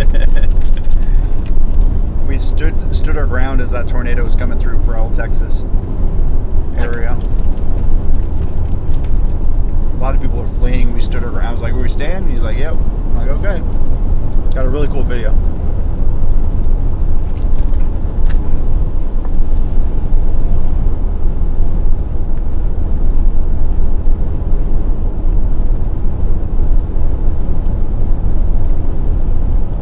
It is a RAV4 hybrid.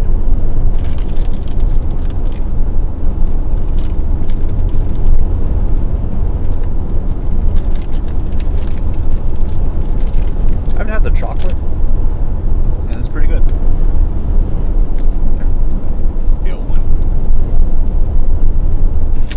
It's not as good as a blueberry. Like toddler bites. How about? Not bad. I won't avoid it like I have been. Just had those little Velveeta snack cookies.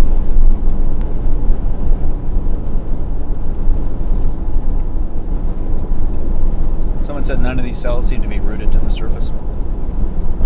No, when they start to interact, so that one started to get rooted. Quickly started interacting with other storms. It was rooted. It wasn't all the way down. It wasn't all the way to the.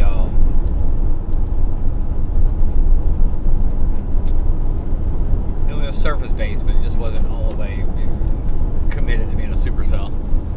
We got too much cooler air from the other storms next to it, and then lifted back out.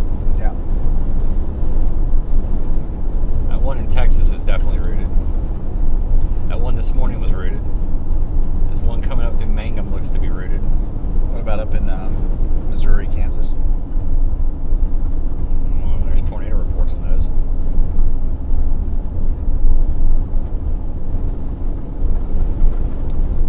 I'll be honest with you. Looking at radar, I'd rather be where we are. Yeah. I said that yesterday too, though. He did say that yesterday. And Nick, guess what? You ever heard the saying, famous last words?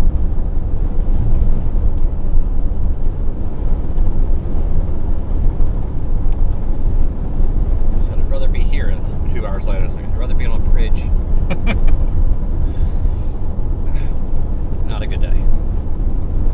Today's a new day, though. We're trying our best, guys. We want to see a show. I know you guys want to see a show. Not everybody.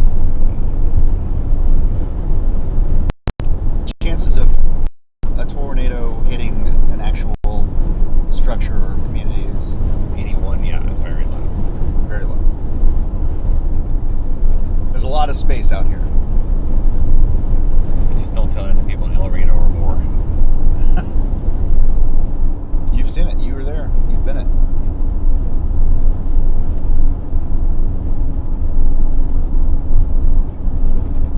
Dash cam is still hot. Do you have any more batteries? I do. Alright, just in case. I'm just saying. Oh, It's at 80%, I think. I think I've got one back there. We'll stop in a second. Throw these in the charger. Alright. Make sure that's a non-issue. Because I don't want to plug it back in if it's hot, you know?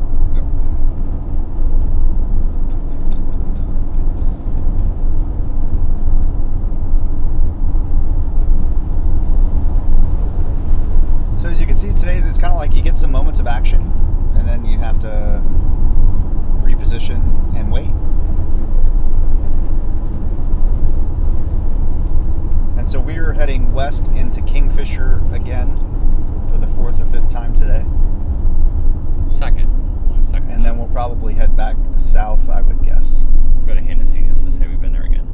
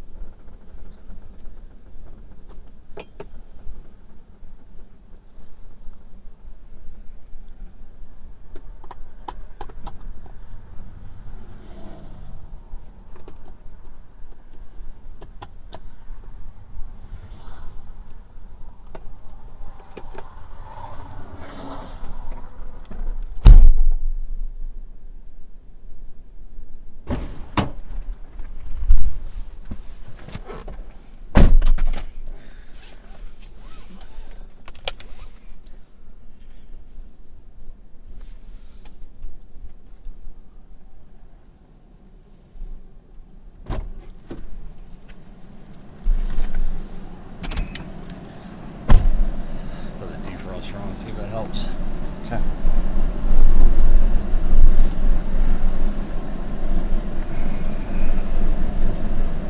Obviously the sunshine's not helping. Nope. Not a bit.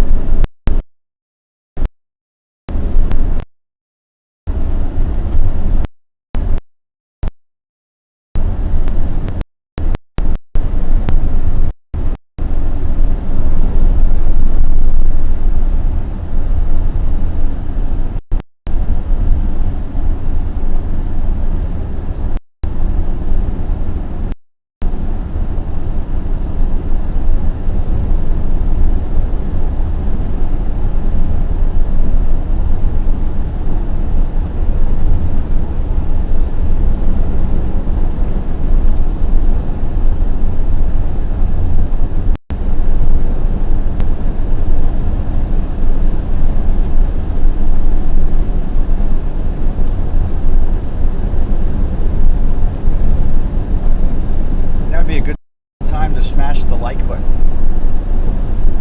Sound like I'm Logan Paul or whatever. Smash that like button. What's that South Park episode that just came out? It was like, yeah, it was making fun of crime or whatever. You hate saying it. Go ahead, smash that like button. You hate saying it. At the same time, you don't say it. People don't think about it. Yeah, but it does help. If it didn't help, I wouldn't mention it. But it does help.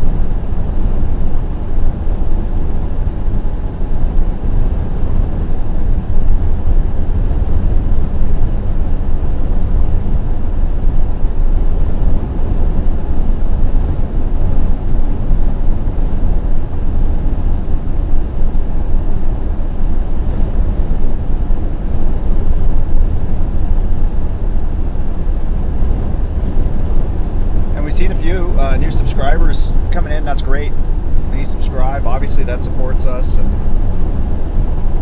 Brandon has some amazing video on his channel that you guys will love, especially if you're interested in weather.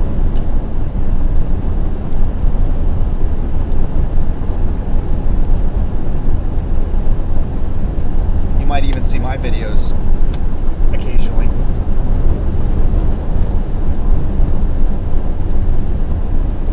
You gotta have weather to get my videos. Mine too. Alright, this storm coming up in Hobart, out of Altus. Looks like it's trying to disconnect from the tail right there, turn right. It's gonna be a storm to watch.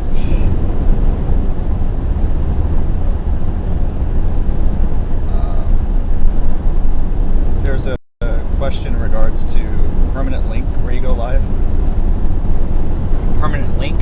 Yeah, so you can hard link it onto a German storm chasing page. You just have to use the YouTube link. I am working on one that will be linked on my website. I should have it done next week. Tyler's working on that.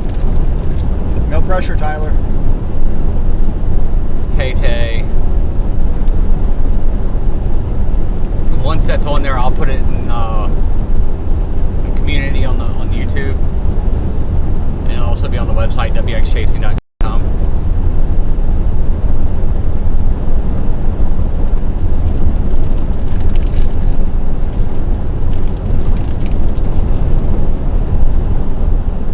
And Jonathan's an amazing storyteller. He is a great partner to have in the car with me. He's still learning a lot of the severe stuff, but amazing to have when things go awry, because he's a rapid problem solver and a fantastic storyteller. So if you want to check out his videos, he puts together rapid stories on the backside of these big events that are just top notch. Description, please check it out and give him some love.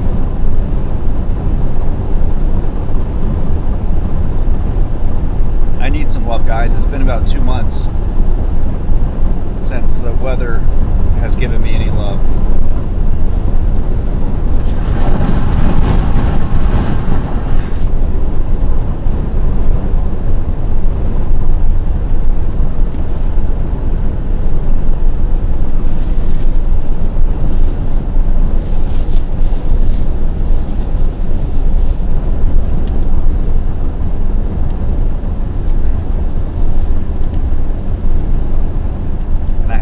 Italian last name, so it's a lot easier if you just go to the description to find the link, and then that's where you'll find my page. And if you like weather when things calm down, you can check out a few of those stories. Let me know what you think, please. I'm pretty good at responding to most everybody's questions or comments on my stories. It sure is getting messy north of us.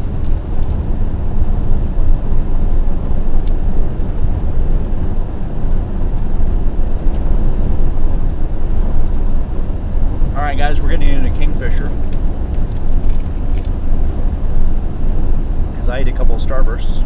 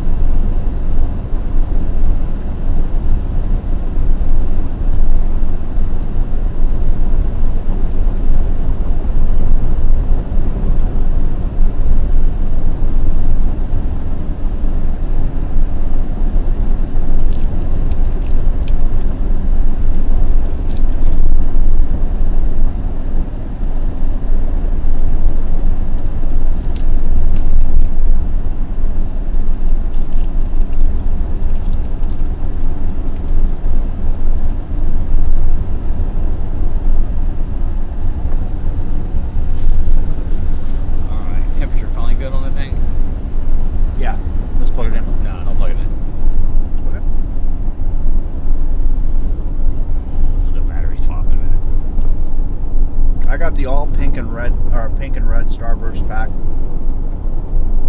I didn't know they made those.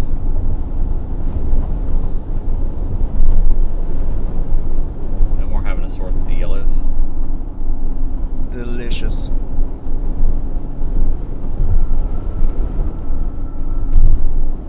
I love Skittles. That's my favorite, but with the chemical issues that they have in there, I'm sure everything anymore. It's just they just want to poison us, but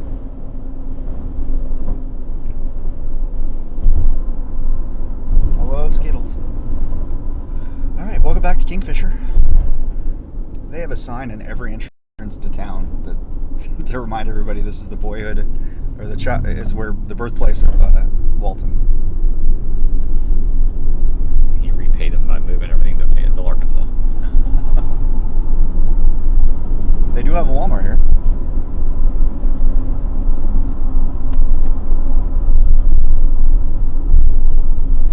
Pink is my number one. I mean, that's just the best flavor. You can't not like pink. Yellow is probably my least favorite. But I will eat me some. You eat pink and yellow together, it's pink lemonade.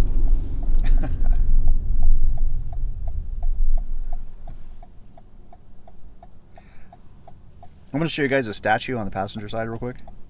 Check how cool that statue is. Way they formed like the rock, it looks like it's an eroded butte, you know, like one of those red rock erosions through an arroyo. Obviously the guy's offering a peace pipe. Jesse Chisholm, the master of the plains. I'm glad I was able to show you that because I was pretty stoked to see it the last 3 times. Alright.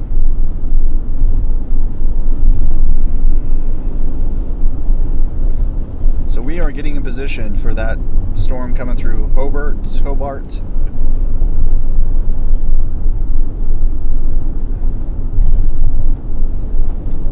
Somewhat. I'm not in a big hurry yet. It's still struggling. It's like 2 mesos combined. They're having trouble breaking apart.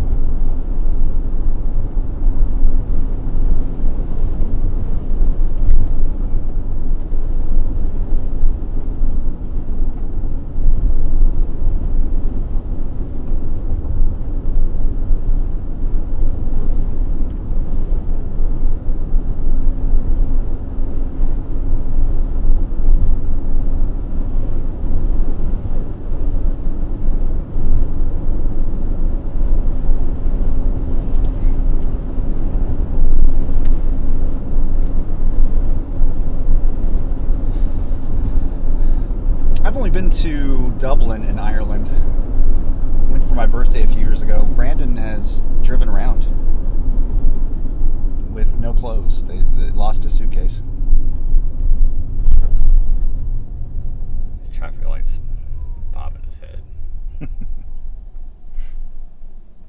I do want to make it back to Ireland. Yeah, I loved Ireland. I want to go to Northern Ireland. I want to go around. I really enjoyed it. I went to Northern Ireland. I went to pretty much ran the whole coast, whole eastern coast, eastern coast. I got to watch rugby in a pub in Dublin. That was fun. Because I don't know anything about rugby, but it was fun to watch it with everybody. Cliffs and Moor were pretty amazing. Oh, yeah. Did you see puffins? Or is that more Scotland and north? I don't even know. I want to see a puffin. I don't think I've ever seen one. I'm not exactly a big bird guy. Unless they're on a barbecue pit. I like birds. I love butterflies. I know that's really manly of me, but I love me a monarch. Mullimore, big wave surfing in Ireland was pretty awesome. And look, it's Super Storm Chaser with tons of lights on, making illegal laps in the middle of an intersection. Sponsored by Monster Energy. Sure. Kyle!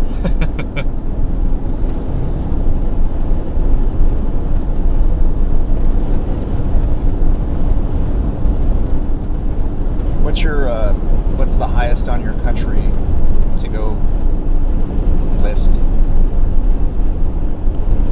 Highest to go to? Yeah. Like you really like, if you could go tomorrow, which country would you want to go to? That you haven't been before? It's got to be Asia.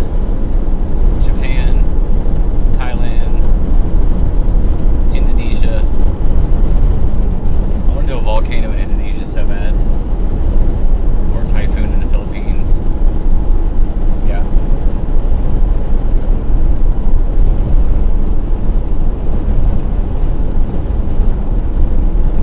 There's some drone shots in Thailand I really want to get. Let's see. I was going to do that eclipse in Antarctica. I really want to do Antarctica. Yep. That's more of just to say I've been there, Antarctica. It's awesome. But It's the only continent I'm missing is Antarctica. I've been to every other continent. we're in Asia. Oh yeah, China. New Zealand.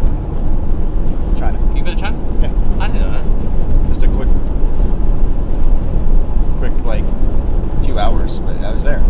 So Oh, technically, layover. I took steps in China.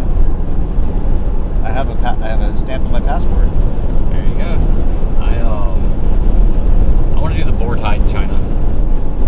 The only problem is it's right in the middle of like peak hurricane season.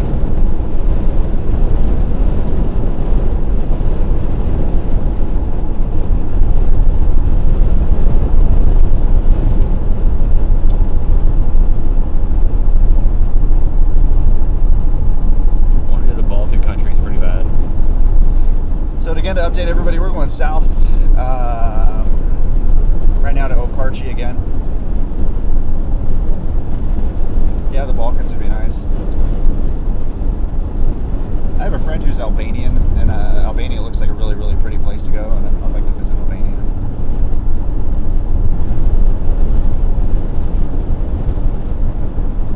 Scotland is really high on my list. I just have not been, and I want to go. I want to do Scotland as well.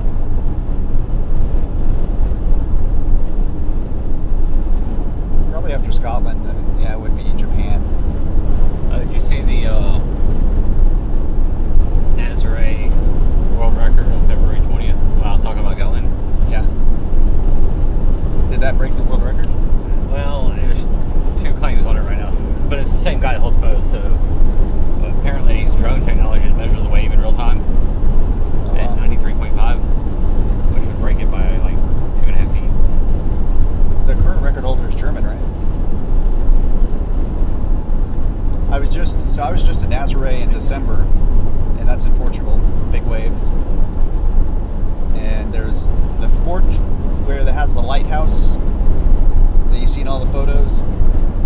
They had an exhibition with a surfboard from all of the big wave riders, and they had the record holder, and I'm 90% sure he was from Germany.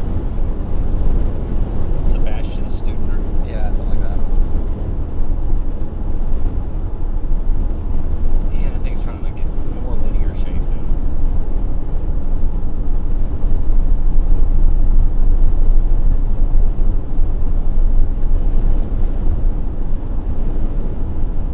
now. Brandon didn't. I was there by myself.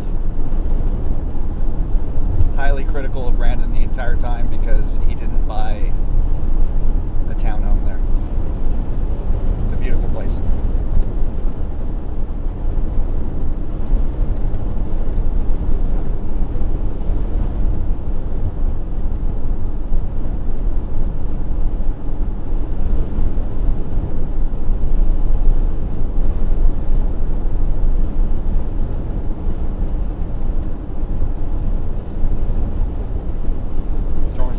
Looks like it's probably producing a tornado, but it's in Newkirk. It's just so linear. Yeah. Yeah, McLeod, Newkirk.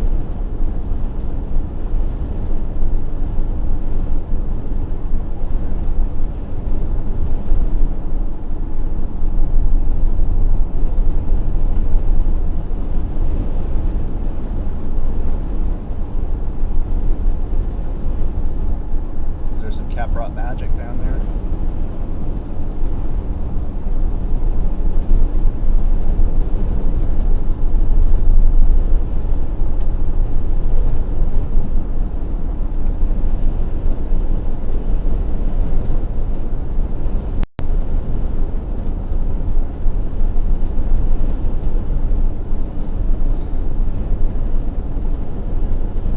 Was able to get a lot of good video of surfers in Ireland. Now that you mentioned Ireland, surfing. Ireland and Portugal. Yeah. And Nazaré.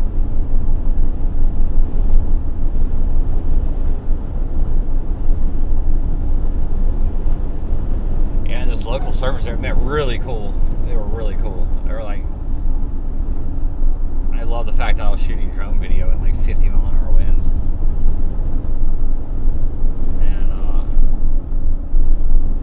Proud, man. They're so proud of the fact that there's big waves in Ireland and people surfing them. And like, the world needs to know more about this place. It really was a cool place, though.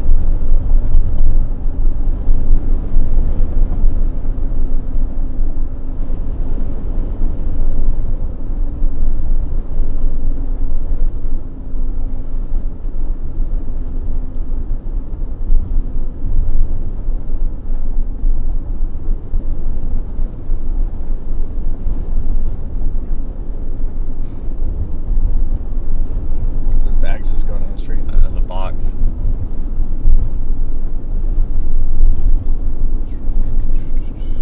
Box going down the left lane. He's passing the yellow box. Yep. So yeah, if you are in Lawton, you need to be aware because there are storms coming up south of Vernon right now.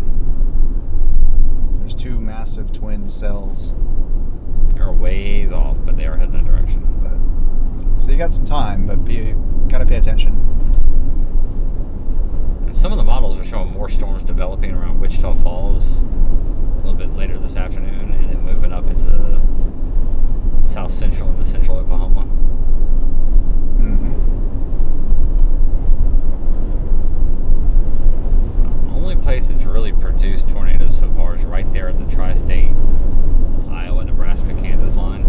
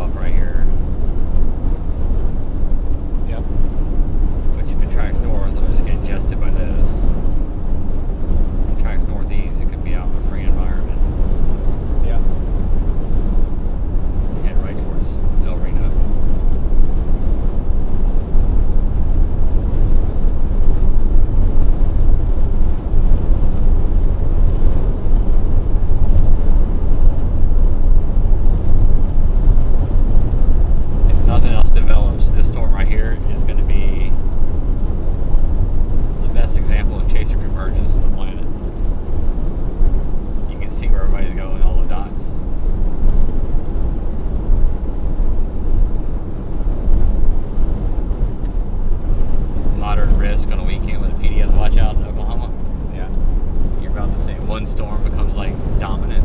Oh man, it's gonna be so bad.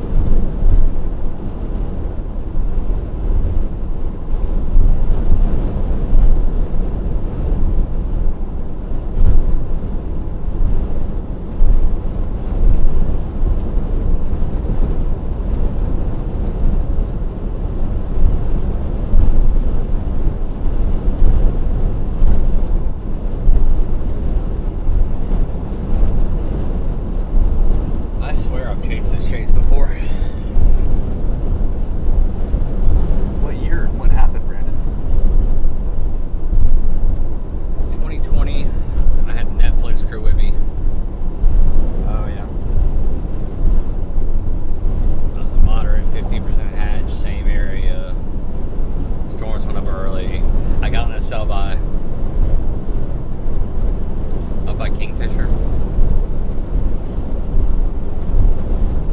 Produced a breed tornado, gorgeous supersonic.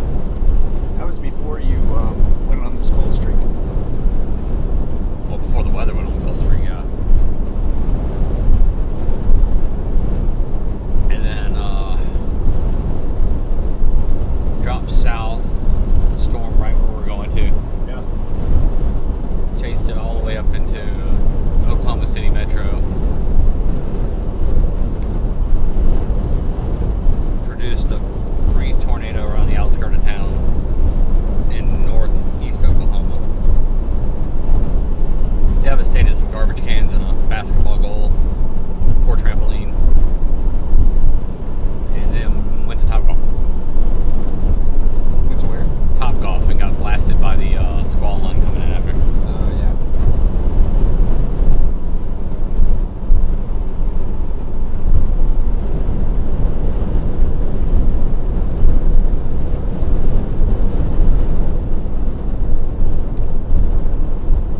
How's the stream looking, guys? I don't think we've really dropped out much, right? Still pretty good. Well, we dropped our first frame today. 0.7% drop rate. Not bad.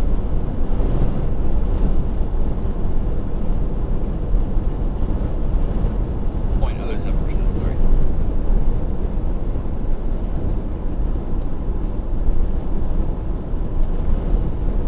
And when it says a drop frame, we're going at 30 frames per second. So if it's a 0.07, it's basically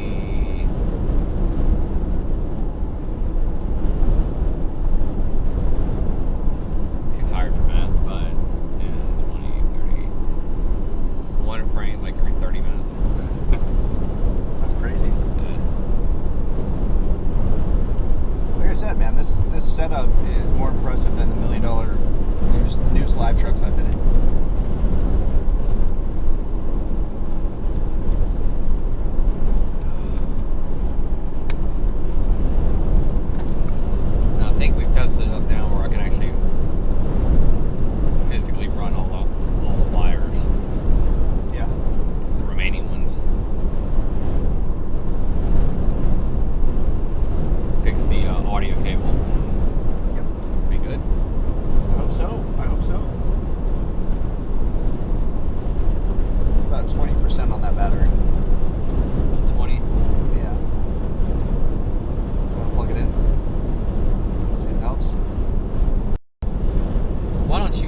enjoy the beautiful view out of the passenger window. And then, bing, bing.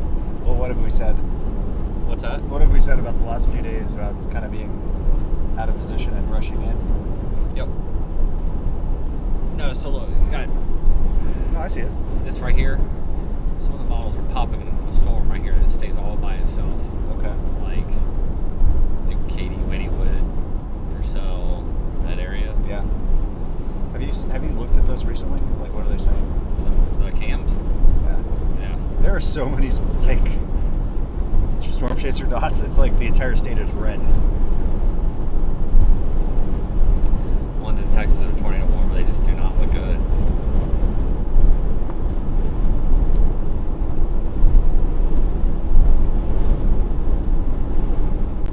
Storm warm in Oklahoma City starting to look good. It's about to go tornado warm. It's gonna hurt my feelings. Which one is? The one we were on in Oklahoma City that went to a mess and now it's like consolidated down in one single storm. There's a considerable tornado warning up north. Yeah, it's confirmed.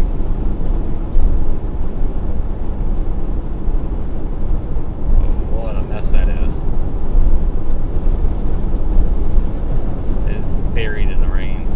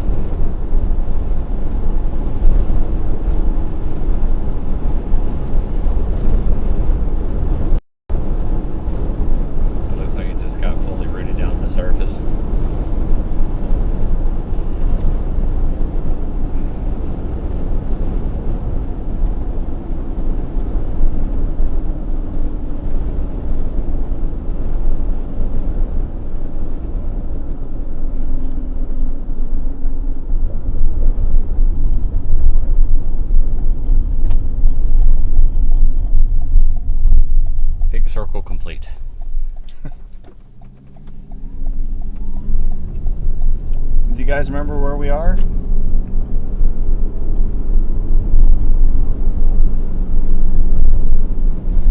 If you guessed driving down into Yukon, we were correct.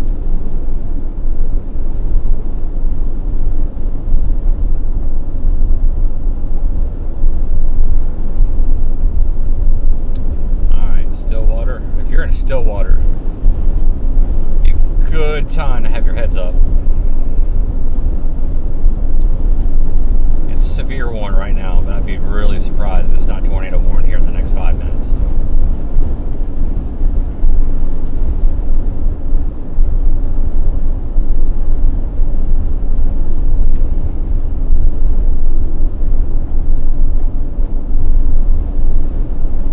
If we just stayed with it, we could have been on it.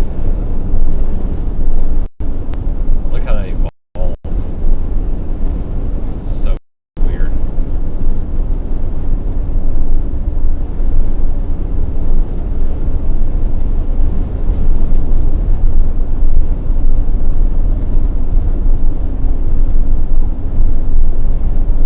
From supercell to glob of rain back to supercell in a matter of 70 miles.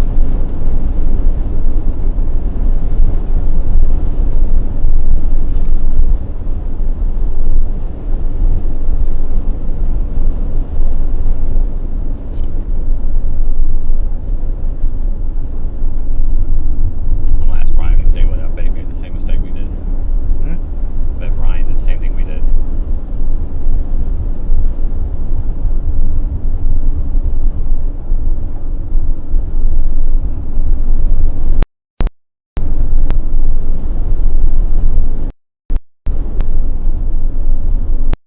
It's doing weird things right now too.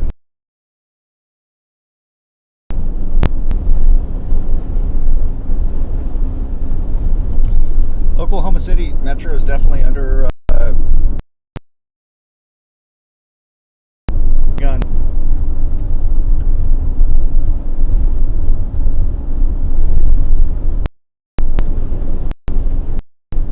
It's gonna be a long day, guys. It'll be a long way to go here. Would I be surprised if everything underperforms what everybody expected it to do? No.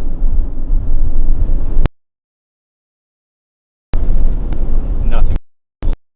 Surprised. Not anymore. No, he stayed on it. He's up there on Stillwater. Good for him.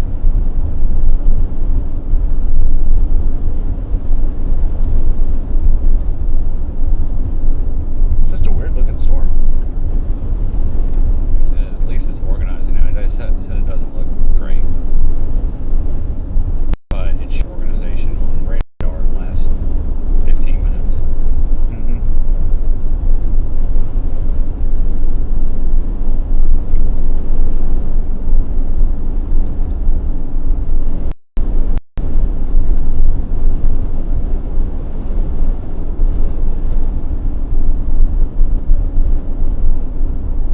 Watch out, Silverdale. What's that? It's weird how it's still trying to lift north though. It's almost like it's wanting to get sucked right into that boundary and just do nothing. If it makes just a hair of a right turn, then all of a sudden it's got free space all the way up the Great Lakes.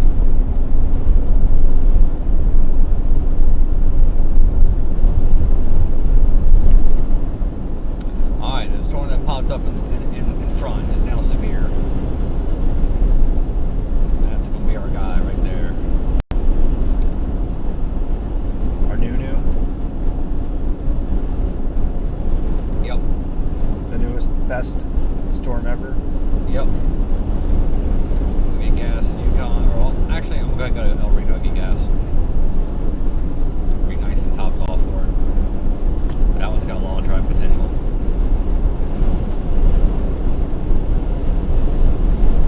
If it can stay separate of this one, it's got real potential.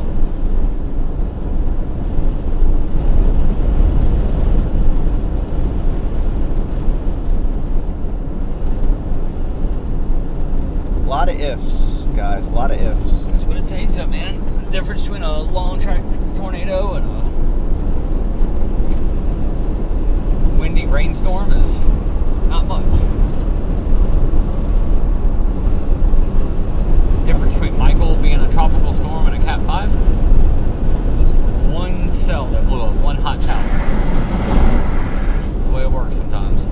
expert at really windy thunderstorms. I've seen a lot of them. You are an expert in really windy thunderstorms. I'm definitely not an expert of long track tornadoes. Nope. I consider myself a pretty... I don't think you've ever seen a long track tornado. You've seen a long track have. cyclical supercell that produced a bunch of tornadoes. Yeah, I have not seen a long track tornado. I have... I'd say if I was going to be an expert, it'd be in hurricanes. Pretty good at hurricanes. Blizzards. Blizzards for sure. Nor'easters. Nor'easters. Atmospheric rivers. Floods.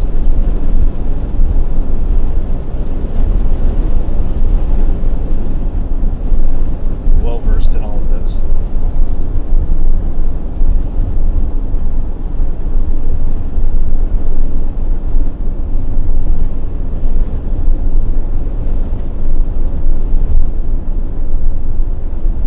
Rotation of Stillwater kind of went away.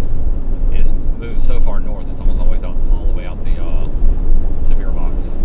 Like they just issued the severe box. The one in Stillwater? Yeah, so it started moving northeast. As soon as it did, it started rotating. And then it immediately started lifting almost due north again and stopped.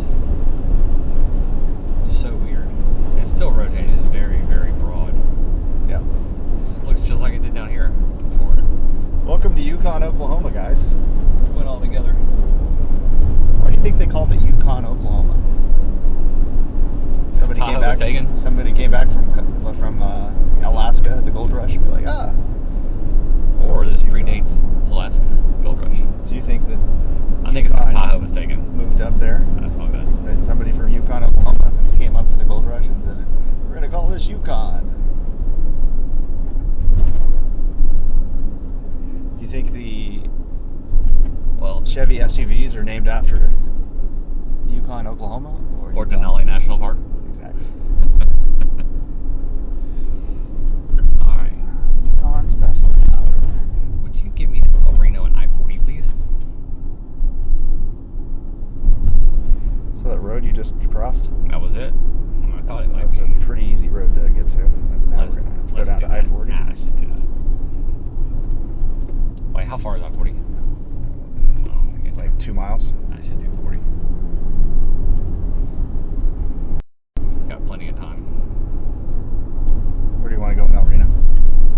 Just get gas and go ahead and get ready for the storm coming Do you want to up. get El Reno like gas station on along I-40 or go into El Reno itself? No, gas station on I-40 at El Reno. I'm giving this cell time to mature before it gets up to 40, and then we're going to track it across the state.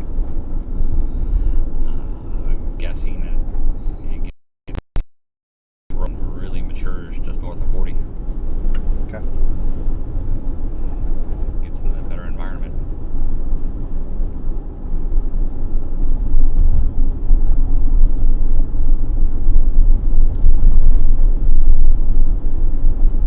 Storms in Texas are going outflow dominant already. And this, man, I think I'm telling you, that fuse bubbling right there. Is that the storm you saw in the models?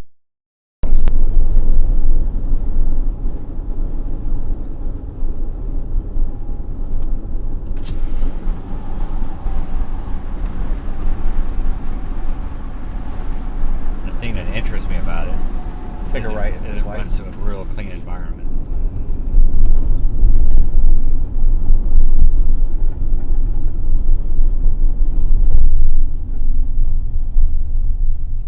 And it's getting to be that time of the day too, tornado time.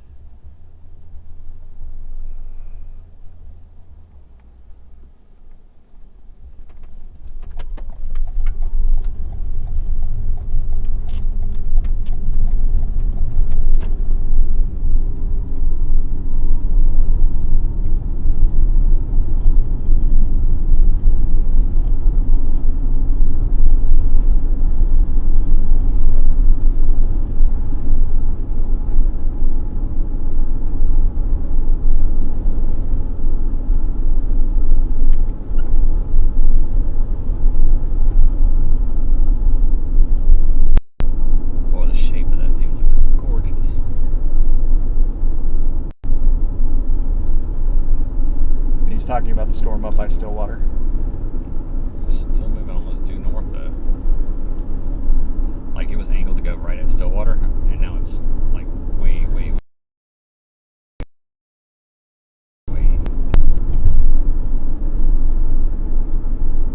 It's got. I mean, it's just got that look though. I'm gonna take a left in a half a mile.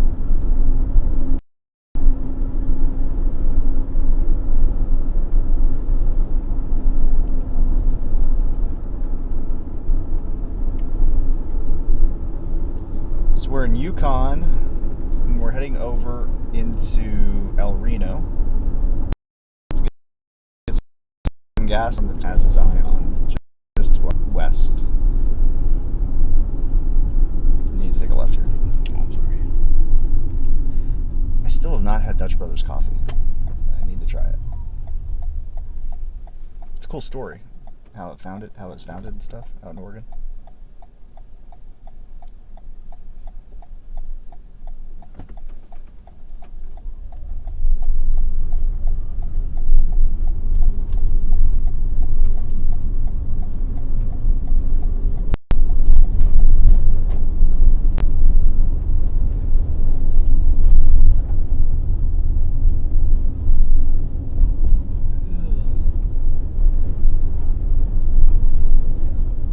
See the interstate? Yep.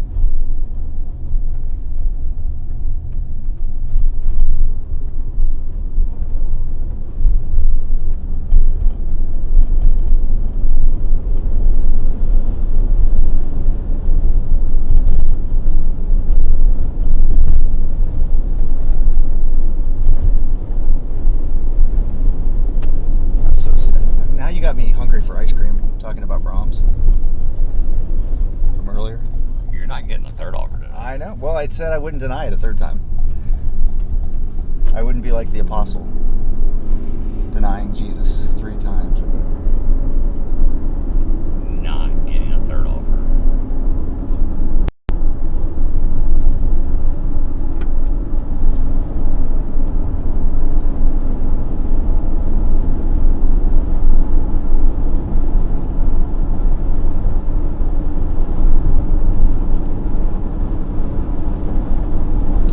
Unfortunately, we don't have Dutch Brothers out in Florida. I tend to try to stick to local coffee shops if I'm on my own time.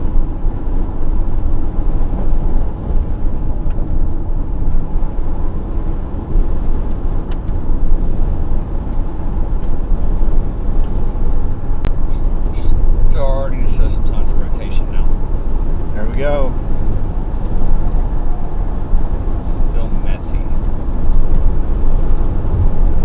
But the only thing that's producing towards itself, it cleans on.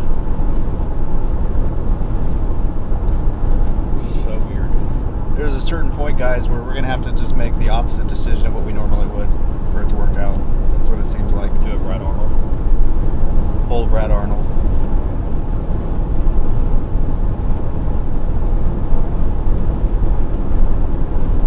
I mean, do you really want to go get a big giant ball of rain and hail and Do I want to do what? go get a giant windstorm of rain and hail and maybe get hit by a tornado because the only way you'll see it? At this point, yes. Yes. I've done it a bunch.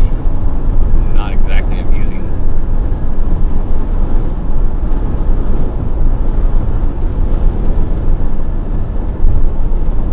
At this point, that sounds like a great time.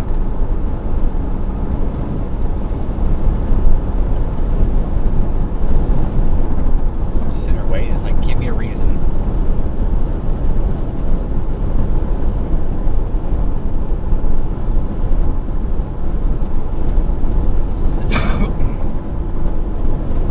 Yeah, the crazy story about Dutch Brothers Coffee, I don't think he could get a loan initially. And somebody just kind of let him use one of his stands. The rest is history. Obviously had a good taste to get the right roast.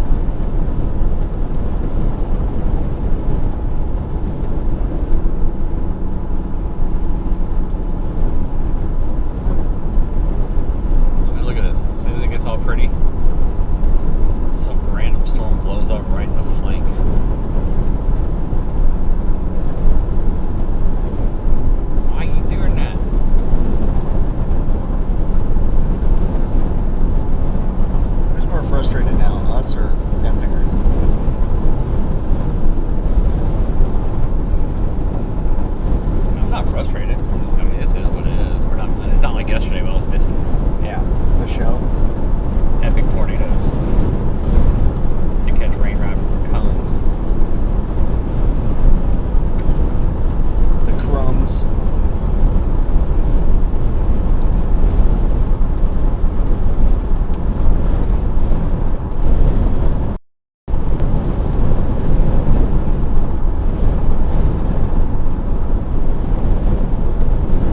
It is windy though. So we're whipping the car around.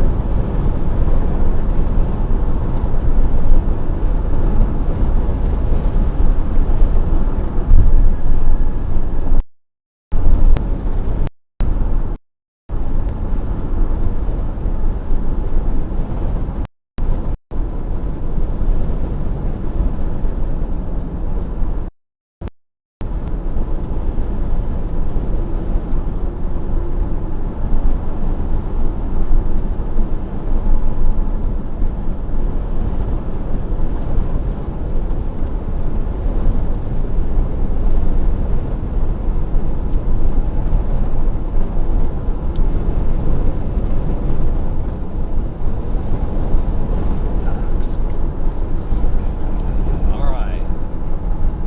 So models are indicating that the shear increases dramatically over the next 2 hours. Right cha. Right here? Right cha. Right along I-40? I-40 pushing up into central and northern Oklahoma. Central being OKC. Yes.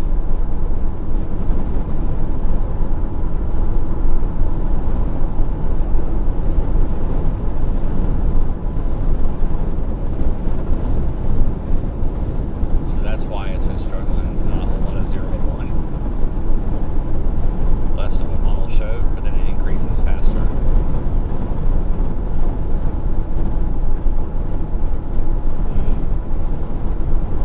And by 7 p.m. it goes crazy. Or by 5 p.m. Not crazy, but like significantly better. Okay. Well, we're at 3:15, 3:20 Central Time. A couple hours. Watch out. The storm's already getting its act together.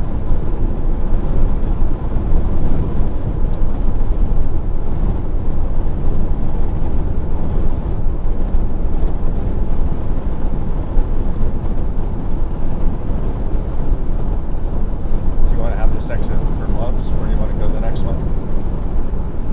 Is there a gas station on the right? No, I don't think right here. There's the one right next to us, the next exit.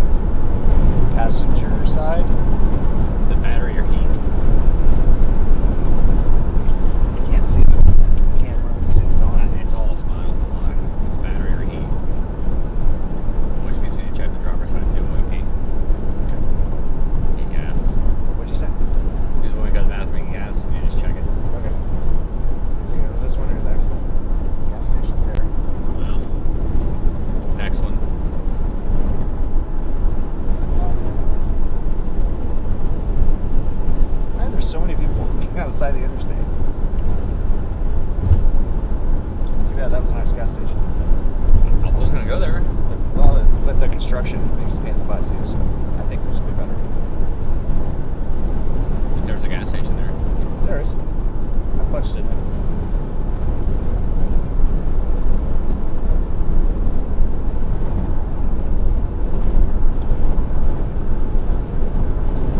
Oh, that was the one I punched in. Dude, my GPS sucks so bad. So there's not one up here? Yeah, there is. Yeah, of course there is.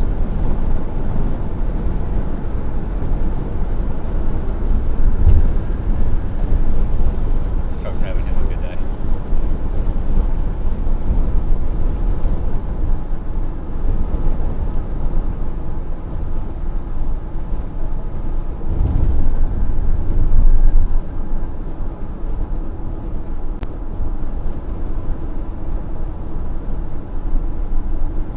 Of course there is.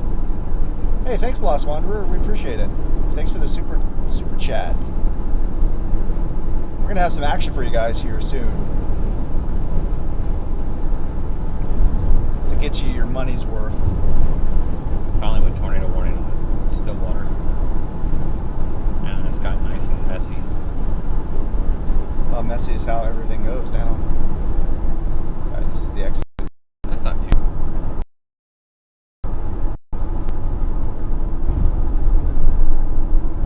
It's had inflow for a while and it's finally mounting up. There's the home to sweets we can stay at next time.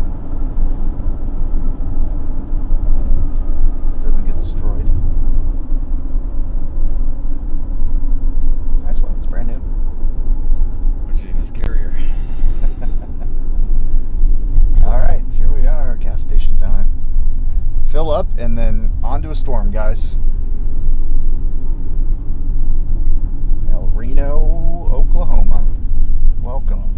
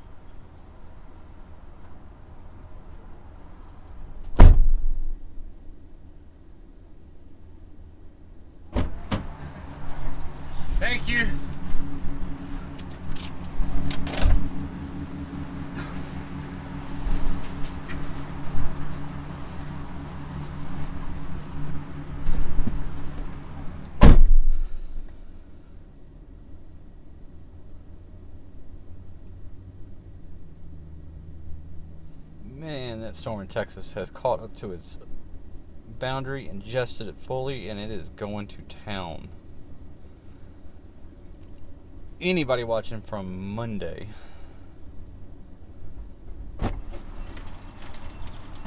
That's nasty.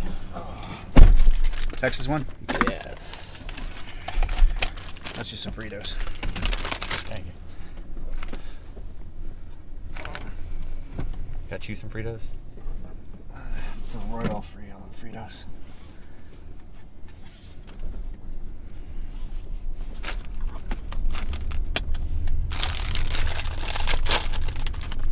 I don't know why I was craving Fritos. You're just looking for the loudest bag possible? Want some crunch and loud bag. I can't hear you over your Sun Chips. It's a loud bag.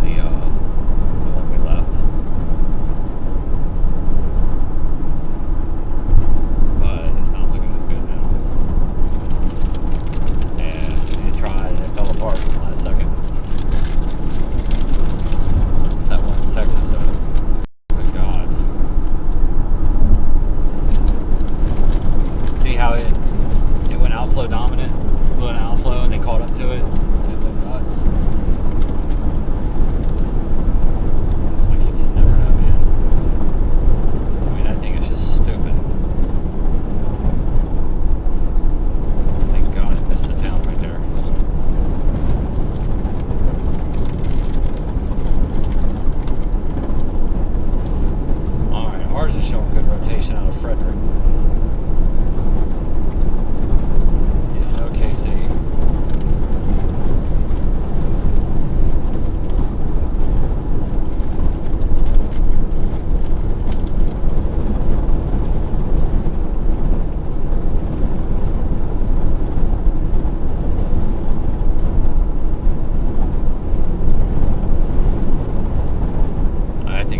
You can't tell where it starts, where it begins. You see that inflow going like that. It's just like, whatever, man. You want nothing to do with that.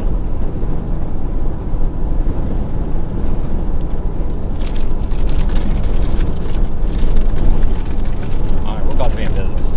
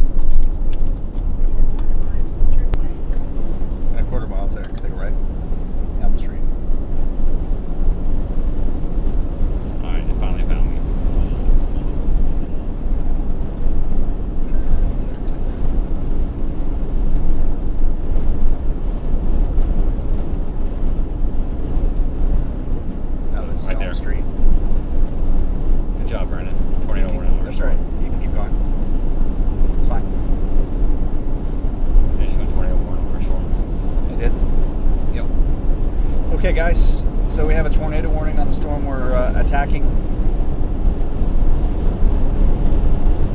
We are just south of Clement, Oklahoma.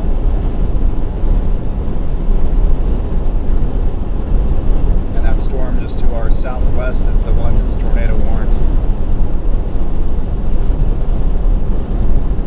And I can see why. It's about to go. He finally took that right turn and it's off to the races, so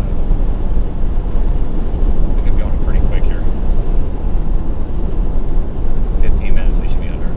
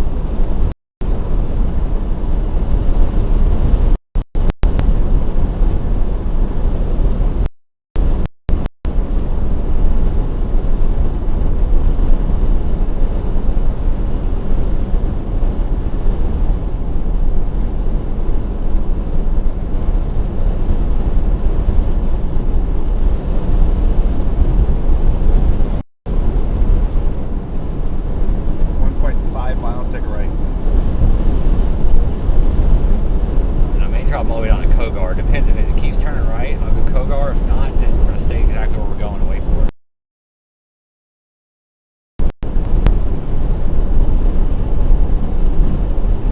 We need to get on it quick though. It's ready. Yeah.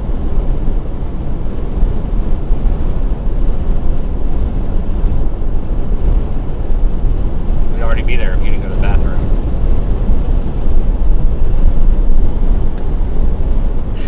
No, it was me when I went to the fountain to get a Diet Coke. I told you. I was like, man, I was sitting out there. I was like, that Diet Coke's gonna cause up a tornado. I got it. So just in case for later when we can't stop. Yeah, it's gonna make you want to pee. Big gulp, huh?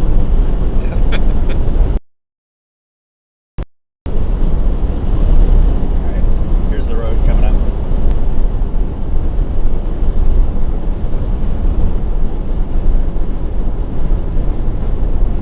Here we go, here we go, here we go.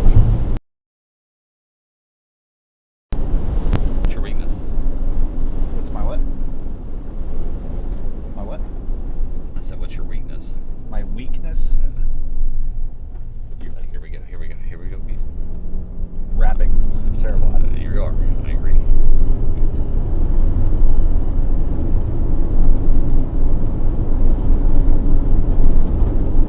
Alright guys, so this is the storm that just was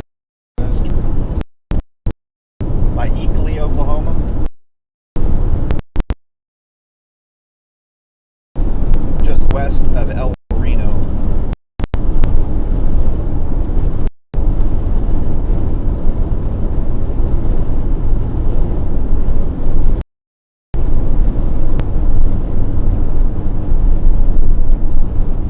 West of OKC.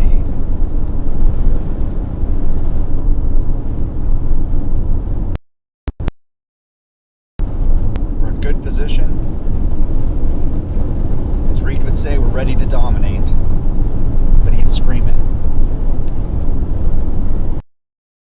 On it, screaming, because it's ready to go, man. It is ready to go. I wouldn't be surprised to see reports start coming out very soon. We are going to be on it.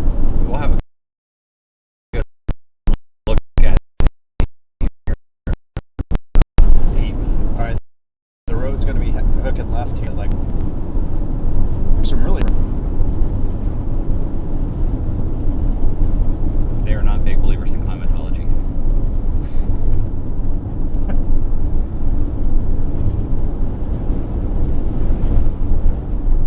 This area has seen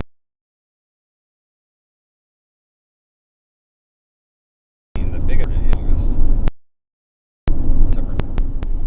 Oh, I'm like wrong. It's a curve, not a stop sign.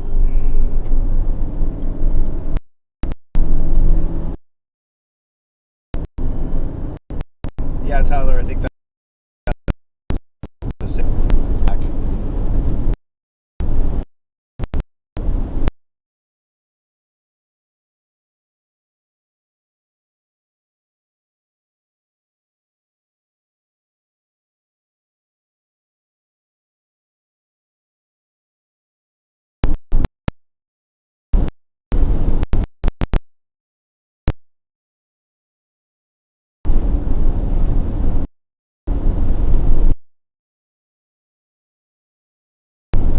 This should long term.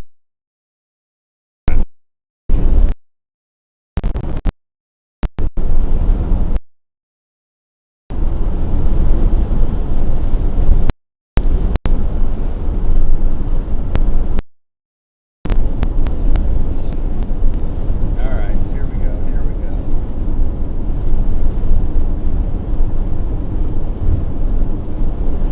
Yep. Lukiba. Clement. Very strong rotation signature. I mean, Reno really needs to, everybody needs to be. Yeah, Alreno, Calumet, everybody downstream of this one needs to be paying attention. This has long track potential written all over it. Okarchi, Kingfisher, literally where we've been all day with you guys. If you've been following us since like 9:30 this morning.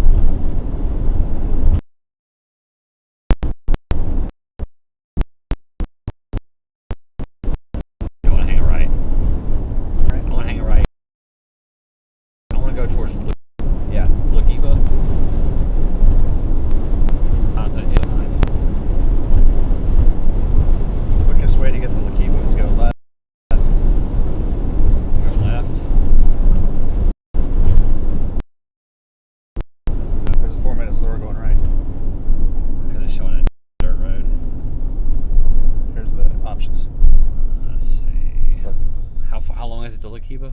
30, 33. We can't do that then. Let's do it right. There's a cut through. No, there's not. Yeah, there's. The 36-minute cut through.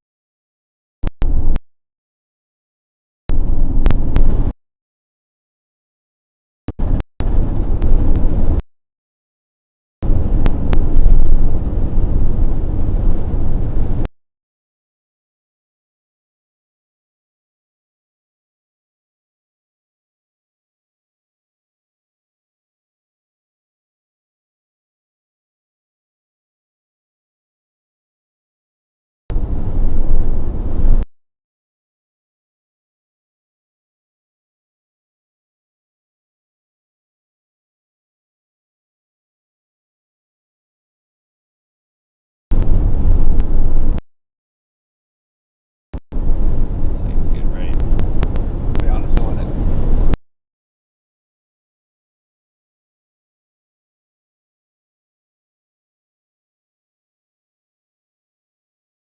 Time. What? If I really had to go, that would be horrible. Still can't run fast. Stick my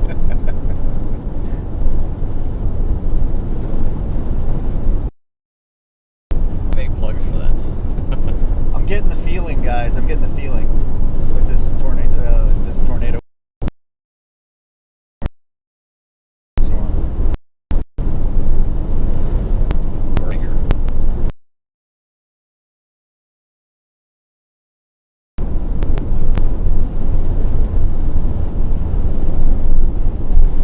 It's turning more right. We're in a good spot. We got this. Yep. We're gonna be on it pretty quick here.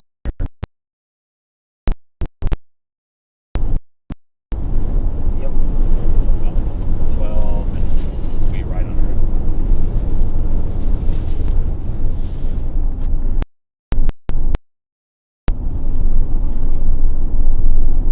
Of course, the most difficult road network known to man, but Yep.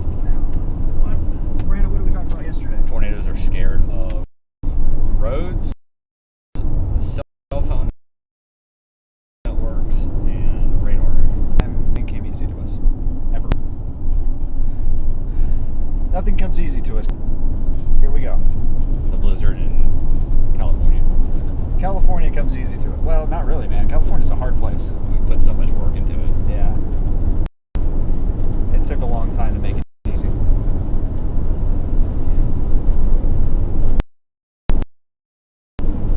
Easy sort cases for you. I've not experienced one. You have not. I had an easy one the other day in Mississippi.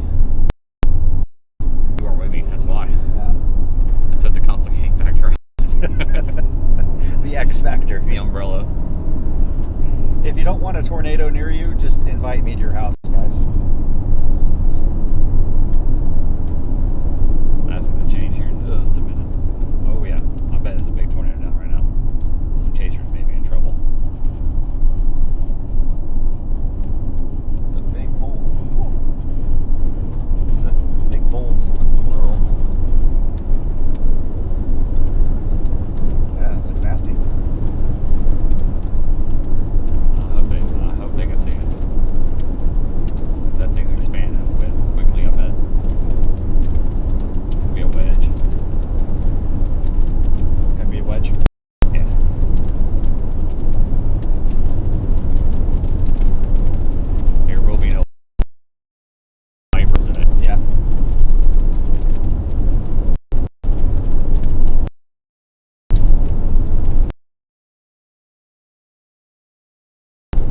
guys are watching on the LSM app, we are WXChasing.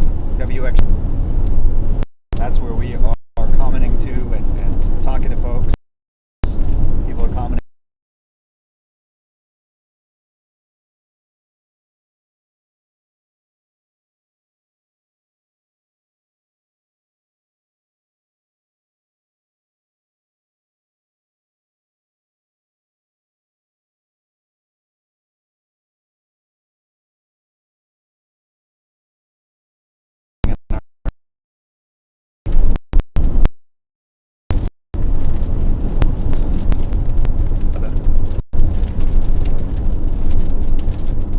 I'm about to take us south.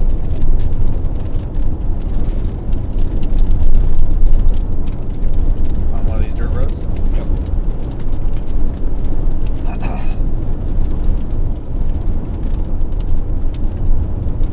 Yeah, we don't want to stay right here. No.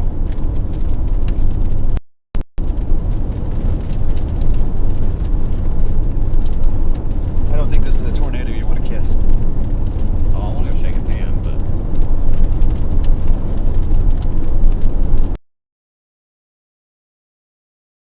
he'll let the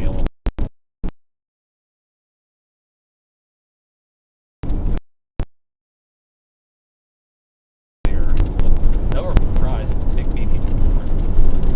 It's got a good signature. Yeah, it does. It really has a strong signature. If you have velocity. Whoa. Got a nice bolt of lightning just ahead of us. Turn left on South Chisholm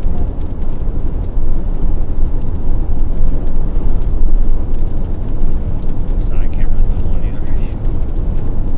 Stop when we get up here. All right. Do you want me to just turn it on and press record?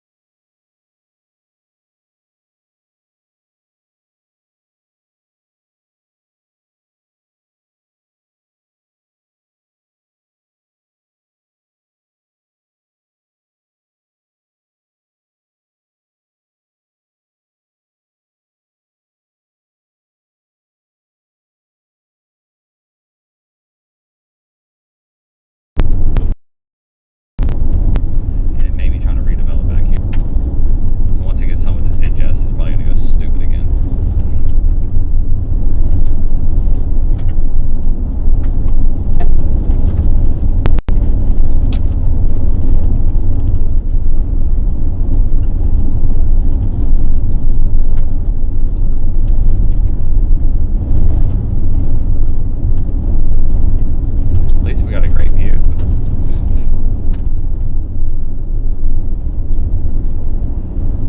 Head north on South Chisholm Road towards 74th Street Southwest, then turn right onto 74th Street Southwest. Once we get on it, I'm not going to do any. Sorry? I said once we get on it, I'm not going to do any sketch roads.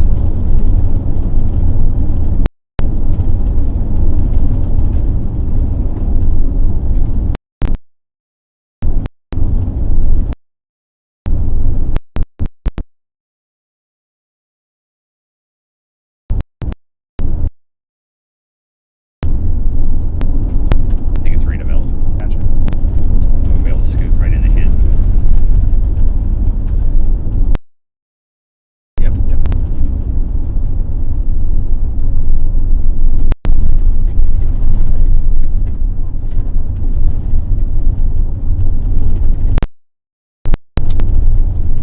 Oh, it's a canyon right there too. Fox Canyon, I think. Can't remember where it is. It's pretty. Do you want cameras? Yeah, we can do that. Let's get close and Okay. then we'll do it. Okay.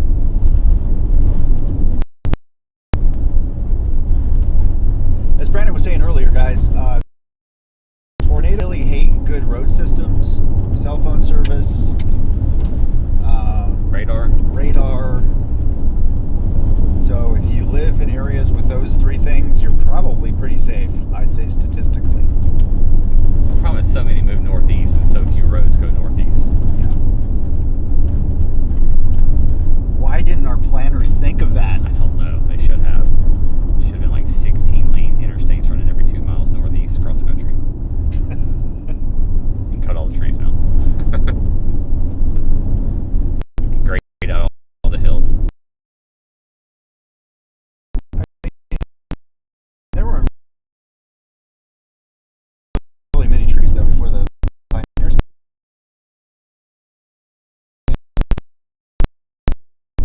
What's that? In the Great Plains. No, I'm talking about just planes. Yeah. I'm talking about over.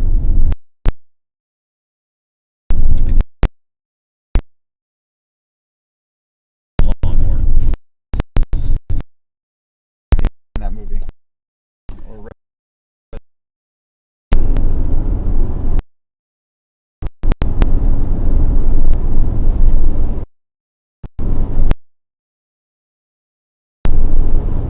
Alright, here it goes. It's redeveloped.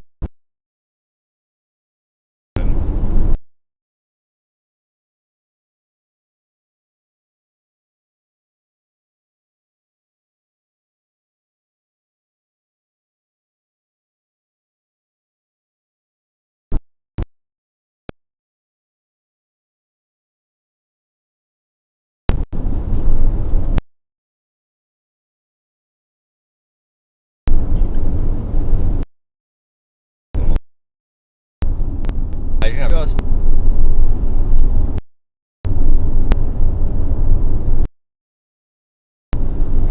dropouts, so obviously you're in the middle of nowhere.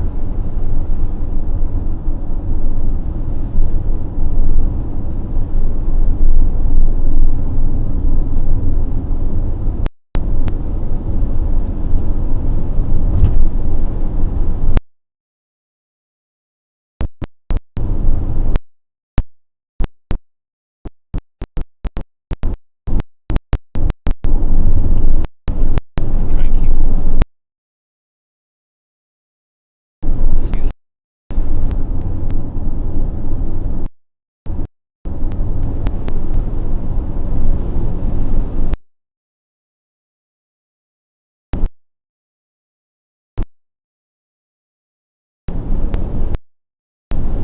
These guys are gonna have a good view of it. Yeah, it's completely recycling right now. It's about to be good. Yeah, if we, I want to give it space, but same token, it looks like it's redeveloping right back here and not going to be more progress done. Yeah, I'm gonna go up to that next. back if we need to get Yep. back up. Yep. And let it come to us for a minute. Yes, come to us.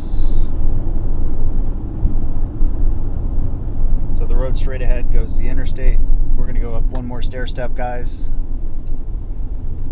Just to give you guys a view. Well, give us a view too. We're kidding. It's all about us. We're being selfish. All the views.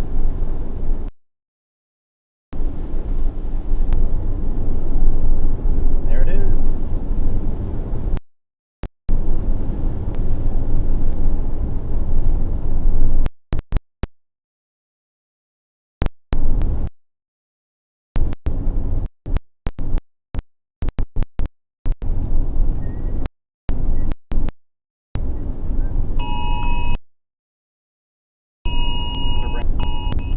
Stop.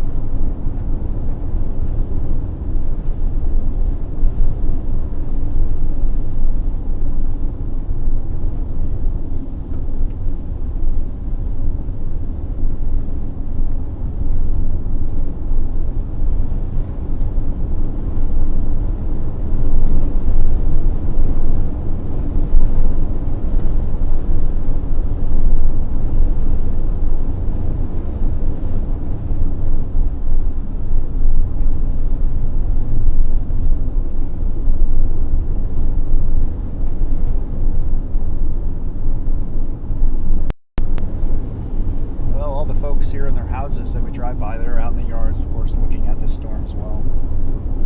Try and get a good look at it, just like we are.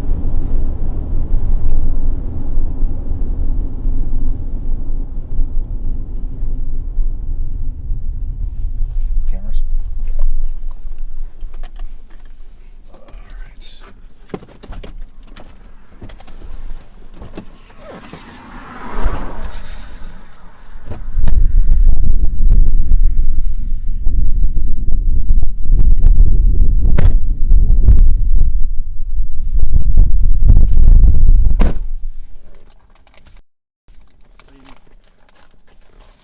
Drone. Right there. Thank you. Controller. Is that the control? Oh. No? Here. It's right here. Thank you.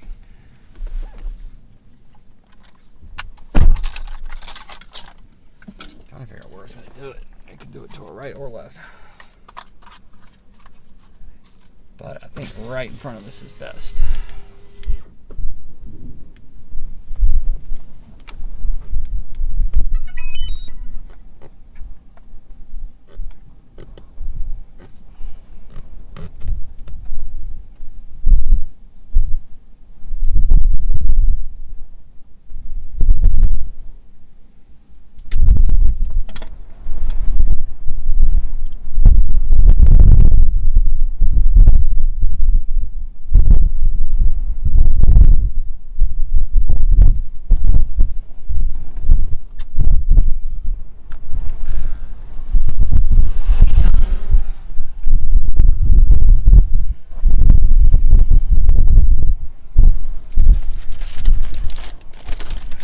Driver's side is not working. All right, look.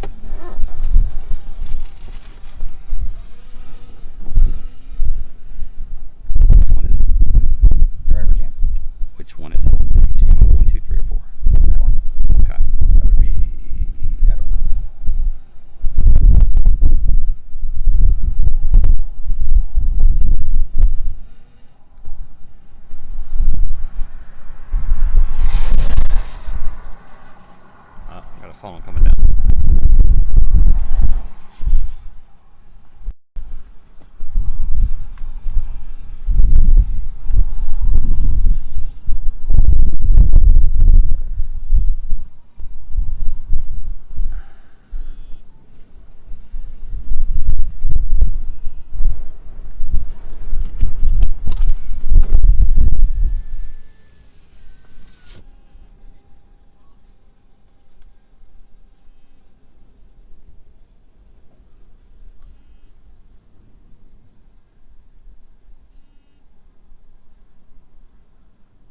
a little funnel. Got a couple areas of rotation. May see a little tornado out of this. I think it's going to recycle and put down a bigger one here in a minute. Got a couple areas that are funneling.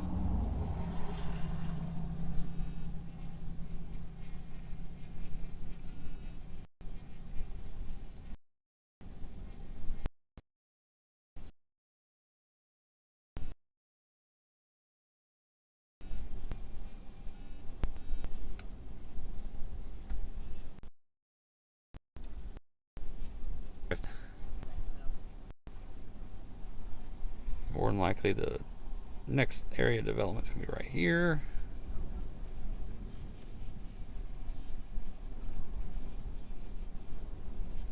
Or this whole thing right there.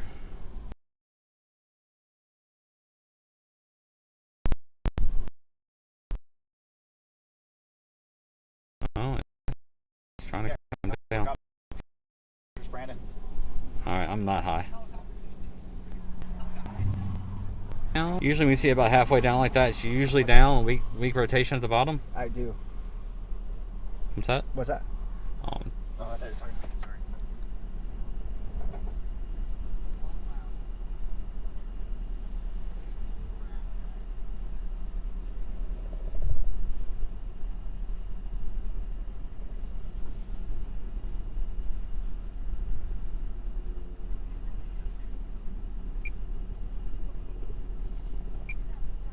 Alright, look out to your right. It's trying to go down there now.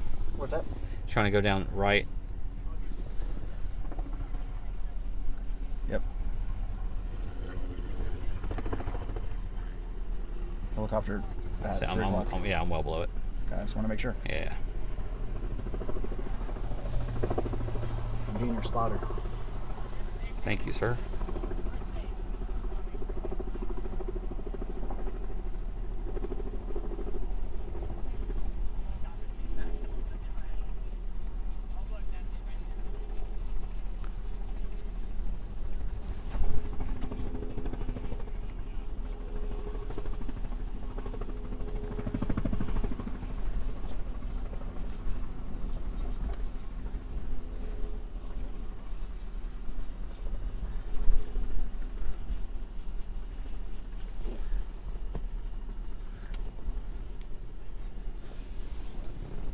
Shut your door. I'm sorry? Shut your door. I need to see.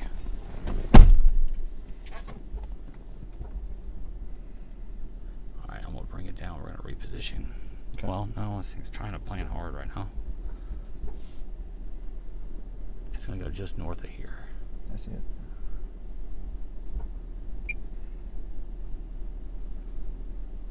Alright, go to the dash cam.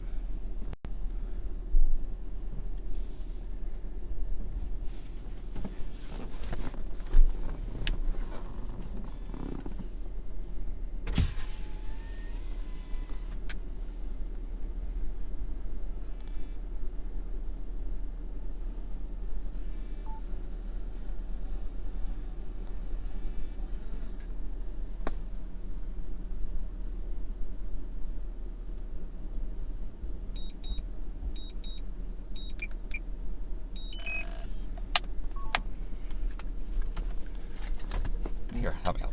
Where is it? Help me out.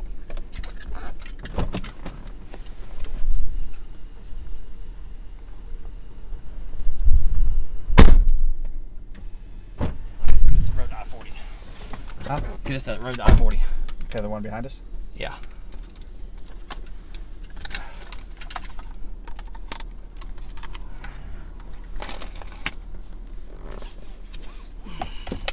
2 minutes behind us.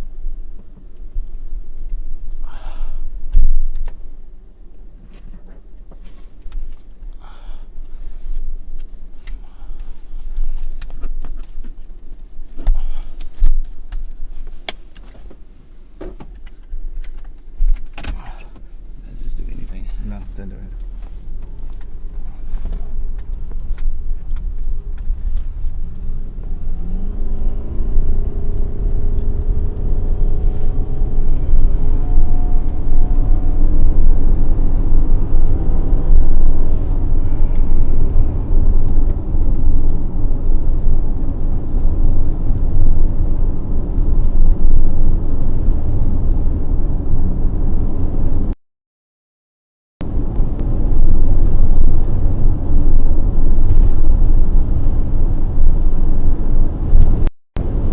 Continue on Oklahoma 37 East for 1.5 miles.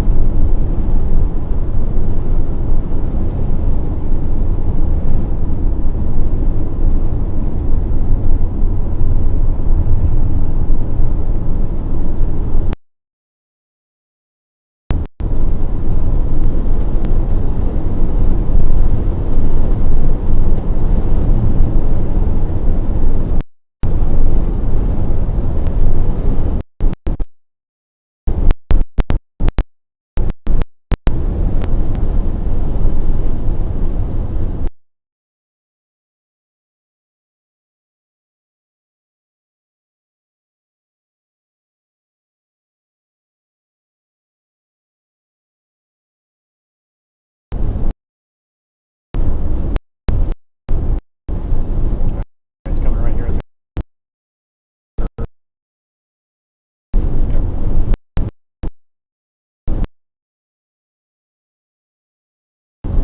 US cars south. Yep. Left on the South Methodist Road.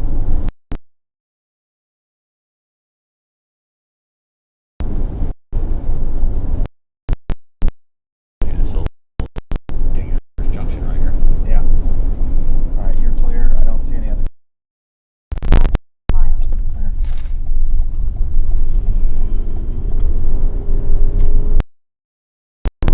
Do it, and that can do it. Okay. That's where the better rotation is. I just like sucked up here really quick.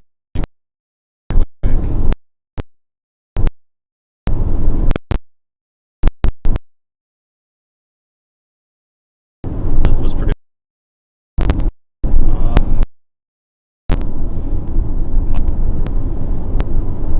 Driver's side. Which one is driver's side? I thought it was number 3. This is 2. And dash is 4. Where's the numbering system here? Right here.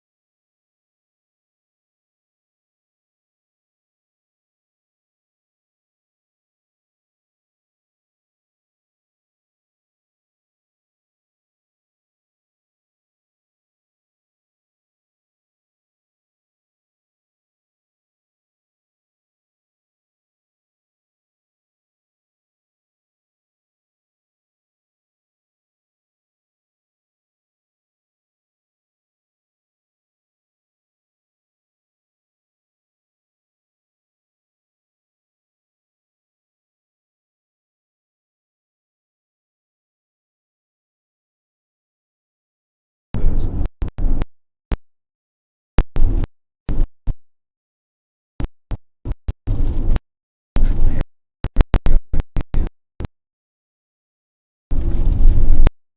Trying to turn into a house. Trying to get off the road.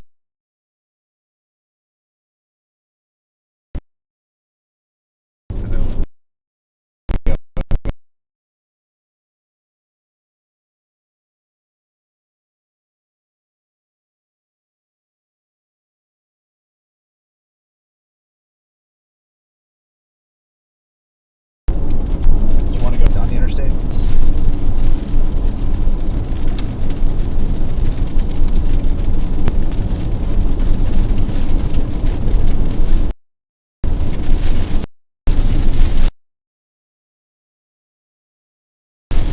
Speeds to the internet is kind of cycle, so I want to give it some space and get out.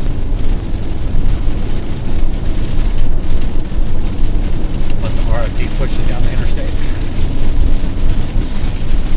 It'd be a nice change of pace. Getting pushed rather than drive into. Yeah.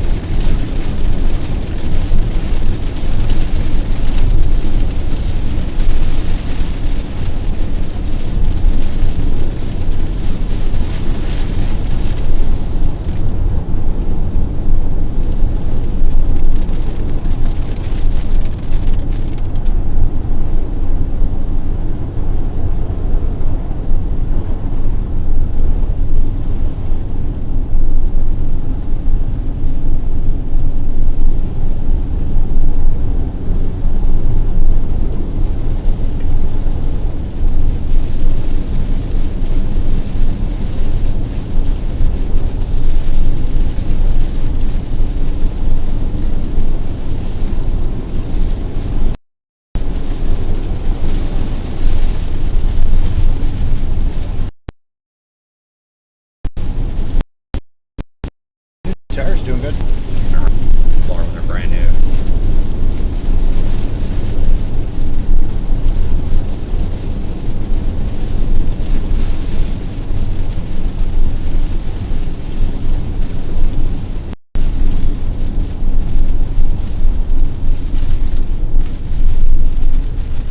You know what I want for Christmas? Northeast roads. I'm gonna talk to Eisenhower about that.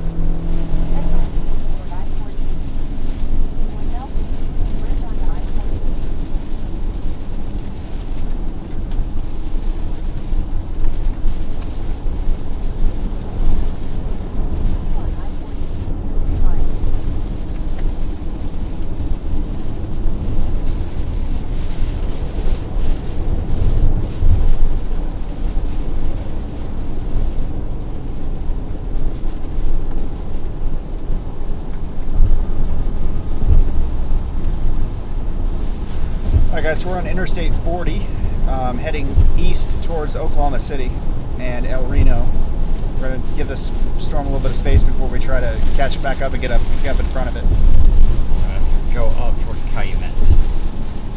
So we have Yeah, on your Clement? GPS. Yeah. Okay.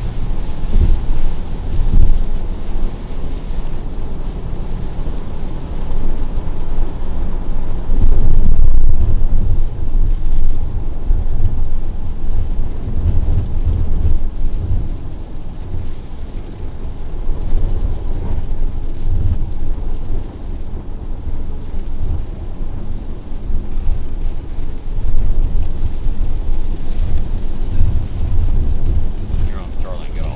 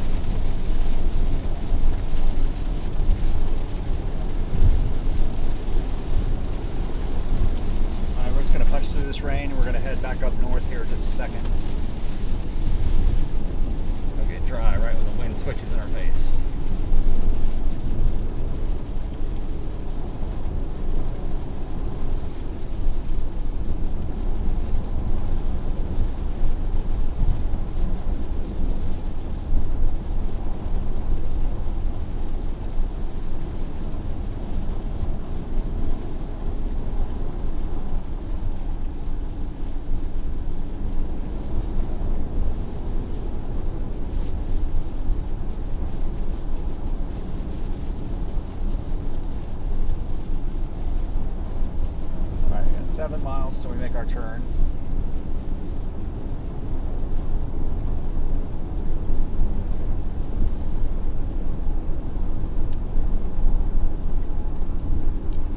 I've stopped at that Cherokee before.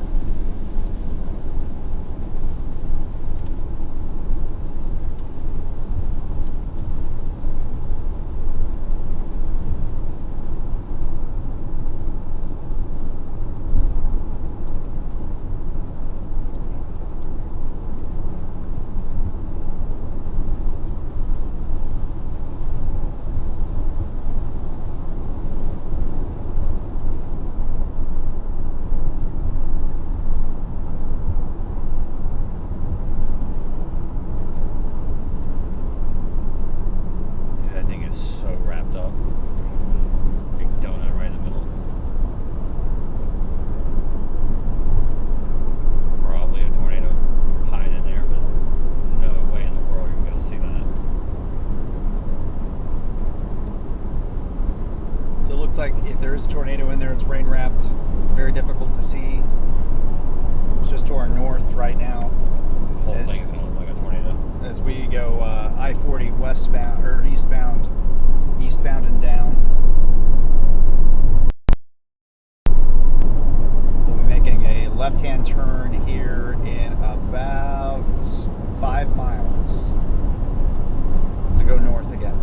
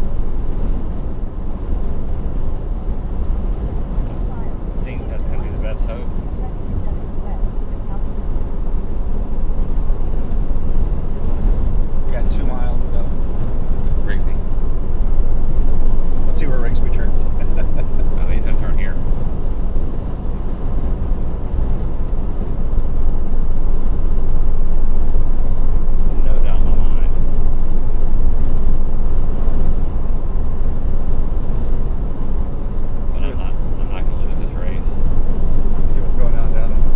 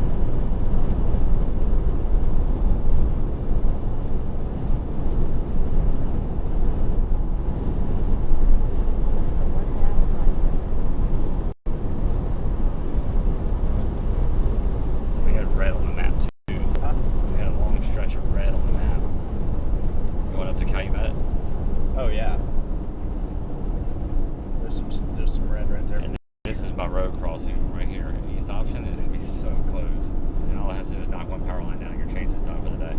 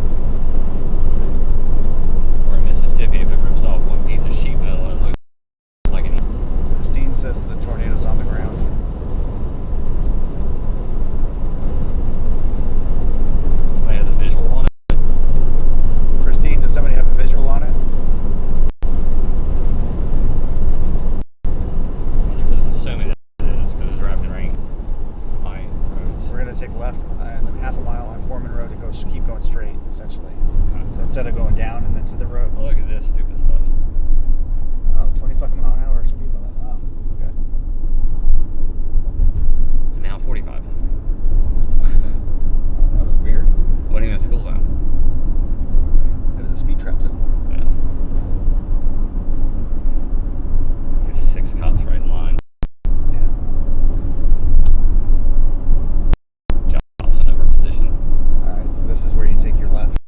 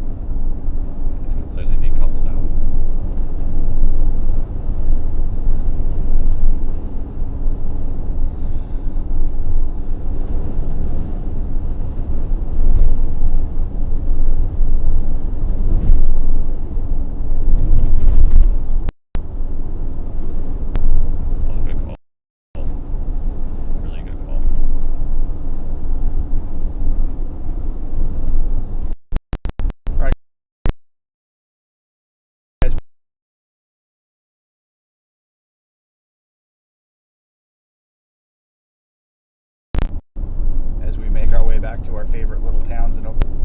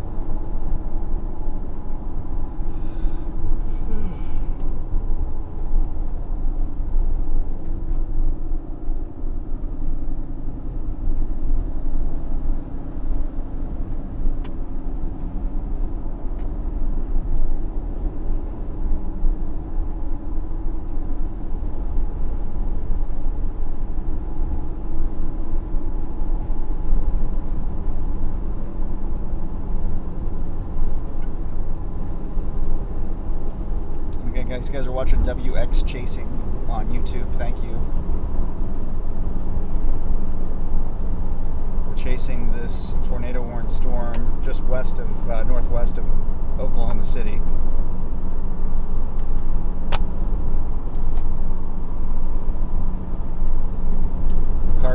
Kingfisher, all in the path. They're in a tornado warning now. We're just leaving El Reno, Oklahoma, driving north. Catch up to it.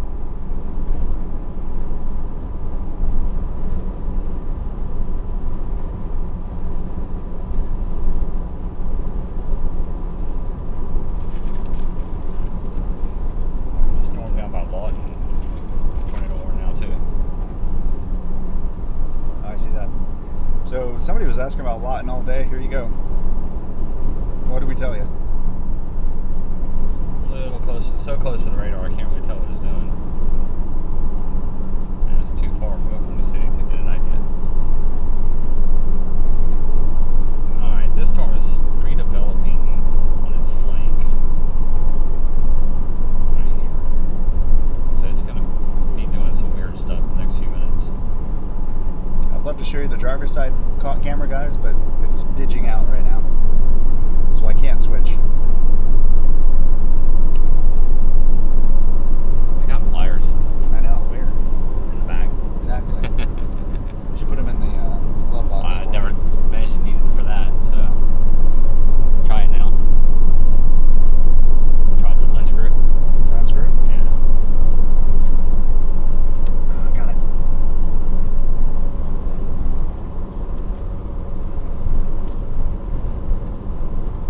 Alright, hold on. There we go, that was it. Now it works. Make sure you go tight back, because every little bump you get will loosen up and I fall out. Tighten it. Yeah. There we go.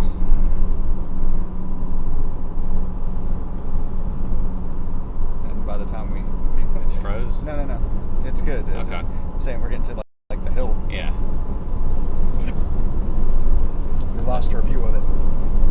It's alright, we're going to get that feedback here in just a minute.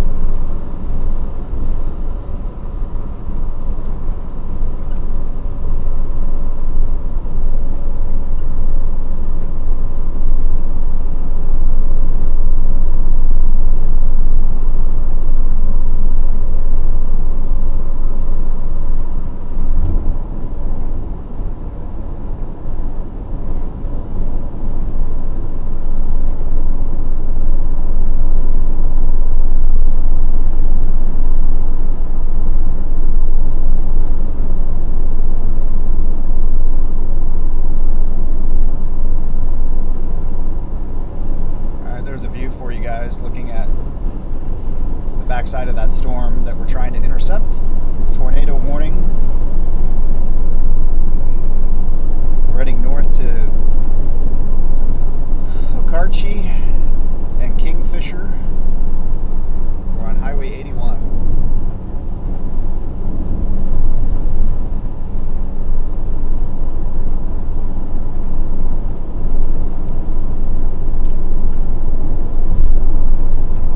Now, is it going to give us a payoff for making the right call? Nope. That'd be nice. Like I said, I'm from Missouri. You got to show me to believe it. You've heard of the show me state, guys? I'm a show me person. Show me. Don't tell me. Show me. Show me, storm. Show me that tornado. I think that thing back, the tail coming back down like Geary. It's going to redevelop back that way. So yeah, we've been driving in circles, but I mean, clearly we were driving in the right circle because we're coming right back into Okarche and then up into Kingfisher, and that's where this storm's headed. So Brandon has a target usually, and we circle around, target those storms, try to be patient, jump on them, and now it's just up to the storm to see what it does. We made the right decision to make this route rather than to go up through Clement. I'm pears. Porky pig.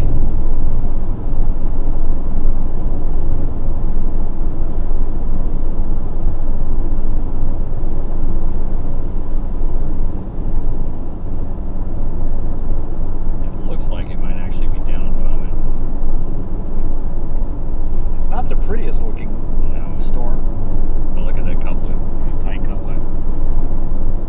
but it does have a tweet couplet. It may beat us to Kingfisher still. That's wild. Yeah, when it does that occlusion thing, man, they take off. I knew it was about to happen. Maybe not to that level, though.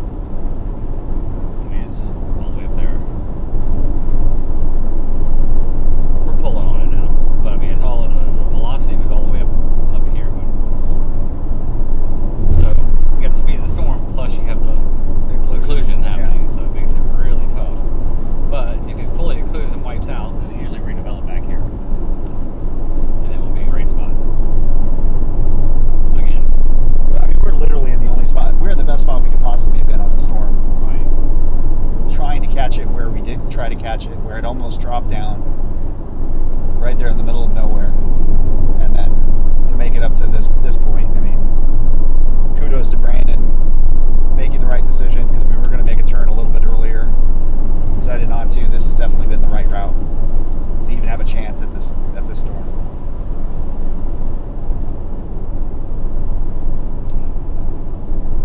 I was speeding.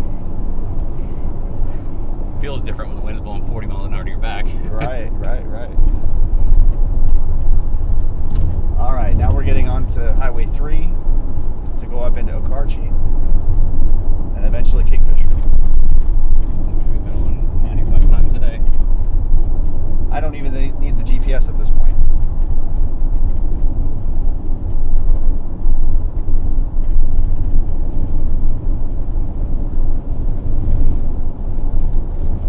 I mean, it's tight couplet in there. It's kind of fading now. It is all in there. Battery, I don't have another. We can plug it in. if it lasts. Hopefully. I mean, I got more, but they're back there. We'll see. Fingers crossed. All right, be careful of all these I chasers. see 'em.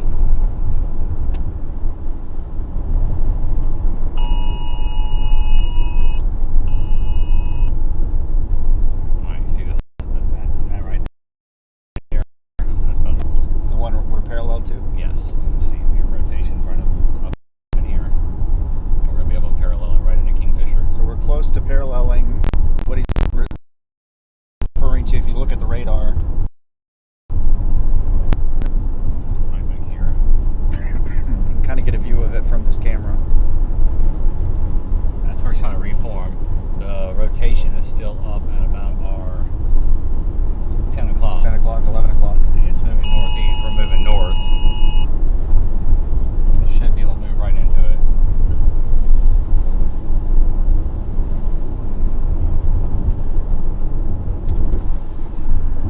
Howdy, Okarche.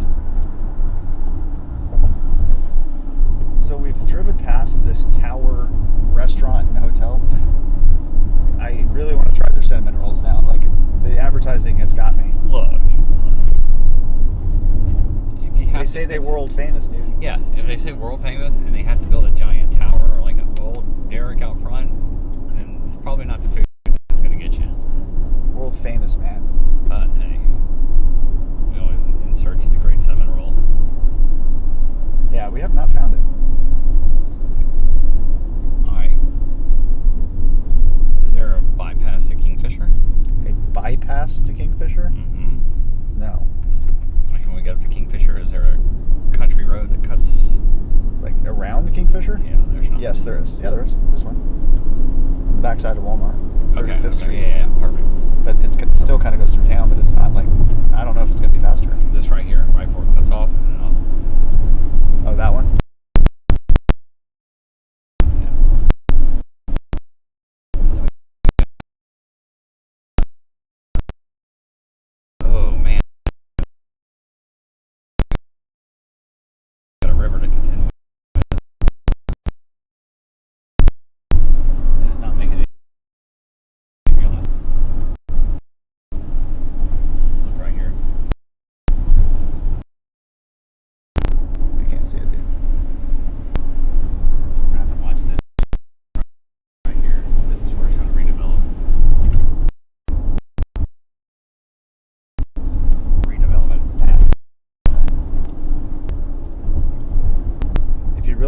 do that. Should have turned back here to go out. All right, there's your bowl. All right, now you guys are getting a view.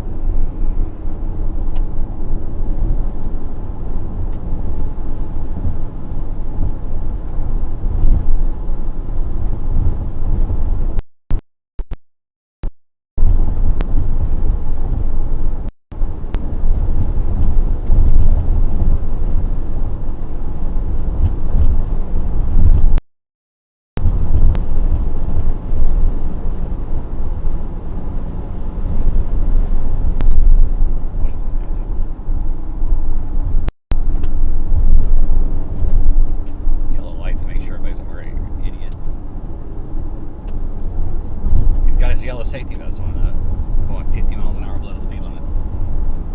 Idiot.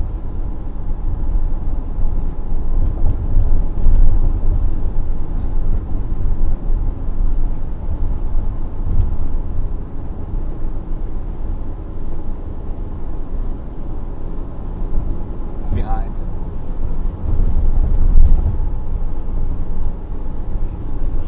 You can get a good view on this actually, Brandon. Yeah, it's not, it's just inflow right there. That's where it's trying. It's Yeah, I see it. behind the outflow. Yeah, You want to see where this outflow trail comes in and wraps in front? It's coming right out this way. That's where it's trying to redevelop, but it's not doing it yet. And then it's going to try and redevelop over here, which would be this way.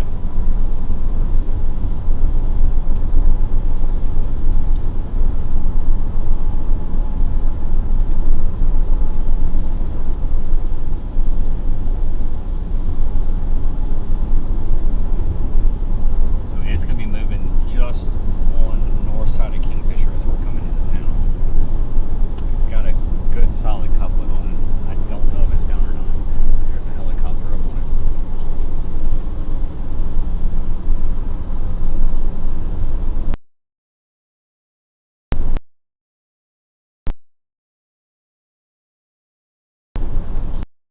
They can't see it either.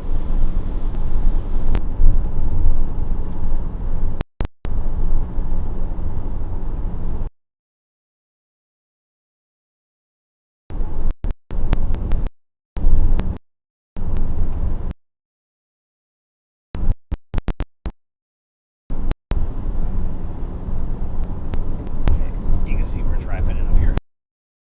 All the way back around.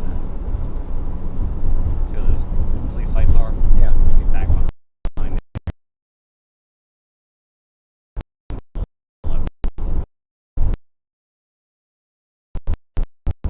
All right, yeah, I see it.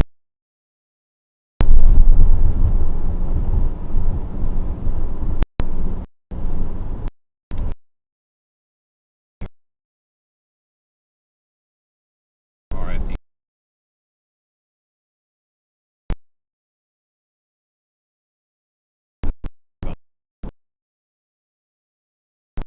Crush. I'm down this one. That's your area of concern.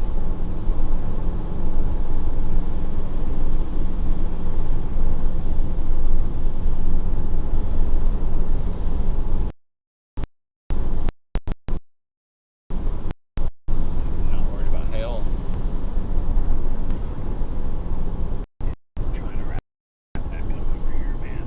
Yeah. Let's get up to. Get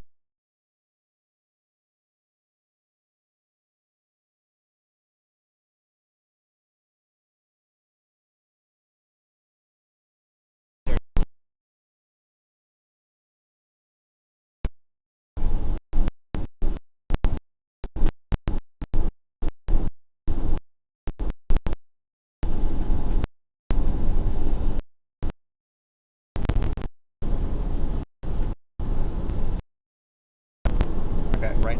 right there with that strong rotation in your couplet is.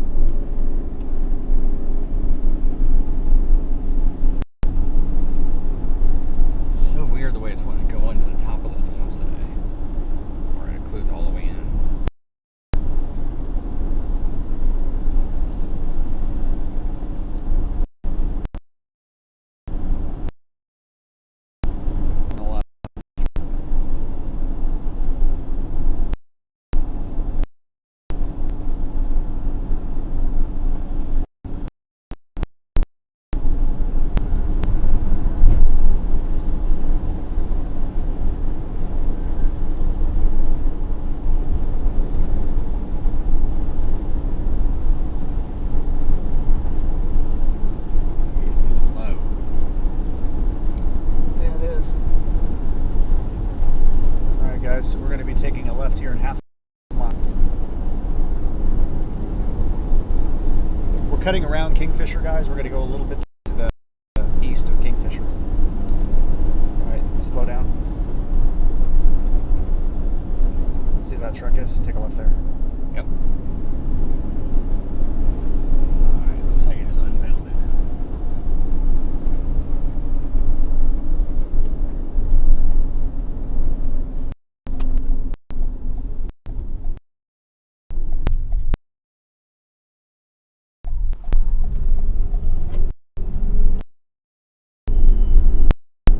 We're just trying to redevelop back here.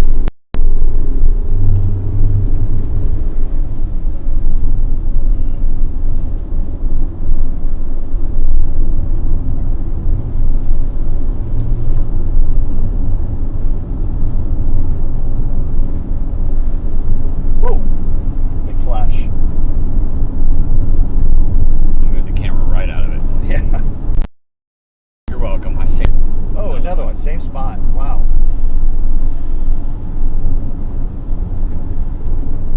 All right, we're like 2.5 miles from taking a ride, okay? Okay.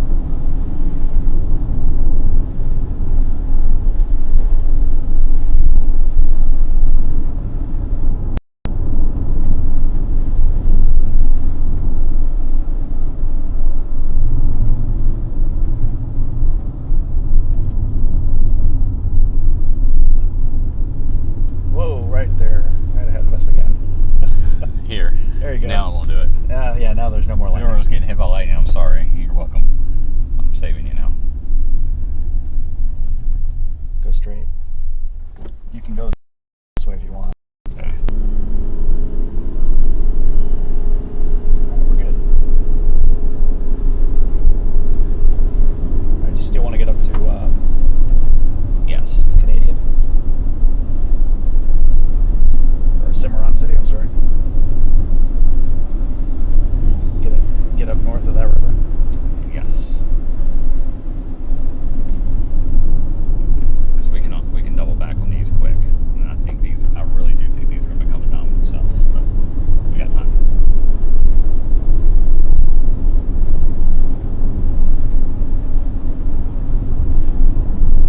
Alright, it's coming just north of Kingfisher. It's bound up again on radar.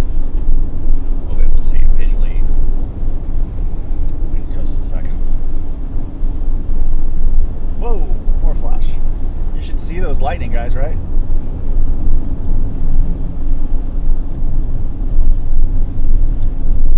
I love lightning. I'm a big fan from watching inside the car. Yeah.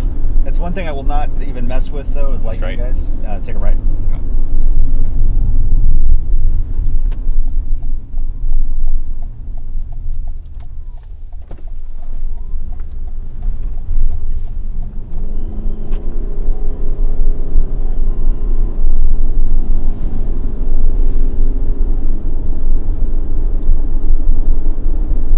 Woo.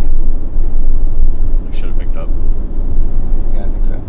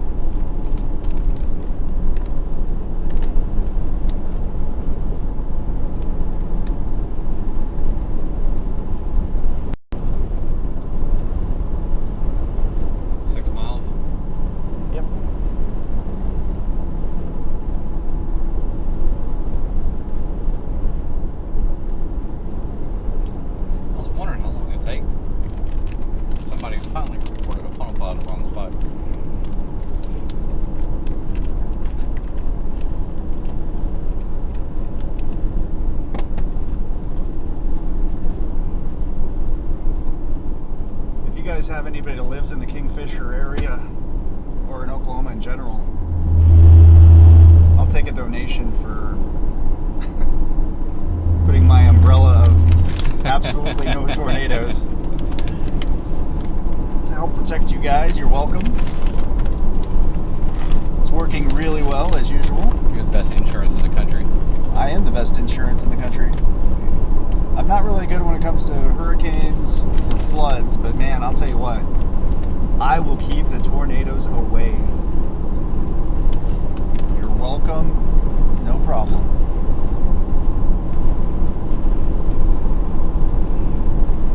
Says the guy who saw 3 tornadoes yesterday.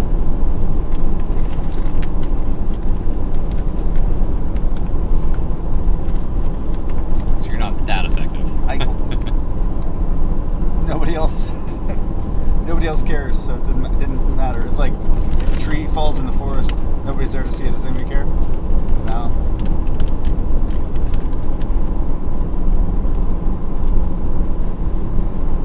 And I wouldn't really call the video I have of it spectacular. No.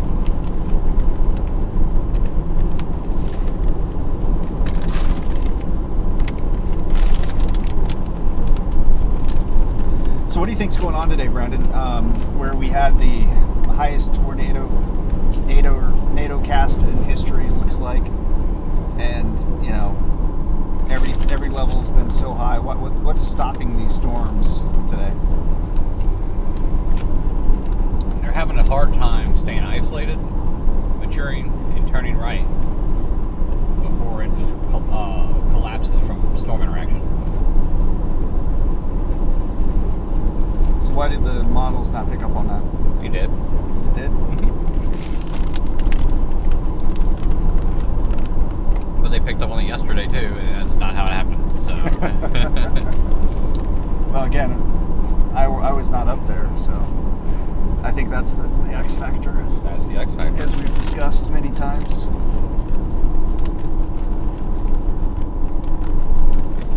Models are right just enough.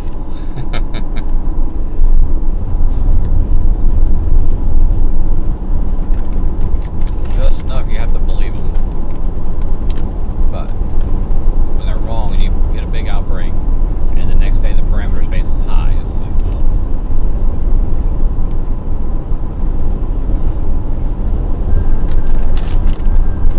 And it's not over, man.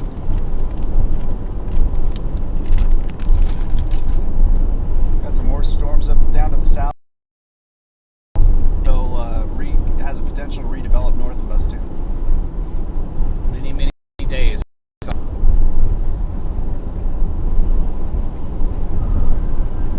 I will say we haven't seen any tornadoes, but today feels less like a bust than yesterday. Well, I know. Historic outbreak. it went tornado warning again on it. Alright, 0.9 miles, take a left. Okay.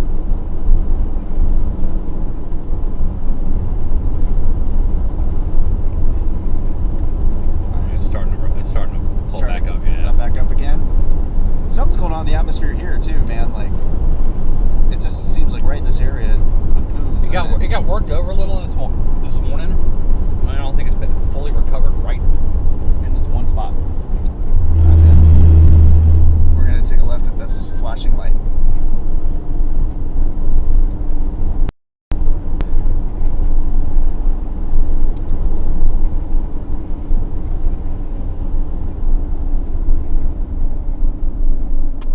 I mean, I'm telling you, dude, there's been days. I remember more Oklahoma. I woke up that morning. In Oklahoma City, I look up, and it's this perfect outflow Mountain River. I'm like, well, I'm going back to bed. I'm going back to sleep. I'm like, I'm not leaving here. The biggest risk was down to the southwest of there. Uh-huh. And I'm like, I'm not leaving. You shoot a tornado watch to the southwest. I'm like, I'm not leaving. Storms went up to the southwest. I'm like, I'm not leaving. Wind tornado warning. I'm like, I'm not leaving. First storm produced a little brief tornado. I'm like, all right, I'm going. Drive all the way down there. Felt like the bust of the day. And all of a sudden, boom. Storm blew up. EF5.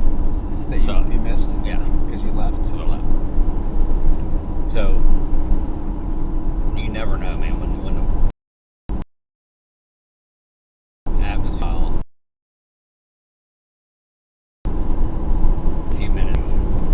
break off right here. If it keeps pushing this way and this keeps pushing up, and this breaks off into a clean environment, this has been the area of concern I've had all day, right through here. That's true. That's why we've been circling here all day. Hey, we just crossed the Cimarron River, guys. Like tornado vultures. It could also crap all over itself and be done in 20 minutes. Fun. Yay.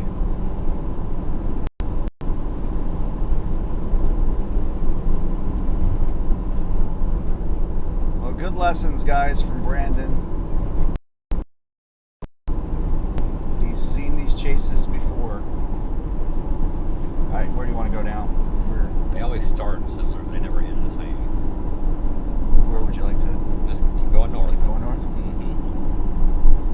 This thing's either going to do it or it's not. See how it's breaking off all by itself here?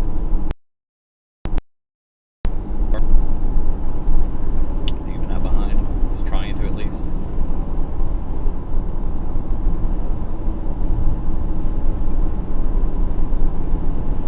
At this point, I want it for the loyal viewers. We had over 800 people watching at once, which is pretty cool for, you know, our third stream.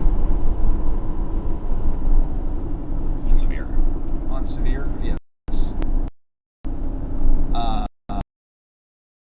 Immensely. The diehards, I want it to come through for you guys. Mostly me. Oh.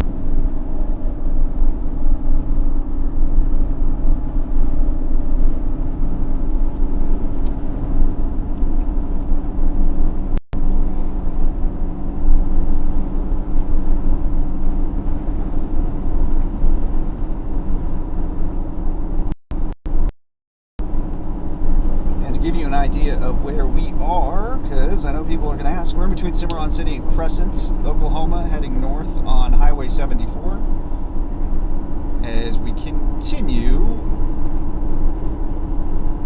to track this storm. The intercept point on this storm is about 11 miles north. The current rotation is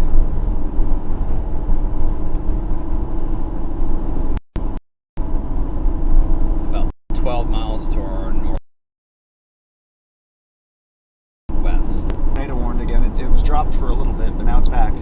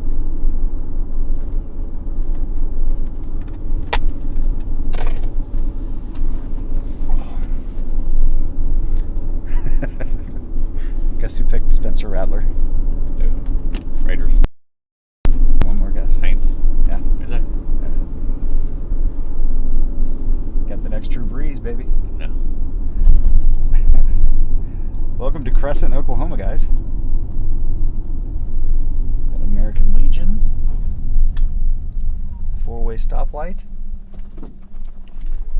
Police officer sitting on a cell phone in the middle of town. Shape Up Fitness. But Point.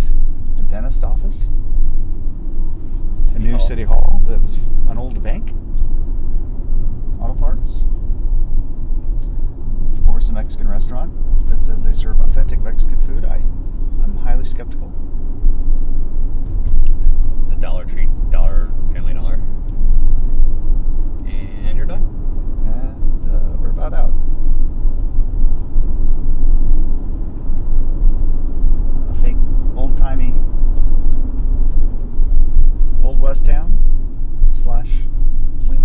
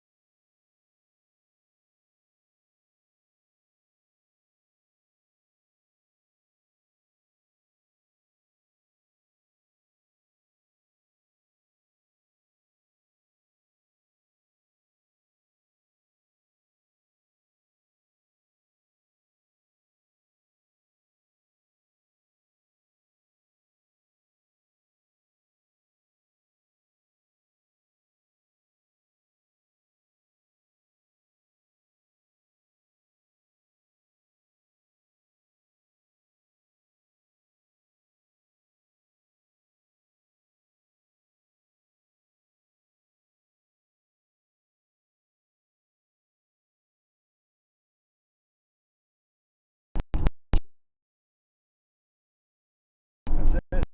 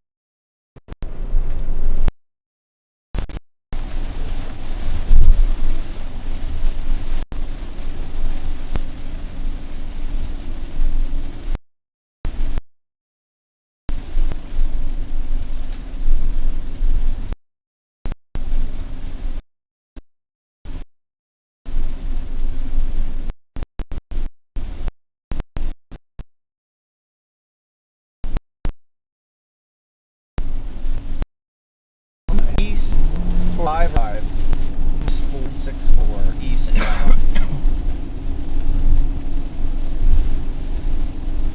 Drop the tornado warning, as they should have.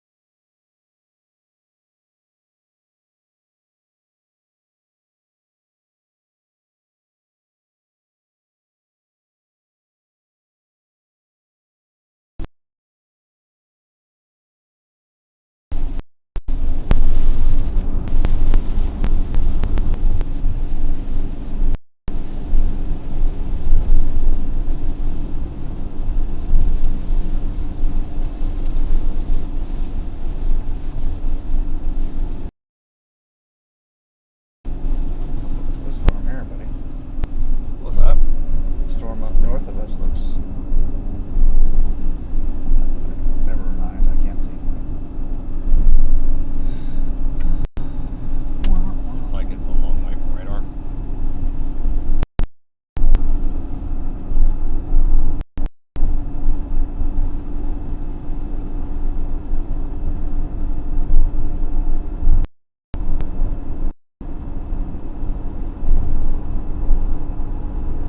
Let's confirm, but nothing looks good.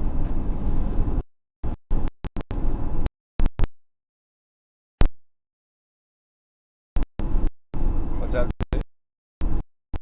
I said nothing looks good. No.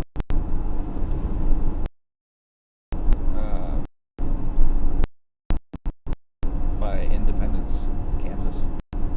So, Hey, that's how you name.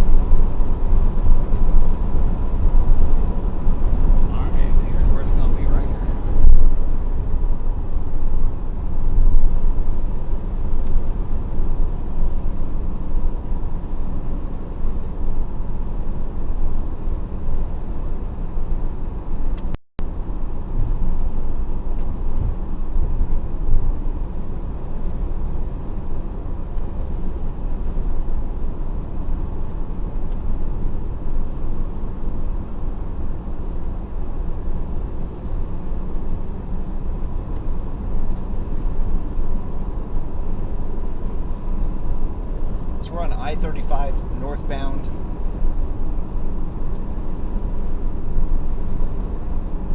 Just left Perry, heading up towards Tonkawa. Fancy dance casino.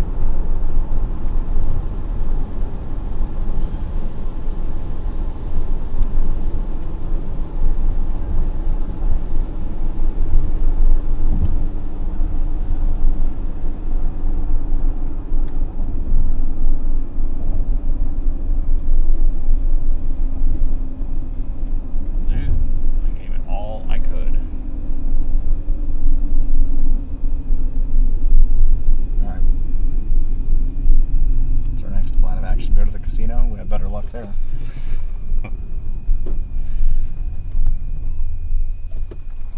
I won't stay with it for a minute here, but it doesn't go far. I guarantee you guys I can go to this casino we're passing and have better odds than what we've had the last couple of days.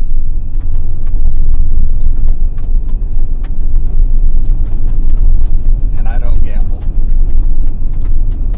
But I bet.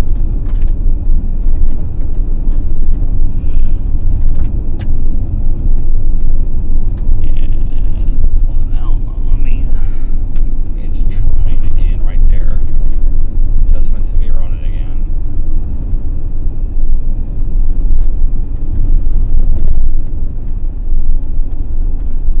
It's trying just hard enough.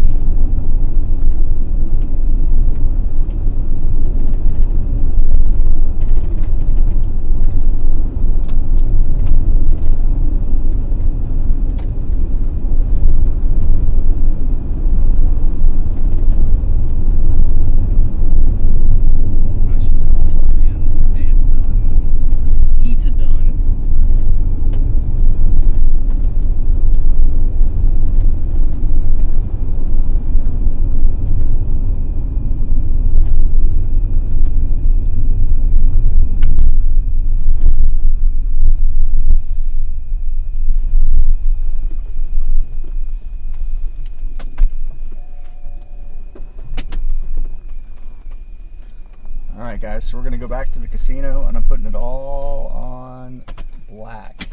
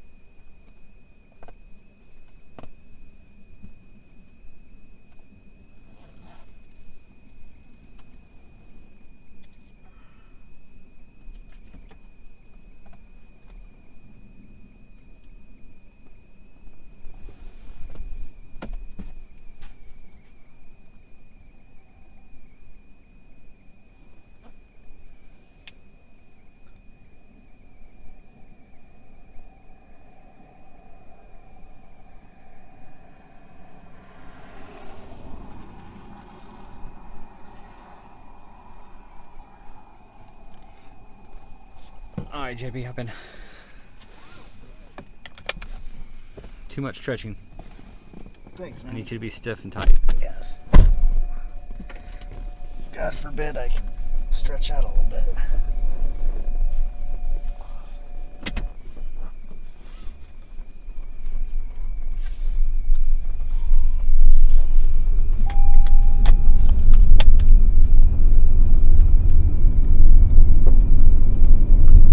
So it's trying to form a hook right here again. Sure. That's what the new flow is. Sure it is. It is. Sure. It's out in front. 75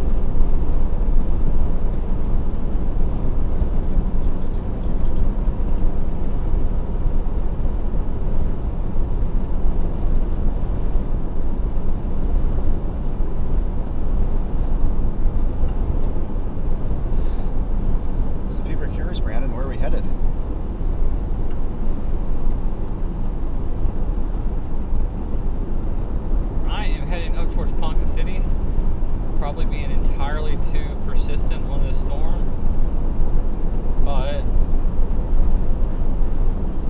I don't want to leave it just yet. And there's nothing else going on, so I'm gonna give it one or two more shots here. Give it the old college try. And give it my best.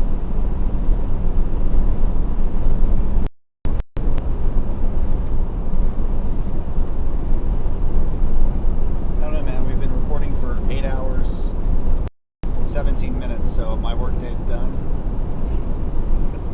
You're clocking out? Clocking out, man. Punching out the time clock in the back seat. I gotta negotiate better deals. terms. Yeah, better terms of my contract here. Your passenger seat contract. I need to negotiate bathroom breaks, Brahms breaks. Hey, offered Brahms twice. You're not getting a third chance. Until we get to Ponca City. Would that make you happy? I'm gonna organize. You're gonna get a union, storm chaser union. I'm gonna get yeah, exactly. I'm gonna unionize with all the other passengers in the storm chasing community. Stretching breaks. You got a stretch break. He forced me to jump in.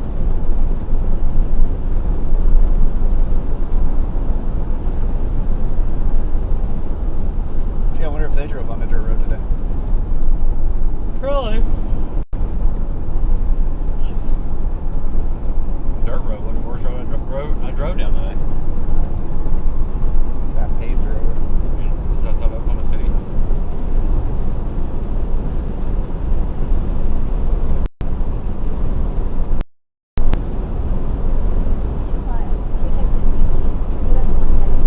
So it keeps trying to reach out and grab the outflow and get out in front. And then it gets undercut. It keeps trying though. If it does, it can do something. Yeah. If it doesn't, it won't.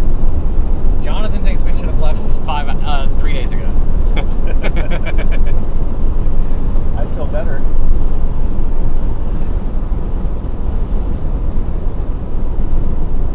There's a meme with this Italian guy who's like on a TV show in Britain. This is a waste of time. We could have been in a bar having a cocktail. But you've never seen Ponca City. I have. Oh, you have? Never mind. You should. Wait till you see all the changes they've made.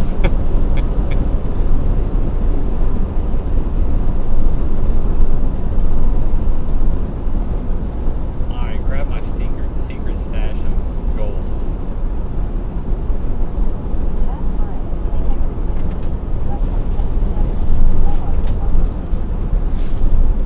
Never mind. They finally removed these stupid things. It's just all told by plate. Yep. It's twice as much as if you have a tag. I'd be like Brett and have 45 tags in my glove box. Every time you come to a toll box, scrambling for which one's what. I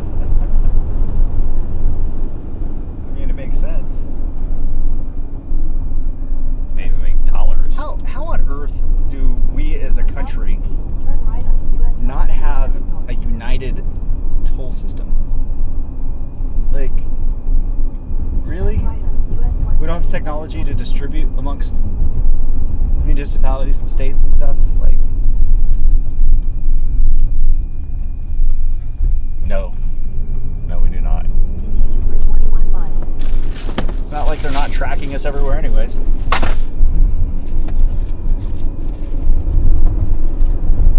And here we go.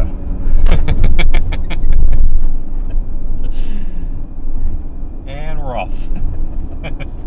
Guys want to start talking about government surveillance? Let's go.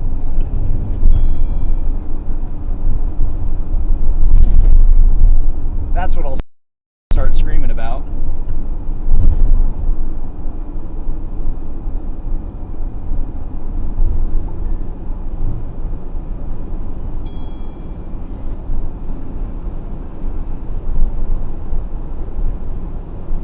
Barrett, you get to ride along and your feet aren't even cramped. Free speech and government surveillance.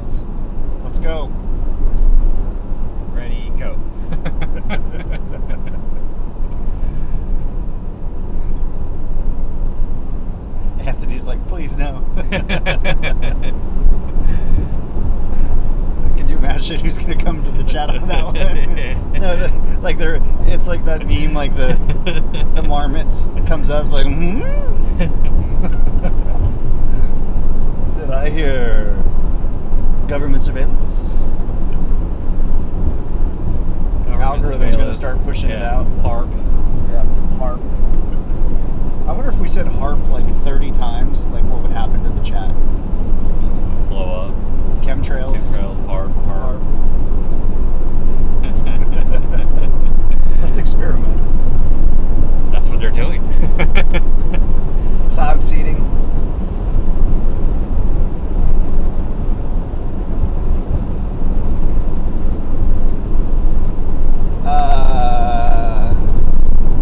I kind of stopped caring where I'm at, to be honest with you. Where are we? I'm on the rumble strips. Where are you? We're on Highway 177. South of Ponca City. South of Ponca City, baby. Tracking a storm that's obviously dead, but we're desperate. we don't have yesterday to rely upon. Like, go back. You know what? We got some epic historic day video yesterday. Not us. I think we're the only tornado chasers that caught a tornado and did not buy a steak. I had 2 eggs and a protein shake. I had literally the largest chicken tenders on the face of the earth. I think they were turkey tenders, man. All those hormones, man, they put in the chickens, they're just like, whoo! They're going to pump you up. Set the plate down in front of you. Arm just came out and flexed. The waitress, her arm's like strong because of all the chicken tenders she brings out. She doesn't need to go to the gym. They started flexing each other like Terry Fader. No, not Terry Fader, Terry, what's the name? Cruz. Alright. As much as I want to show you the beautiful, beautiful city of Ponca City,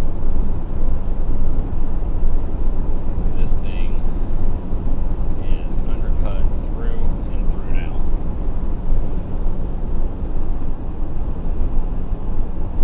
Oh. I kind of said earlier today that since everybody was talking about today like this week and nobody was talking about yesterday at all, even yesterday. What about tomorrow? Huh? What about tomorrow? I mean, tomorrow obviously is going to blow up. It's got to get me on a plane back to Florida and then watch out.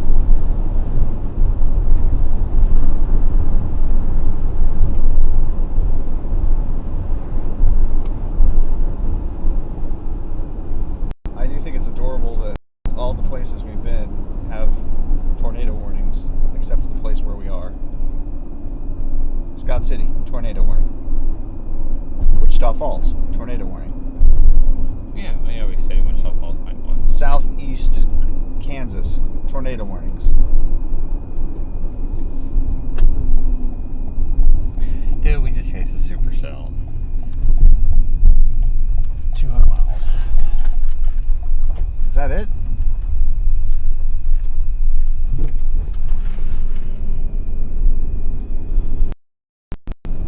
Clear across the state. Where's Veneta? Roslyn. Finito, like our storm. Stillwater. Yep, guess what? We got another storm. Where? Showing rotation by Marshall. And by Marshall is down To our southwest, heading our way. Let's go down and meet it. Give it a kick.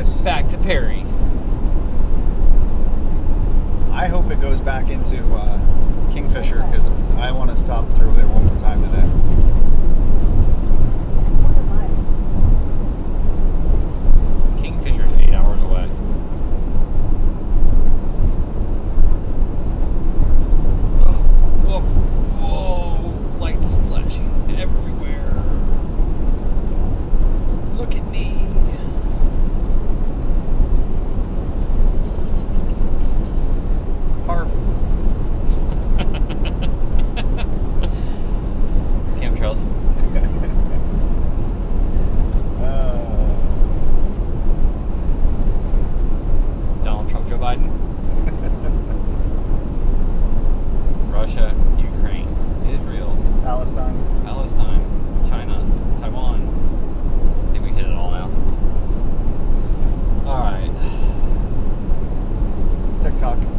TikTok. Yeah, TikTok. What other BS thing are they trying to make us care about and fight?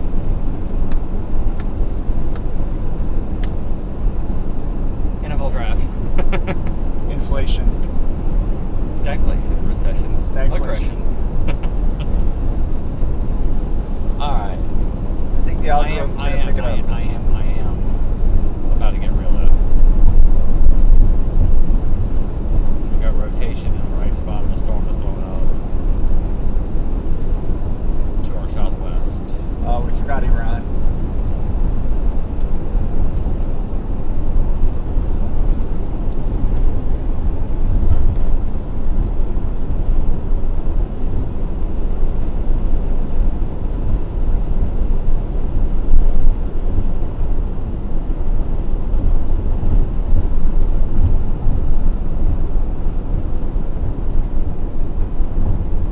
Everybody's still trying to catch that storm. It's rotating it now that we left it.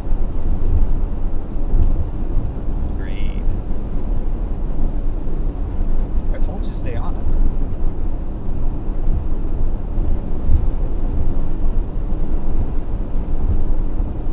It's really all been trying to tornado in that mess. But I'm more concerned with the storm.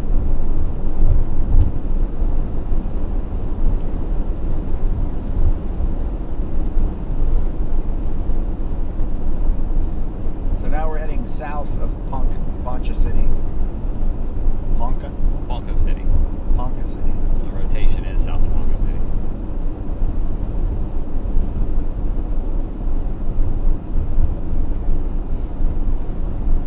David's just out to go do some fishing.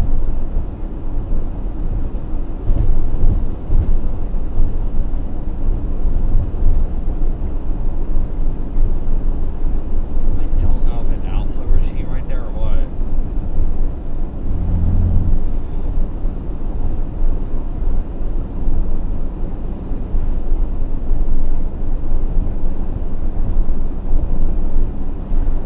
Ponca City.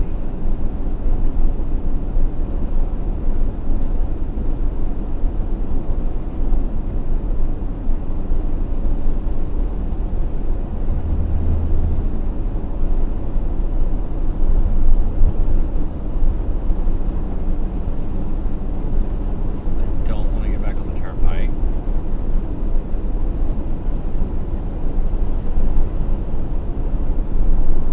So let's go see the rest of Perry.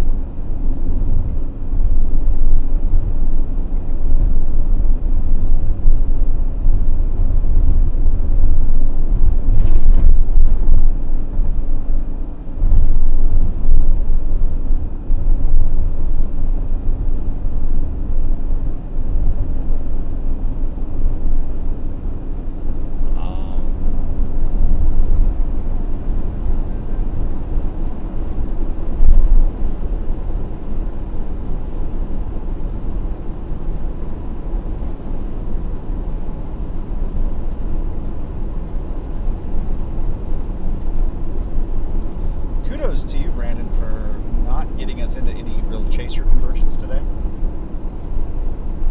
There's some pretty terrible pictures floating around of some of I them. imagine so.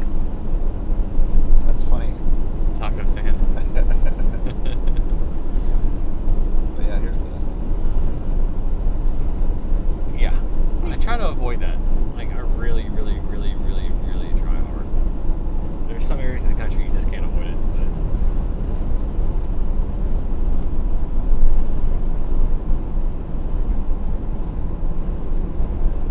and half the people out there chasing the inflow don't even realize what they're looking at. And that's usually where it's the worst.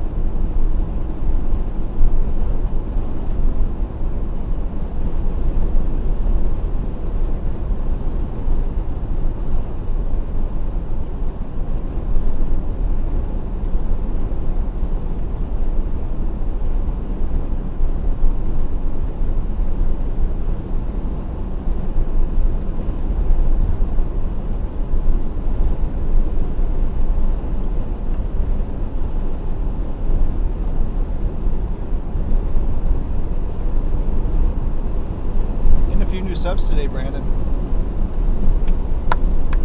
Thank you. Thank you all. Just imagine once we show you something cool.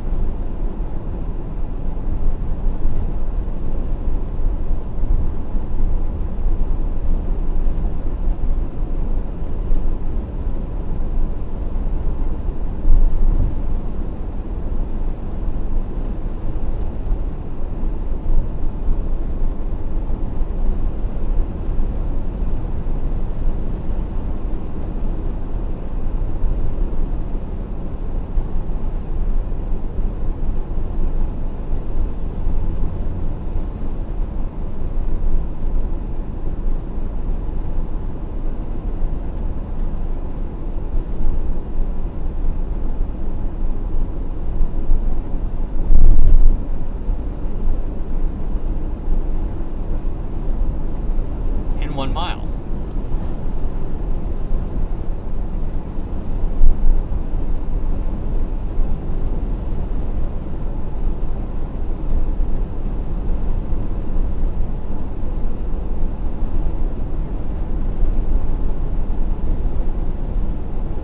Half a mile, turn right on US 64 West.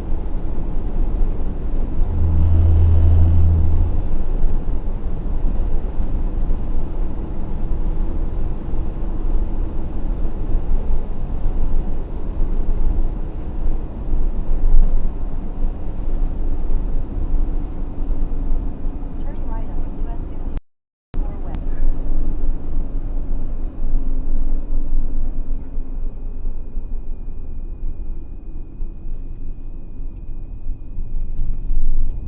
Continue on US 64 West for 11 miles.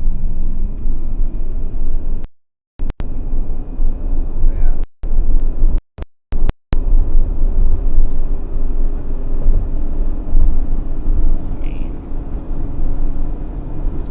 It's looking good, Brandon. Maybe your negativity spawns tornadoes. Dude, I hope so.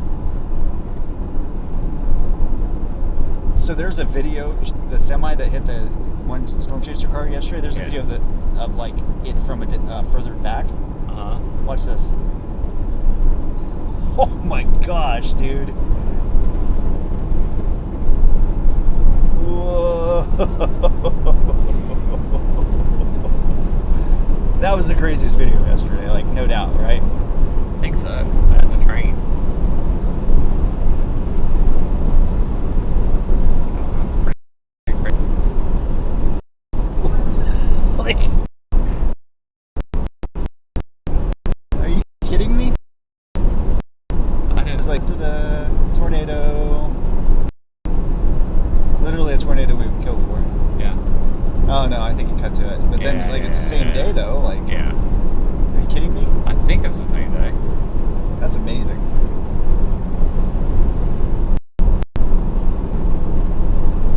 Oh, that's Connor McCory. I think that's Connor's video from the same day I shot the sulfur tornado when he was in near just right across the river from Wichita Falls. Oh, okay.